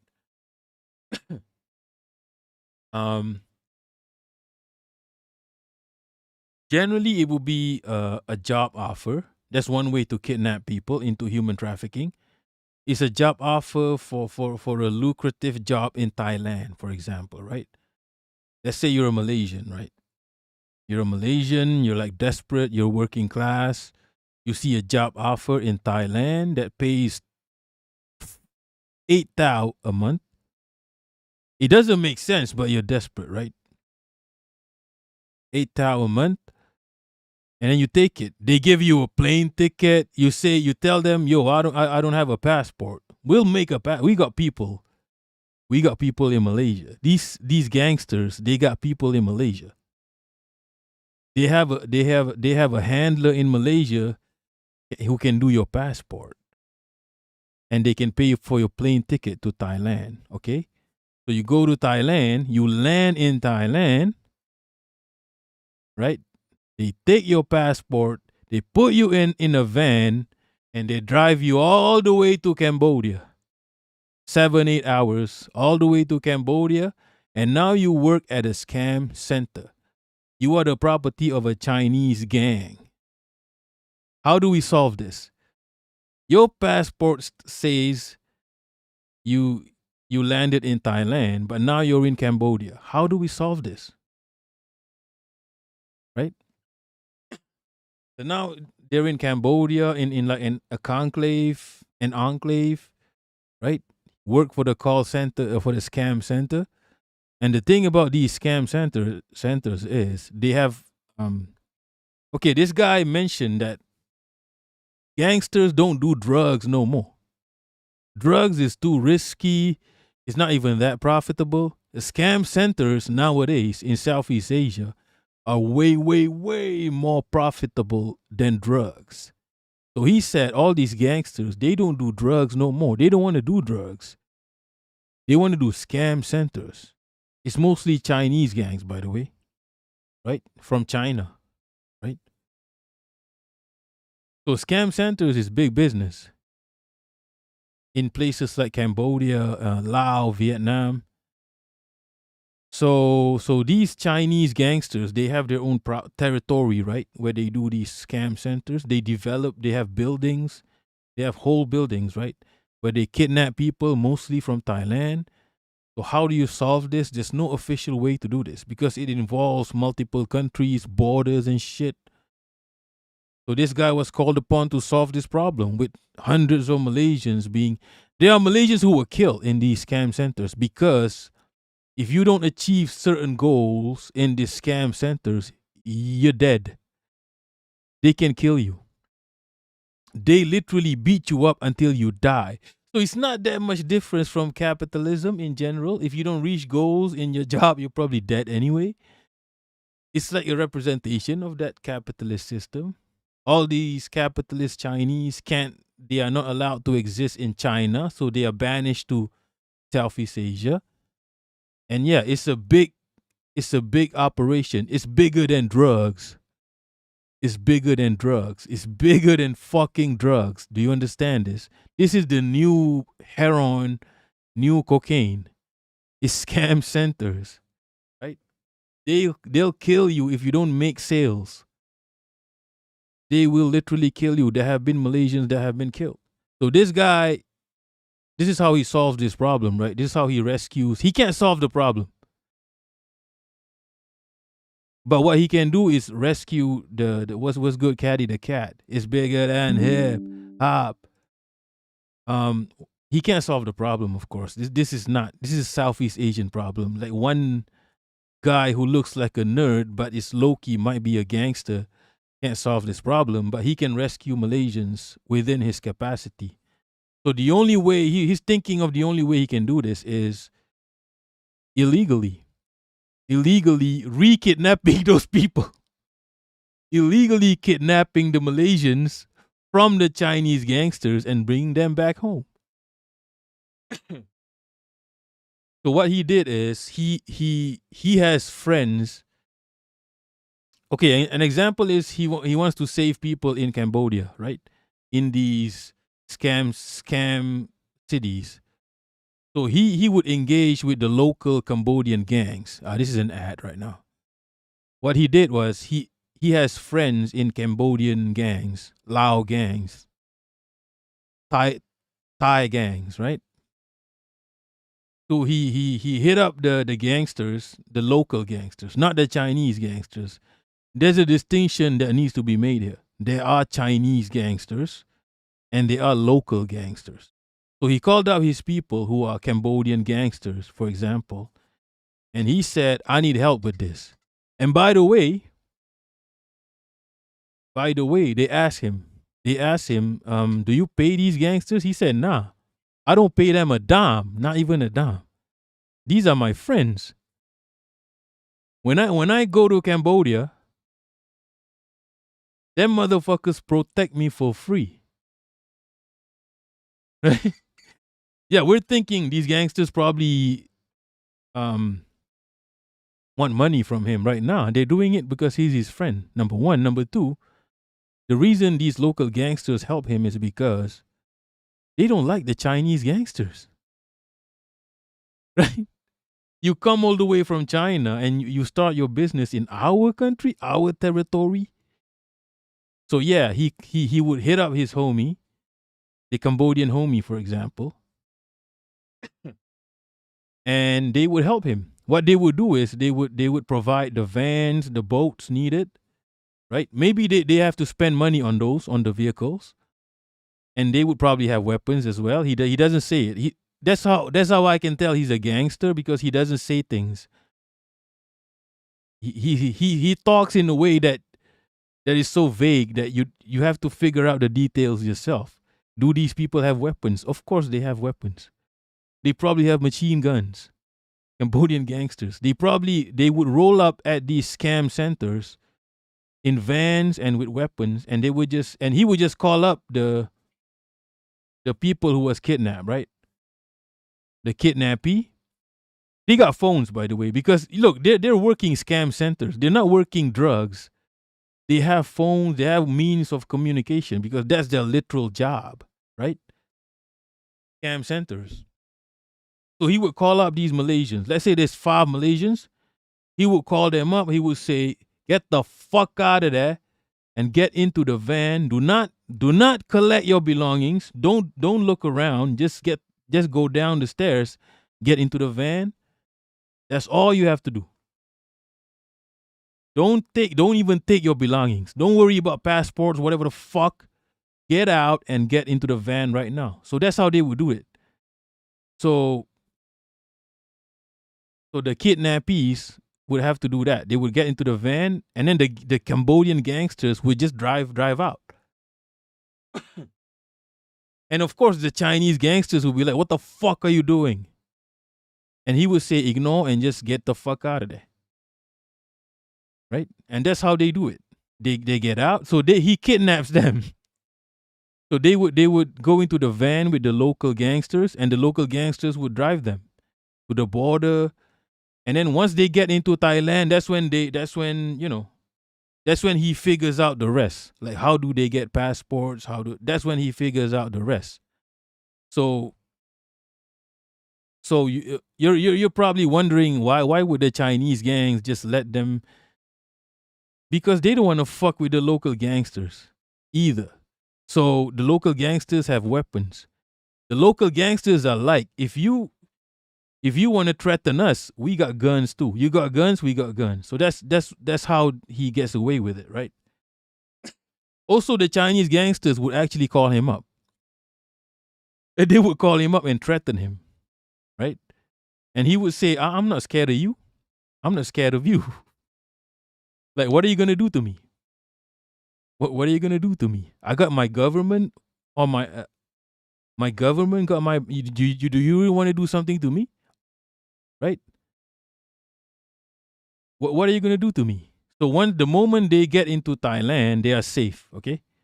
The moment these kidnappees get into Thailand, they are safe from the Chinese gangsters. The reason being, this guy has connections, right? This is how he makes connections, right? I remember they got into Thailand. Now, how do we get these people back to Malaysia? So the embassy would call him, and the Thai embassy, for example, would call him, right? And he would say, "What are you doing? What are you doing? Who are these people? Why are you doing this?" And he would say, "Wait, these people were kidnapped in Thailand. So why are you angry at me? You were the one who made a mistake. They were kidnapped in Thailand. Technically, they are still in Thailand. All we have to do is pay for what do you call it? Oh, when your visa is overvisit. When you overvisit, that's all we have to do. We just have to pay for the overvisit, and then we can take them back to Malaysia, right?"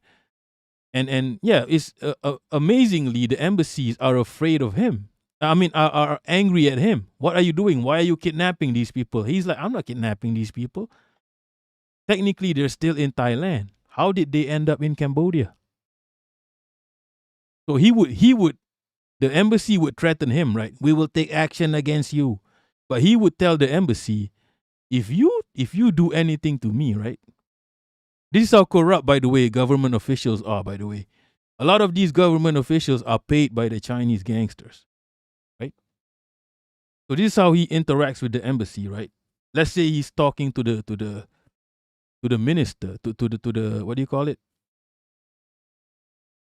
The embassy minister of Thailand, whatever the fuck. He would say, "If you take action against me, I'm going to do a press conference in Malaysia right now telling Malaysians, don't come to Thailand. You come to Thailand, you could get kidnapped." And they are afraid of that because Thailand, their main income is, what is Thailand's main income? Tourism.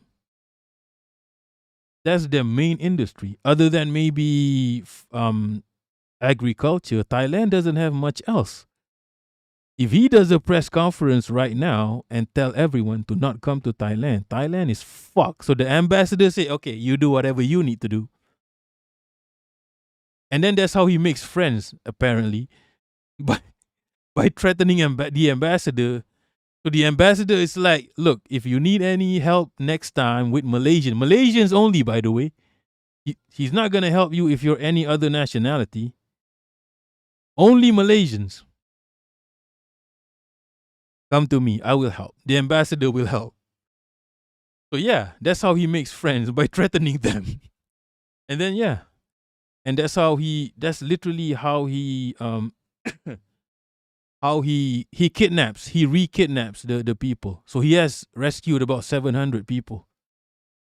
And generally and it's not all of it was a success. One of the early operations,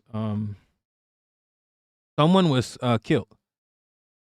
Not all of it was a success, by the way. There was one incident where there's this guy, he was trying to rescue this guy, right?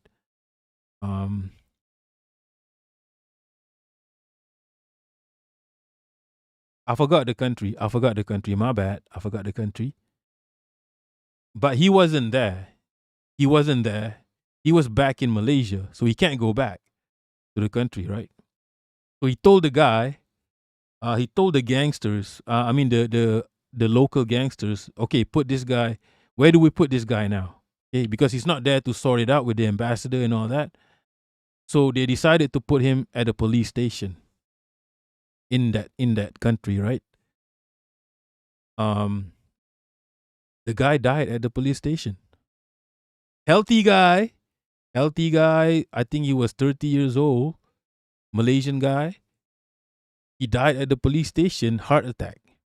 Does that even make sense? How is this guy safer with the gangsters than with the police? Because the gangsters theorized that one of the policemen might have poisoned him. Because they have a video of this guy. Healthy before he reached the police station. He died at the police station. They said it was a heart attack. Unofficially, he was poisoned. So this is how corrupt a lot of Southeast Asian countries are.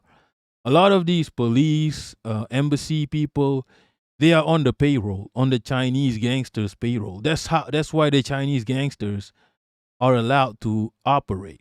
This is why the local gangsters don't like the Chinese gangsters, right? But at the same time, the local gangsters can't really do shit. They can't really do much. But yeah, this is how I'm just telling you how this guy solves the problem of Malaysians getting kidnapped.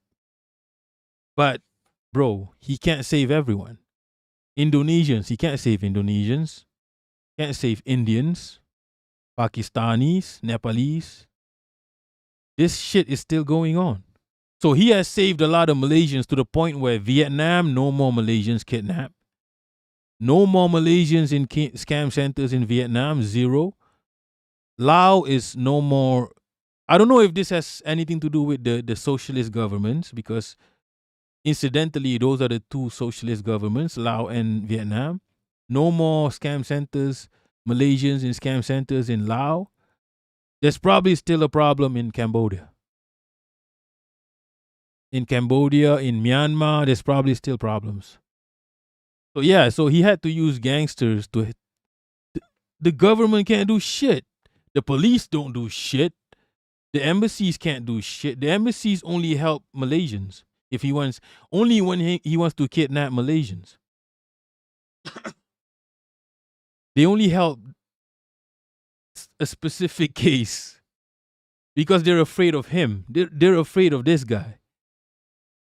He will threaten them with press conferences and threaten their income, their national income. If he goes out right now and tells the whole of Malaysia, don't go to Thailand, Malaysia will stop going to Thailand and Thailand will be fucked. Okay? Another way he threaten these Chinese people is when they threaten him, right? Why do you kidnap the people I kidnap? If the Chinese gangsters, he would say, he would threaten them with I will give your name to the Chinese government. If the Chinese government has this gangster's name, this gangster is fucked. He can't go back to China. Okay? They want to go back to China at some point in their lives, right? Even as much as they hate China, like even Professor Jiang went back to China, people. Even like the worst CIA agents that was talking shit about China for decades, they want to go back to China. Right? So yeah, they don't want to be banned by the Chinese government. That's one way he threatened them. So generally, I guess he's a vigilante. And vigilantes, they can rescue certain people, but they can't solve the problem.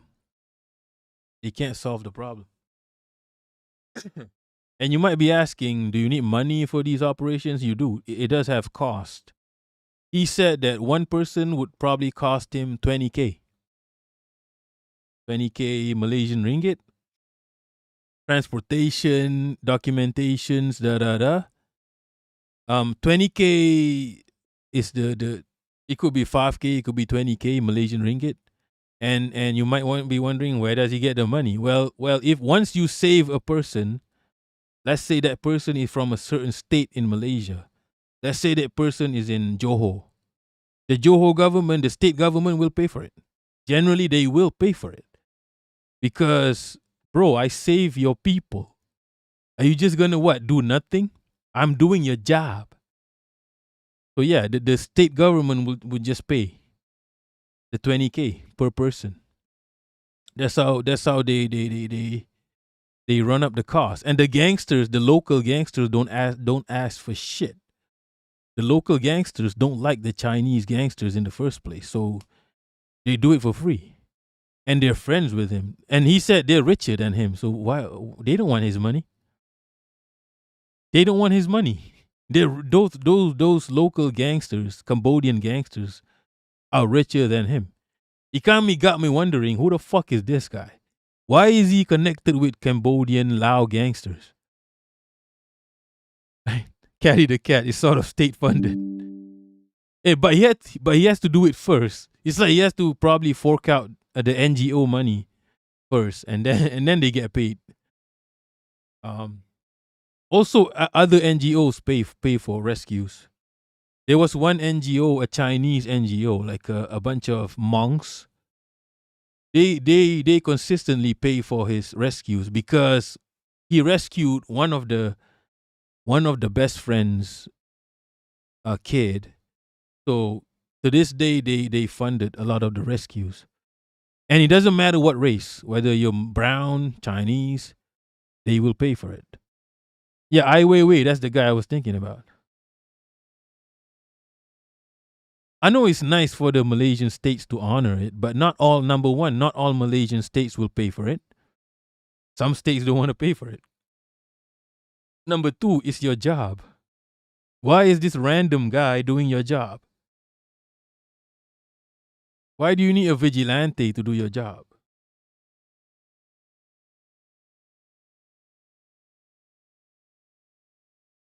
It is what it is. As long as you solve the problems, I guess. But you can't solve the overall problem because there are Indians in those scam centers. Gangster dialectics, exactly. This is what I'm talking about. If you want the direct action, these are the people you have to. Right? This guy is a fucking right winger, people. It's not. Yeah. He's bro. He's a fucking right wing. He's a common Malay right winger, but he just wants to save people. This is why you can't do identity politics when you want to achieve something. You can't do identity politics, okay? You can't give a shit about someone's identity when you want to achieve something. Because most people want to do good. They just have to have the right ideology behind it. Imagine what this person can do if he feels badly about, for example, workers' rights. Imagine what he can do, right? Like I got friends who are, for example, policemen.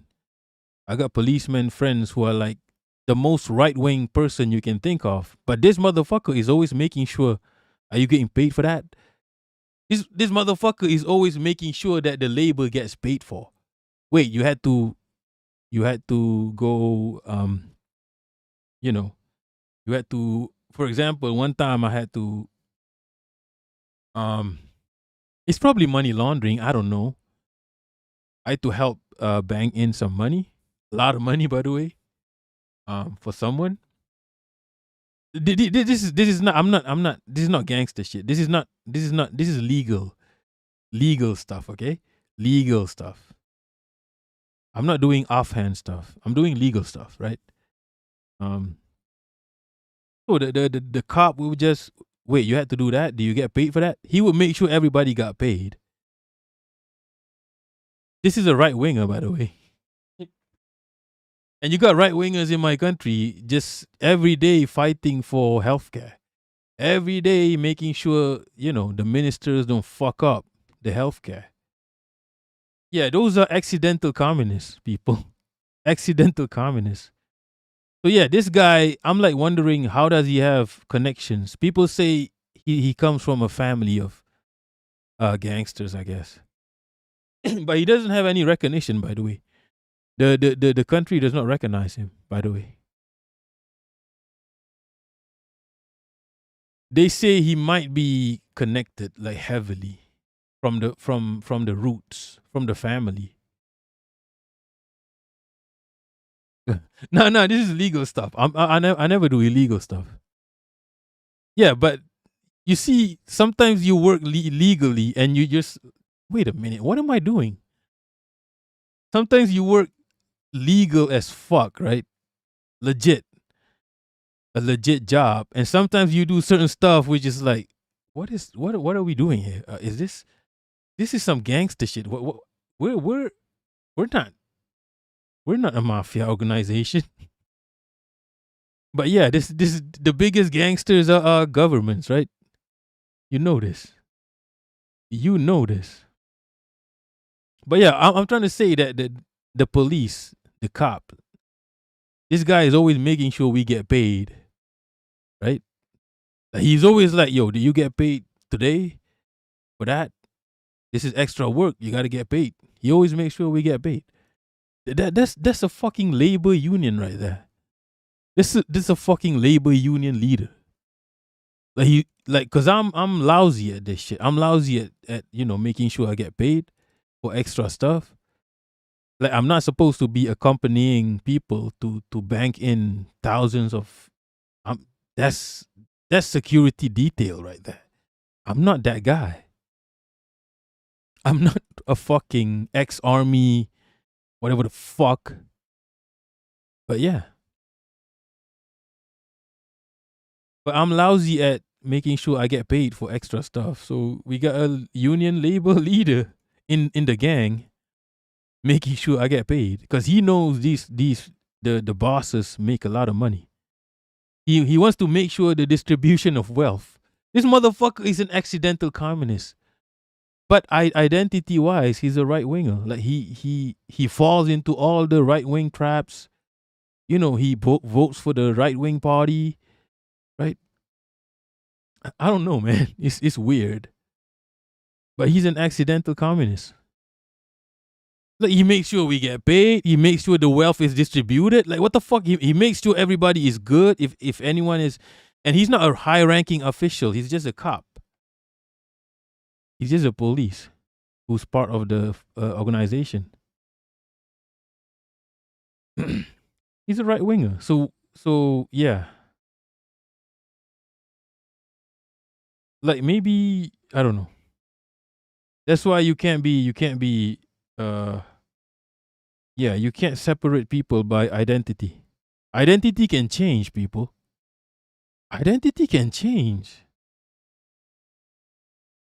It can definitely change. Like at the drop of a hat, it could change just like that. It means nothing. It really means nothing.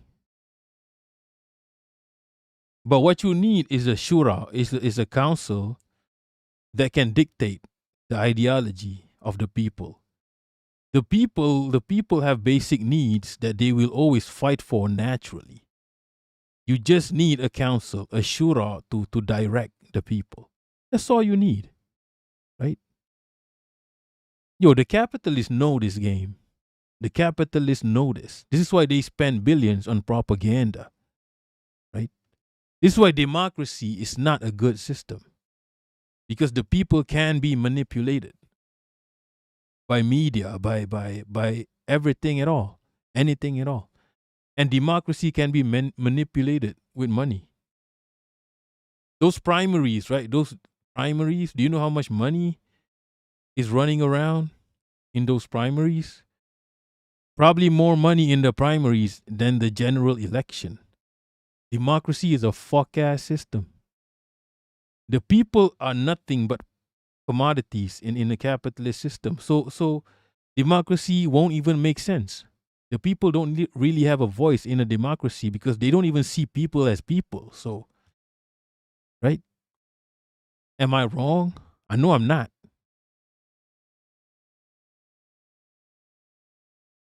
Shit, with 430 minutes. Holy 4 hours.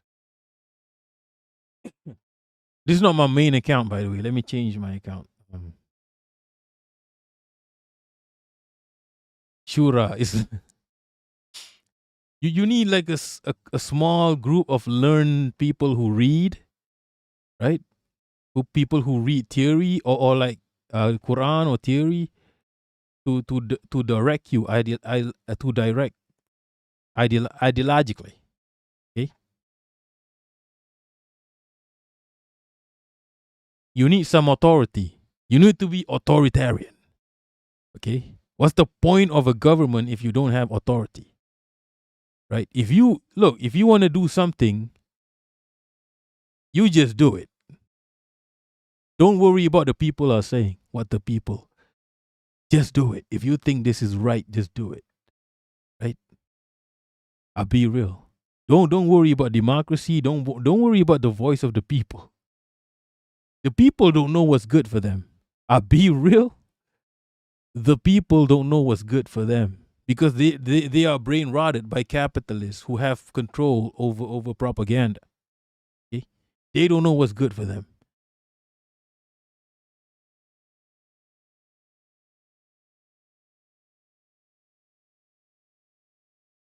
Marcos, what is a democracy? Yeah, exactly. A lot recently about how I got a half an hour to spare now. So I've been talking a lot recently about how support for Palestine has become meaningless in Western politics and particularly in American domestic politics. Now you kind of just say that you support Palestine and that doesn't really mean anything. It doesn't mean any sort of commitment to it. It's just something that candidates are saying because they're riding the wave of anti-Israel sentiment and it can win them some good grace, and they are completely non-committal to actually doing anything for Palestinians, especially once they are in office. They just shut down. They just do none of the things that they kind of were implying they would be doing. You know, we saw this most recently with Zoran Mamdani. And he was comparatively like a radical compared to some of the other ones who are coming through on the Democratic Party ticket since he came onto the scene last year. So it's just getting worse and worse. Palestine is becoming just a really meaningless signifier in American domestic politics, like an identity thing. It's like a loyalty oath. You say that you support Palestine to indicate to people that they should vote for you for reasons that really have nothing to do with Palestine, that have nothing to do with helping Palestinians, that have nothing to do with freeing Palestine, especially because none of these people at all are even pro-Palestine. They're all just two-status, and if they haven't openly said they're two-status yet, once they're elected, they're certainly going to start at least implying it. And I think really emblematic of this is the way that Chapo Trap House recently talked about Abdul Al-Sayed. You know, Chapo Trap House is podcast of like supposedly detached comedians who are nonetheless radical socialists. The way that they talk about Palestine. Yeah, I never watched Chapo Trap House, I'll be real. And also when Yankubians say socialists, I don't know what they mean. I don't know what they mean by socialists. I really don't. I'm assuming a group of people who want workers to have control over the means of production, right? I don't think that's what socialism is in the US. Socialism in the US is free healthcare. Free healthcare and what? What happens next? That's and tax the billionaires. That's it? You're just going to tax the billionaires? That's it. Free healthcare, tax the billionaires. That's socialism. For a Yankubian. You don't want to change the system at all. It's not. They don't. They want to maintain the same system. But we're going to tax the billionaire a little more, as if you can achieve that when you're not in control. When you're not authoritarian. Right? And you want universal healthcare. Hello. This has been done. My country has universal healthcare. It's in a constant struggle with capitalism. Okay? If you don't have control of capitalists, your universal healthcare will never be universal. It will never be for the people, completely for the people. It will always be a second thought, right? It will always be, what do you call it? An oversight? Not oversight. I forgot the word for it. It will always be nothing. It won't be, you get me? It will always be fuckeries. There will always be excuses. We are burdened. Afterthought, that's the one. That's the one. It will always be an afterthought. Oh, it's a burden on our economic system. The universal healthcare is a burden on our economic system. We gotta do private wings. We gotta do, yes. Yo, Yankubians, you're not exploring something new here. This is something that has existed in multiple countries. Even countries way poorer than you. Because we care about the people. Right? It doesn't work. And it's not socialism. Socialism is control over the means of the workers have control. The dictatorship of the proletariat have control. Right? Even if you have capitalism in your country, you have control of it. At the very least. That's socialism, not healthcare and tax the billionaires. Billionaires are not even supposed to exist. Okay? Anyway, now is completely detached from Palestinians. They talk about it as a domestic American political culture war issue, basically, where the important thing about Palestine for them is that it signifies that someone is on their side, not that it actually means they're going to even try to do anything for Palestinians. It has become so disconnected for them from actually anything at all to do with Palestinians that to them, it is about everything except the Palestinian people, except Palestinian liberation. Here is what they said about him in their episode on the Michigan Senate primary, which was between Democratic Party shill Abdel al-Sayed and a more openly pro-Israel Democratic Party shill. And al-Sayed won. Al-Sayed, by the way, is someone who's openly said he's not a socialist, and he was immediately endorsed by Kamala Harris, Barack Obama, Pete Buttigieg, all of the Democratic Party establishment people just love him, and he accepted their endorsements glowingly. We know what's going on here. If you think this guy gives a shit about Palestine and will do anything for Palestine, you are beyond cattle. And I mean, Chapo Trap House seem to know that, and they don't give a shit about it. Here's what they say about what him supposedly being pro-Palestine and his opponent being pro-Israel means to them.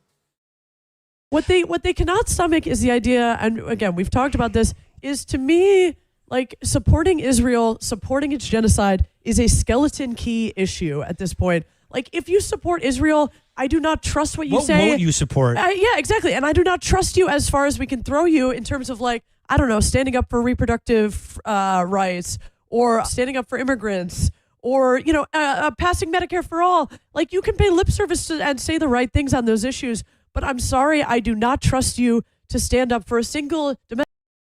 Bro, what the fuck is Medicare for all? Just say universal health care. Why do you need to say Medicare? What is Medicare again? Jarros, I suspect some of the concessions like free healthcare in Malaysia exist partially because they were going crazy style on the colonizers. Actually, I don't know why we have healthcare. It's probably because it's like based on NHS probably. It's probably just based on NHS because we were colonized, but I don't know if that's the reason. Also, Muslims, Islam has an idea where healthcare is non-negotiable. So the people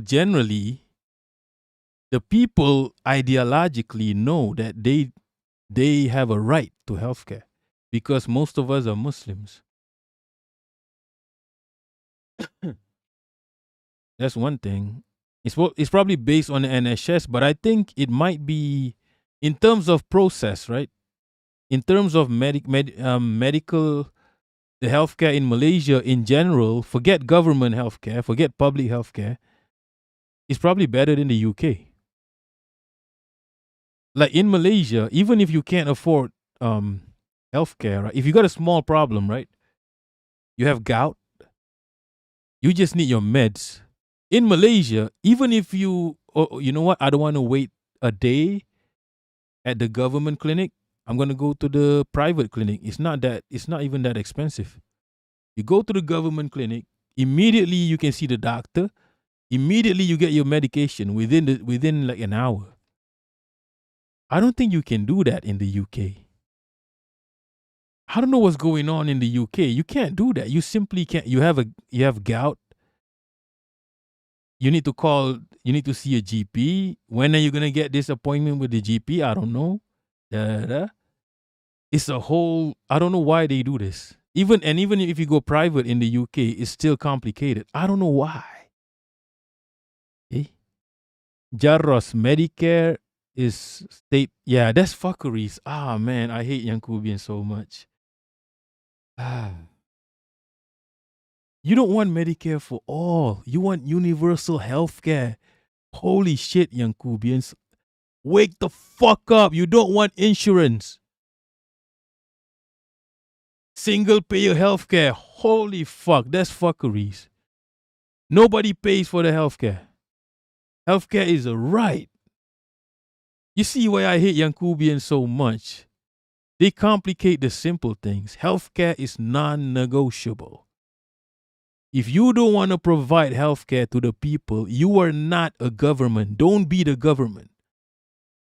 We should bring you down. What's the point of you being the government if you don't want to provide healthcare? This is anarchy, people. This is anarchy. The US is anarchy. That's what they are. What the fuck is a Medicare? It doesn't make sense. Right? It's healthcare, universal healthcare, because healthcare is non-negotiable. Jarros, in my experience, you see the GP same day he writes a prescription. Okay. Maybe it varies from districts, I guess. Yeah. Yeah, at kalim kim tap. You see how fuckery. You see, why do they keep saying Medicare for all? It doesn't even make sense. If you're a socialist, you can't be saying Medicare for all. You should be saying universal health care. Socialists can't be saying Medicare for all. That doesn't even make sense. What the fuck is a Medicare? Right? No insurance. Healthcare is a right. Nobody pays for the healthcare. It's a given. Right? Your country makes way more enough money. Also, healthcare is not just treatment. If you do in a socialist system, this is why I say when you say Medicare for all, you're probably not a socialist. Healthcare is not just paying for treatments. It's also screenings. Do you have screenings in the USA? I want to know. Do you have screenings at all? Screenings. You want to avoid, for example, right? This is another form of healthcare. Taxation on sugar. Taxation on sugar, right? To discourage the use of sugar, that's healthcare. High taxation on sugar. That's healthcare. You want to prevent people from getting diabetes in the first place. Doing certain stuff, certain policies, for example, to avoid people from being exposed to chemicals, that's healthcare. You don't want to get to the part where you got to go to the hospital. The hospital is where people, you get me? That's the last resort, right? Fuck insurance, people. Healthcare is not just a fucking hospital, right? Screenings. Constant screenings. Do you go to the rural areas and screen people? Clinics. Do you even have a clinic system? A clinic is where you prevent the disease from happening in the first place.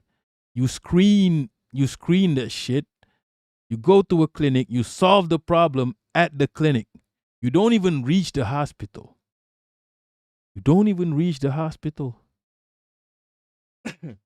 You're not a socialist if you say Medicare for all. You're not a socialist. I don't know what you are. Password, just like how food should be universal right, reminds me of that UN vote. Yeah. You see, water, food, everything is a, you get me? Jess, we get one free, one free. It's not free, Free is not a word that should exist. It's not, you're not getting it for free. If it's your right, you're not getting it for free. It's your right. Free is crazy. Free is crazy. Free is not a word that should exist. Healthcare is not free, it's a right. This is how crazy Yankubians are, and they don't even understand how crazy they are. You get me? They don't understand how crazy their dunya is. Insurance for all, exactly. Tasha, we have sugar and salt. Do you have a limit on sugar and salt? That's healthcare. How you handle the sugar industry is healthcare. Providing an industry of sugar alternative, that's healthcare. Healthcare is not just fucking treatments. Treatments are for people who can't prevent it. Some people are born with diseases, right? They can't help it. That's where treatment comes in. Some people look for diseases. Jarros, M4A will be bare minimum shit for poor and homeless people. That's another problem. There shouldn't be any homeless people. And it will provide, there shouldn't be any. In Islam, if poor people and homeless people exist, you are a failure. We have the right to take you down. We have a divine right to take you down. And it will provide basic stuff for that big industry. Save money. That's crazy. At this point, shit like M for all is like crumbs. But here's the thing, though. It's not like people haven't done Medicare for all or whatever the fuck. People have done this shit. It doesn't work. So why do you wanna? This is American. What do you call it? Exceptionalism. They think they're doing something unique because they're special. They will do it differently. You can't even do it. Forget doing it differently. You can't even do it in the first place. Why though? So you're not exceptional. You're treading a path already treaded, and you pretend as if you can do it differently. You can't do it differently. You're dumber than all of us. At Kaleb Kemtab. I had an accident. I only paid 20 rupees. 7 cents. Yeah, same. In Malaysia is $1, which is like 20 cents USD. It's not universal healthcare because it's not completely free. But you know what? They don't really care. It's practically free. I did not want painkillers, so I refused it. Why? Are you a giga Chad? Is that why you don't want painkillers? Right? I want to feel the pain. Because what is life without pain? Don't give me no painkillers for me. I am Atkalim Kimtab. I am a giga Chad. No painkillers. My neighborhood will not forgive me if I take these painkillers.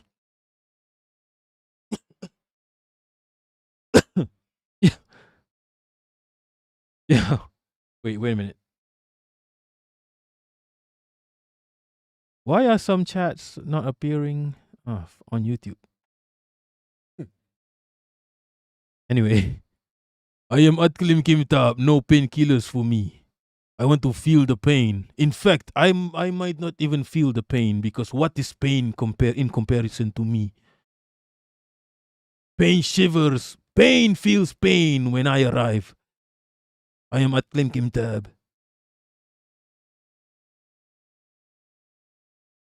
Anyway, where were we? Holy domestic shit. issue that I would also find popular and worthy of defending and worthy of espousing. And what's happened here is it's become. Well, what's good, Cheshire Cat? By the way, are you a limey? Yo, Cheshire Cat. Are you from the UK? I know you're from the UK. It's in the name.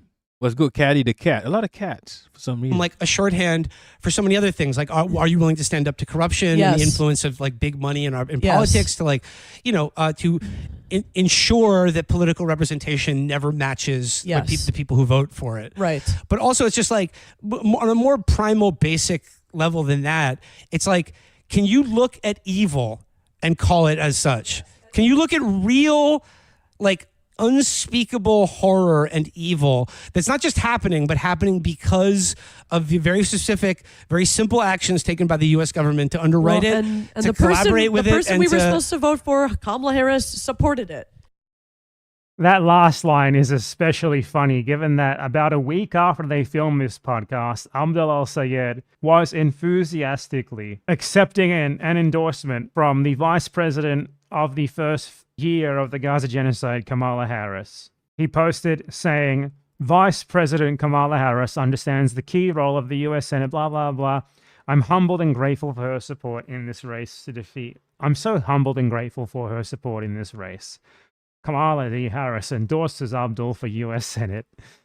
How inconvenient for them. But like, look, this is exactly what I'm saying here. Like I've been saying, Palestine is becoming a completely useless, meaningless signifier that just is a way to signal where you stand in like the good cop, bad cop game of American domestic, especially like internal Democratic Party politics, like Medicare for all or Affordable Care Act, that sort of dumb thing.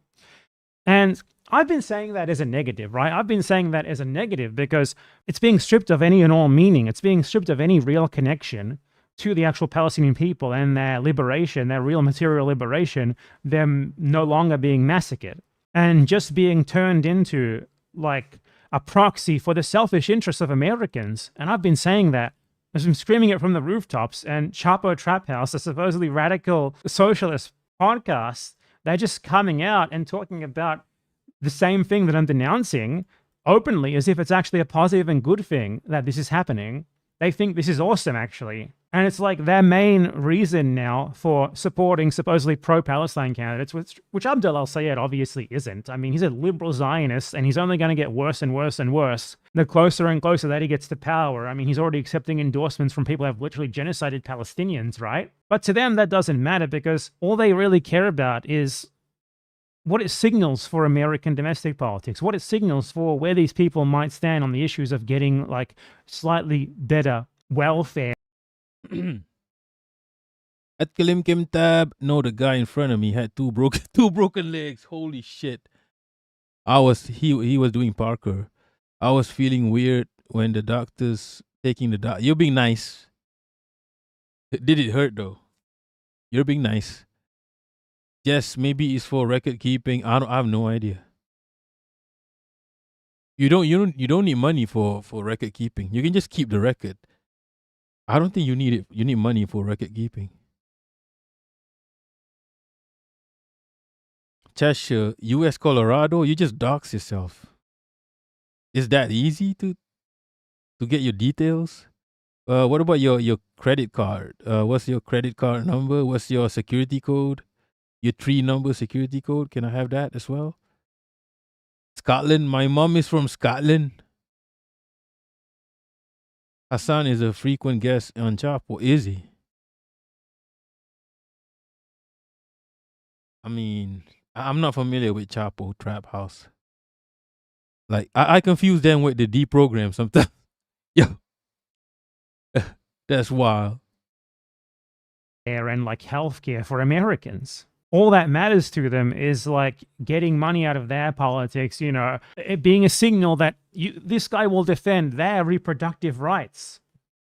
Free Palestine means free Palestine, right? It does not and it should not be shorthand for other things, because when you turn it into a shorthand for those other things, what ends up happening is this. Its original meaning is just completely dropped to the point where no one really gives a shit about whether or not the people who espouse supposedly pro-Palestinian views are really even trying to do anything about it. This is something that we have to fight against, right? This is something that we should be seriously vigilant about because, well, I mean, fight against it might be a bit late for that. It's already kind of happened, but it could get worse, I suppose. We can't let the liberation of the Palestinian people just become a thing that lip service is paid to as like a domestic American culture war issue that is like sort of used as a proxy to mean, look, I swear up and down, I'm going to fight for Medicare for all and for your reproductive rights if you vote for me on the Democratic Party ticket, if you grit your teeth and ignore the fact that I am in an open alliance with Kamala Harris and Barack Obama. Like, we've moved to the point now where people talk about, like, supposedly freeing Palestine and being anti-Zionist and all this stuff, but it's not even within the context of Palestine itself. They're just mentioning it as a empty signifier for completely unrelated issues. Honestly, though, maybe they are related in a way because, you know, free healthcare for Americans, all these other, like, welfare benefits. You know why? You know when you say this sort of stuff to a Yankubian, they make you feel as if you're crazy, right? This is not a mystery for Asians. When BE say stuff like this, as an Asian, I'm like, yeah, you're right. What the fuck is going on? How are they going free Palestine and then supporting the same mechanisms that genocided the Palestinians? How does this make any sense? It hurts my fucking brain thinking about how much nonsensical this is. But then you talk to a Yankubian and they're like, they make it seem as if you're crazy. What are we supposed to do? This is the only way. look, if you don't want to do it, at least think it. If you don't want to do, if you don't think revolution is, if you don't think if you don't want to do the revolution, at least think it. The least you can do is think that it's possible, because it is possible. This is not, reform is not the only way. Okay? Right? If you want to talk about you can't do shit, in Malaysia we have a monarchy, we have the capitalists, we have all kinds of shit. We have more fuckeries than you. Right? Even I know, and even I know revolution is the only way. It's possible. Okay? Even I have dreams. Even if you think, right? Even if you don't want a revolution, at least think about it. Don't just immediately dismiss the revolution. It's not possible. I don't think it's gonna work. It's never gonna work. What you mean? But they don't even want to think about it. They completely dismiss the only way that has worked throughout centuries, right? In multiple countries that has gave birth to civilizations. They want a China max, but they don't want to do what China did. They say, this is not gonna work, but then they want to be a China maxer. Why did it work in China? China had a whole ass monarch, emperors. China had emperors, people. Right? You don't even have an emperor. Why are you so cynical? Right? I don't get it. They don't even want to think about it. They completely dismiss something that has happened. Meanwhile, has reform ever worked for the people? Nah. So why do you keep believing in something that doesn't work, and you keep dismissing something that works, that has historical precedence? Why, Yankubian? Why? Tell me.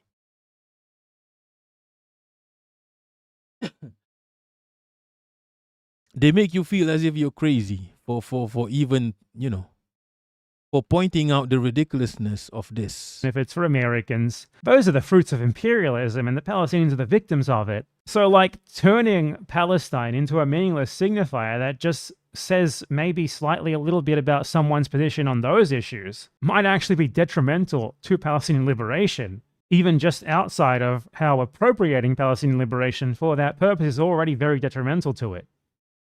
And Chubbo Trap House, like of everyone, they get no excuse for this shit.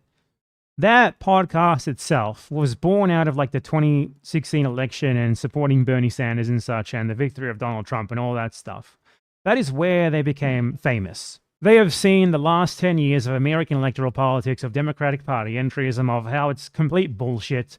They, of all people, have no excuse for peddling this sort of shit. This is approximately their 50th time falling for it in the course of 10 years. And they're just open about how, to them, it's not even falling for it. It's actually a good thing that this anti-imperialist, anti-colonial movement has been appropriated to be little more than a sort of culture war issue that signals where you stand in American domestic politics. Nah, it's fucked up. It's true. It has become like the Che Guevara photo. Doesn't really mean anything. It has become like the Fidel Castro hat. You can wear the Fidel Castro hat and then go vote for a Democrat. Right? You know that small Fidel what do you call it? The Fidel Castro hat. Everybody used to wear that shit back in my day. Fidel Castro hat. What do you call it? Oh, is it Moroccan leather Fidel Castro?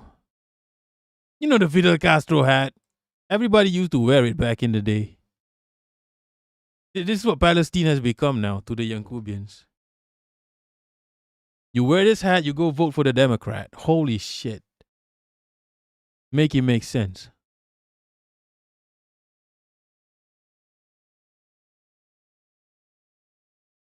Soviet aesthetics are not great. There is what? There is a reason they lost the cultural Cold War to a can of tomato soup. Nah, come on, AK-47?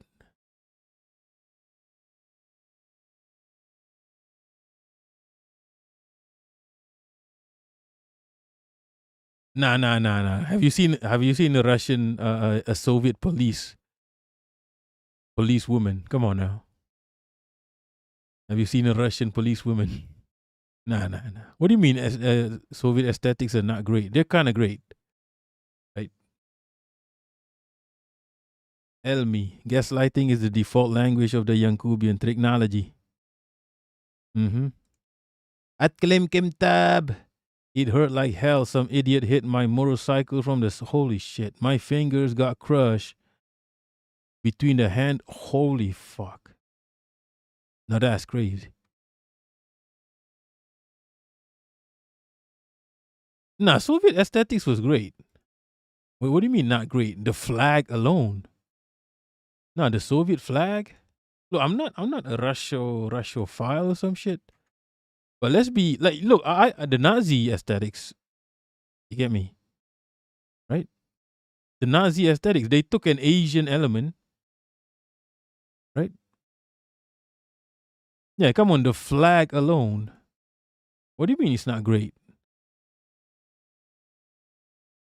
Simple designs, Soviet aesthetics.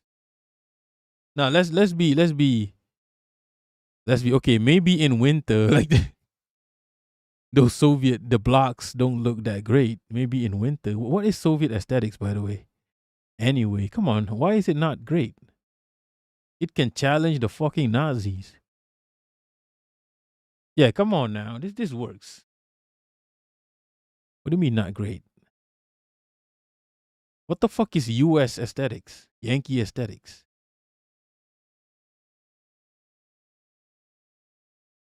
Yeah, what are we working with here?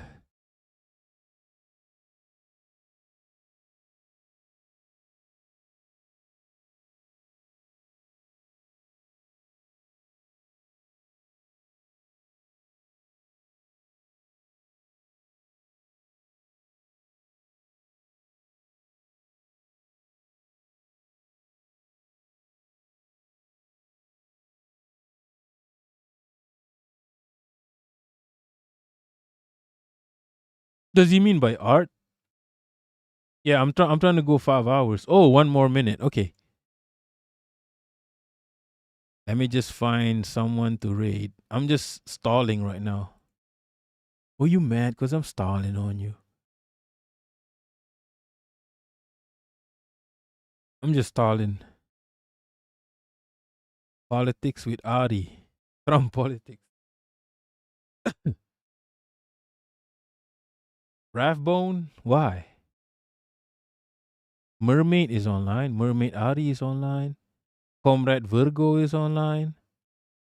I mean, Rathbone has a lot of viewers already. Ray K is online. Ray K don't like me, man. Ray K is a Mamdani Glazer. All right, I'll do Rathbone anyway. Maybe what about on YouTube? Comrade Virgo. Let's do either Rathbone or Comrade Virgo. OF, Yankee aesthetics. Yeah, what is Soviet aesthetics? What do you mean by Soviet aesthetics, though? I mean, is it like the cities, the art? There's no uniform Yankee aesthetics. It changes to whatever cheap. They just look unbathed and undisciplined. I do kind of like, that's why I like working for Yankee companies, because they don't care what you wear. Right? I'm down with that. Yeah, Raph will give me a shout out, so it's good for me. If I do it for someone else, it's good for someone else. So am I selfish or am I not selfish? But Rathbone doesn't allow rating on YouTube though. So on YouTube, I'm gonna go revolutionary. What is this? Something revolutionary. All right, I'll do Rathbone. Okay. All right, people, Mandem. Look me in the eyes, Mandem. Right? We're gonna raid. By the way, join Discord, please, if you haven't already. Join Discord. Join the fucking Discord if you haven't already. It's fun. It's chaos. Right? It's fucked up. It's fuckeries. You might get stressed up. You might hate the Discord. We'll see. Jess, can you stream again next week? I don't know. I'm working outside on the weekend, so no weekends for me. We'll see. I don't have a schedule. You get me? My schedule is confirmed 11 p.m. on the daily. I pretty much get my schedule on the daily at 11 p.m. I can't even make plans with family members. But sometimes I just do it anyway, and if they call me up, I'll figure it out. I don't know. Yeah, so I don't have that kind of job where I have a set schedule. Every day is I could be called up every day. So anyway, join Discord, right? Join Discord. Don't forget to join Discord. Don't forget to join Discord. And we're gonna rate Rathbone and someone else on YouTube. So love for the love. That's all for now. Thanks for watching. Peace.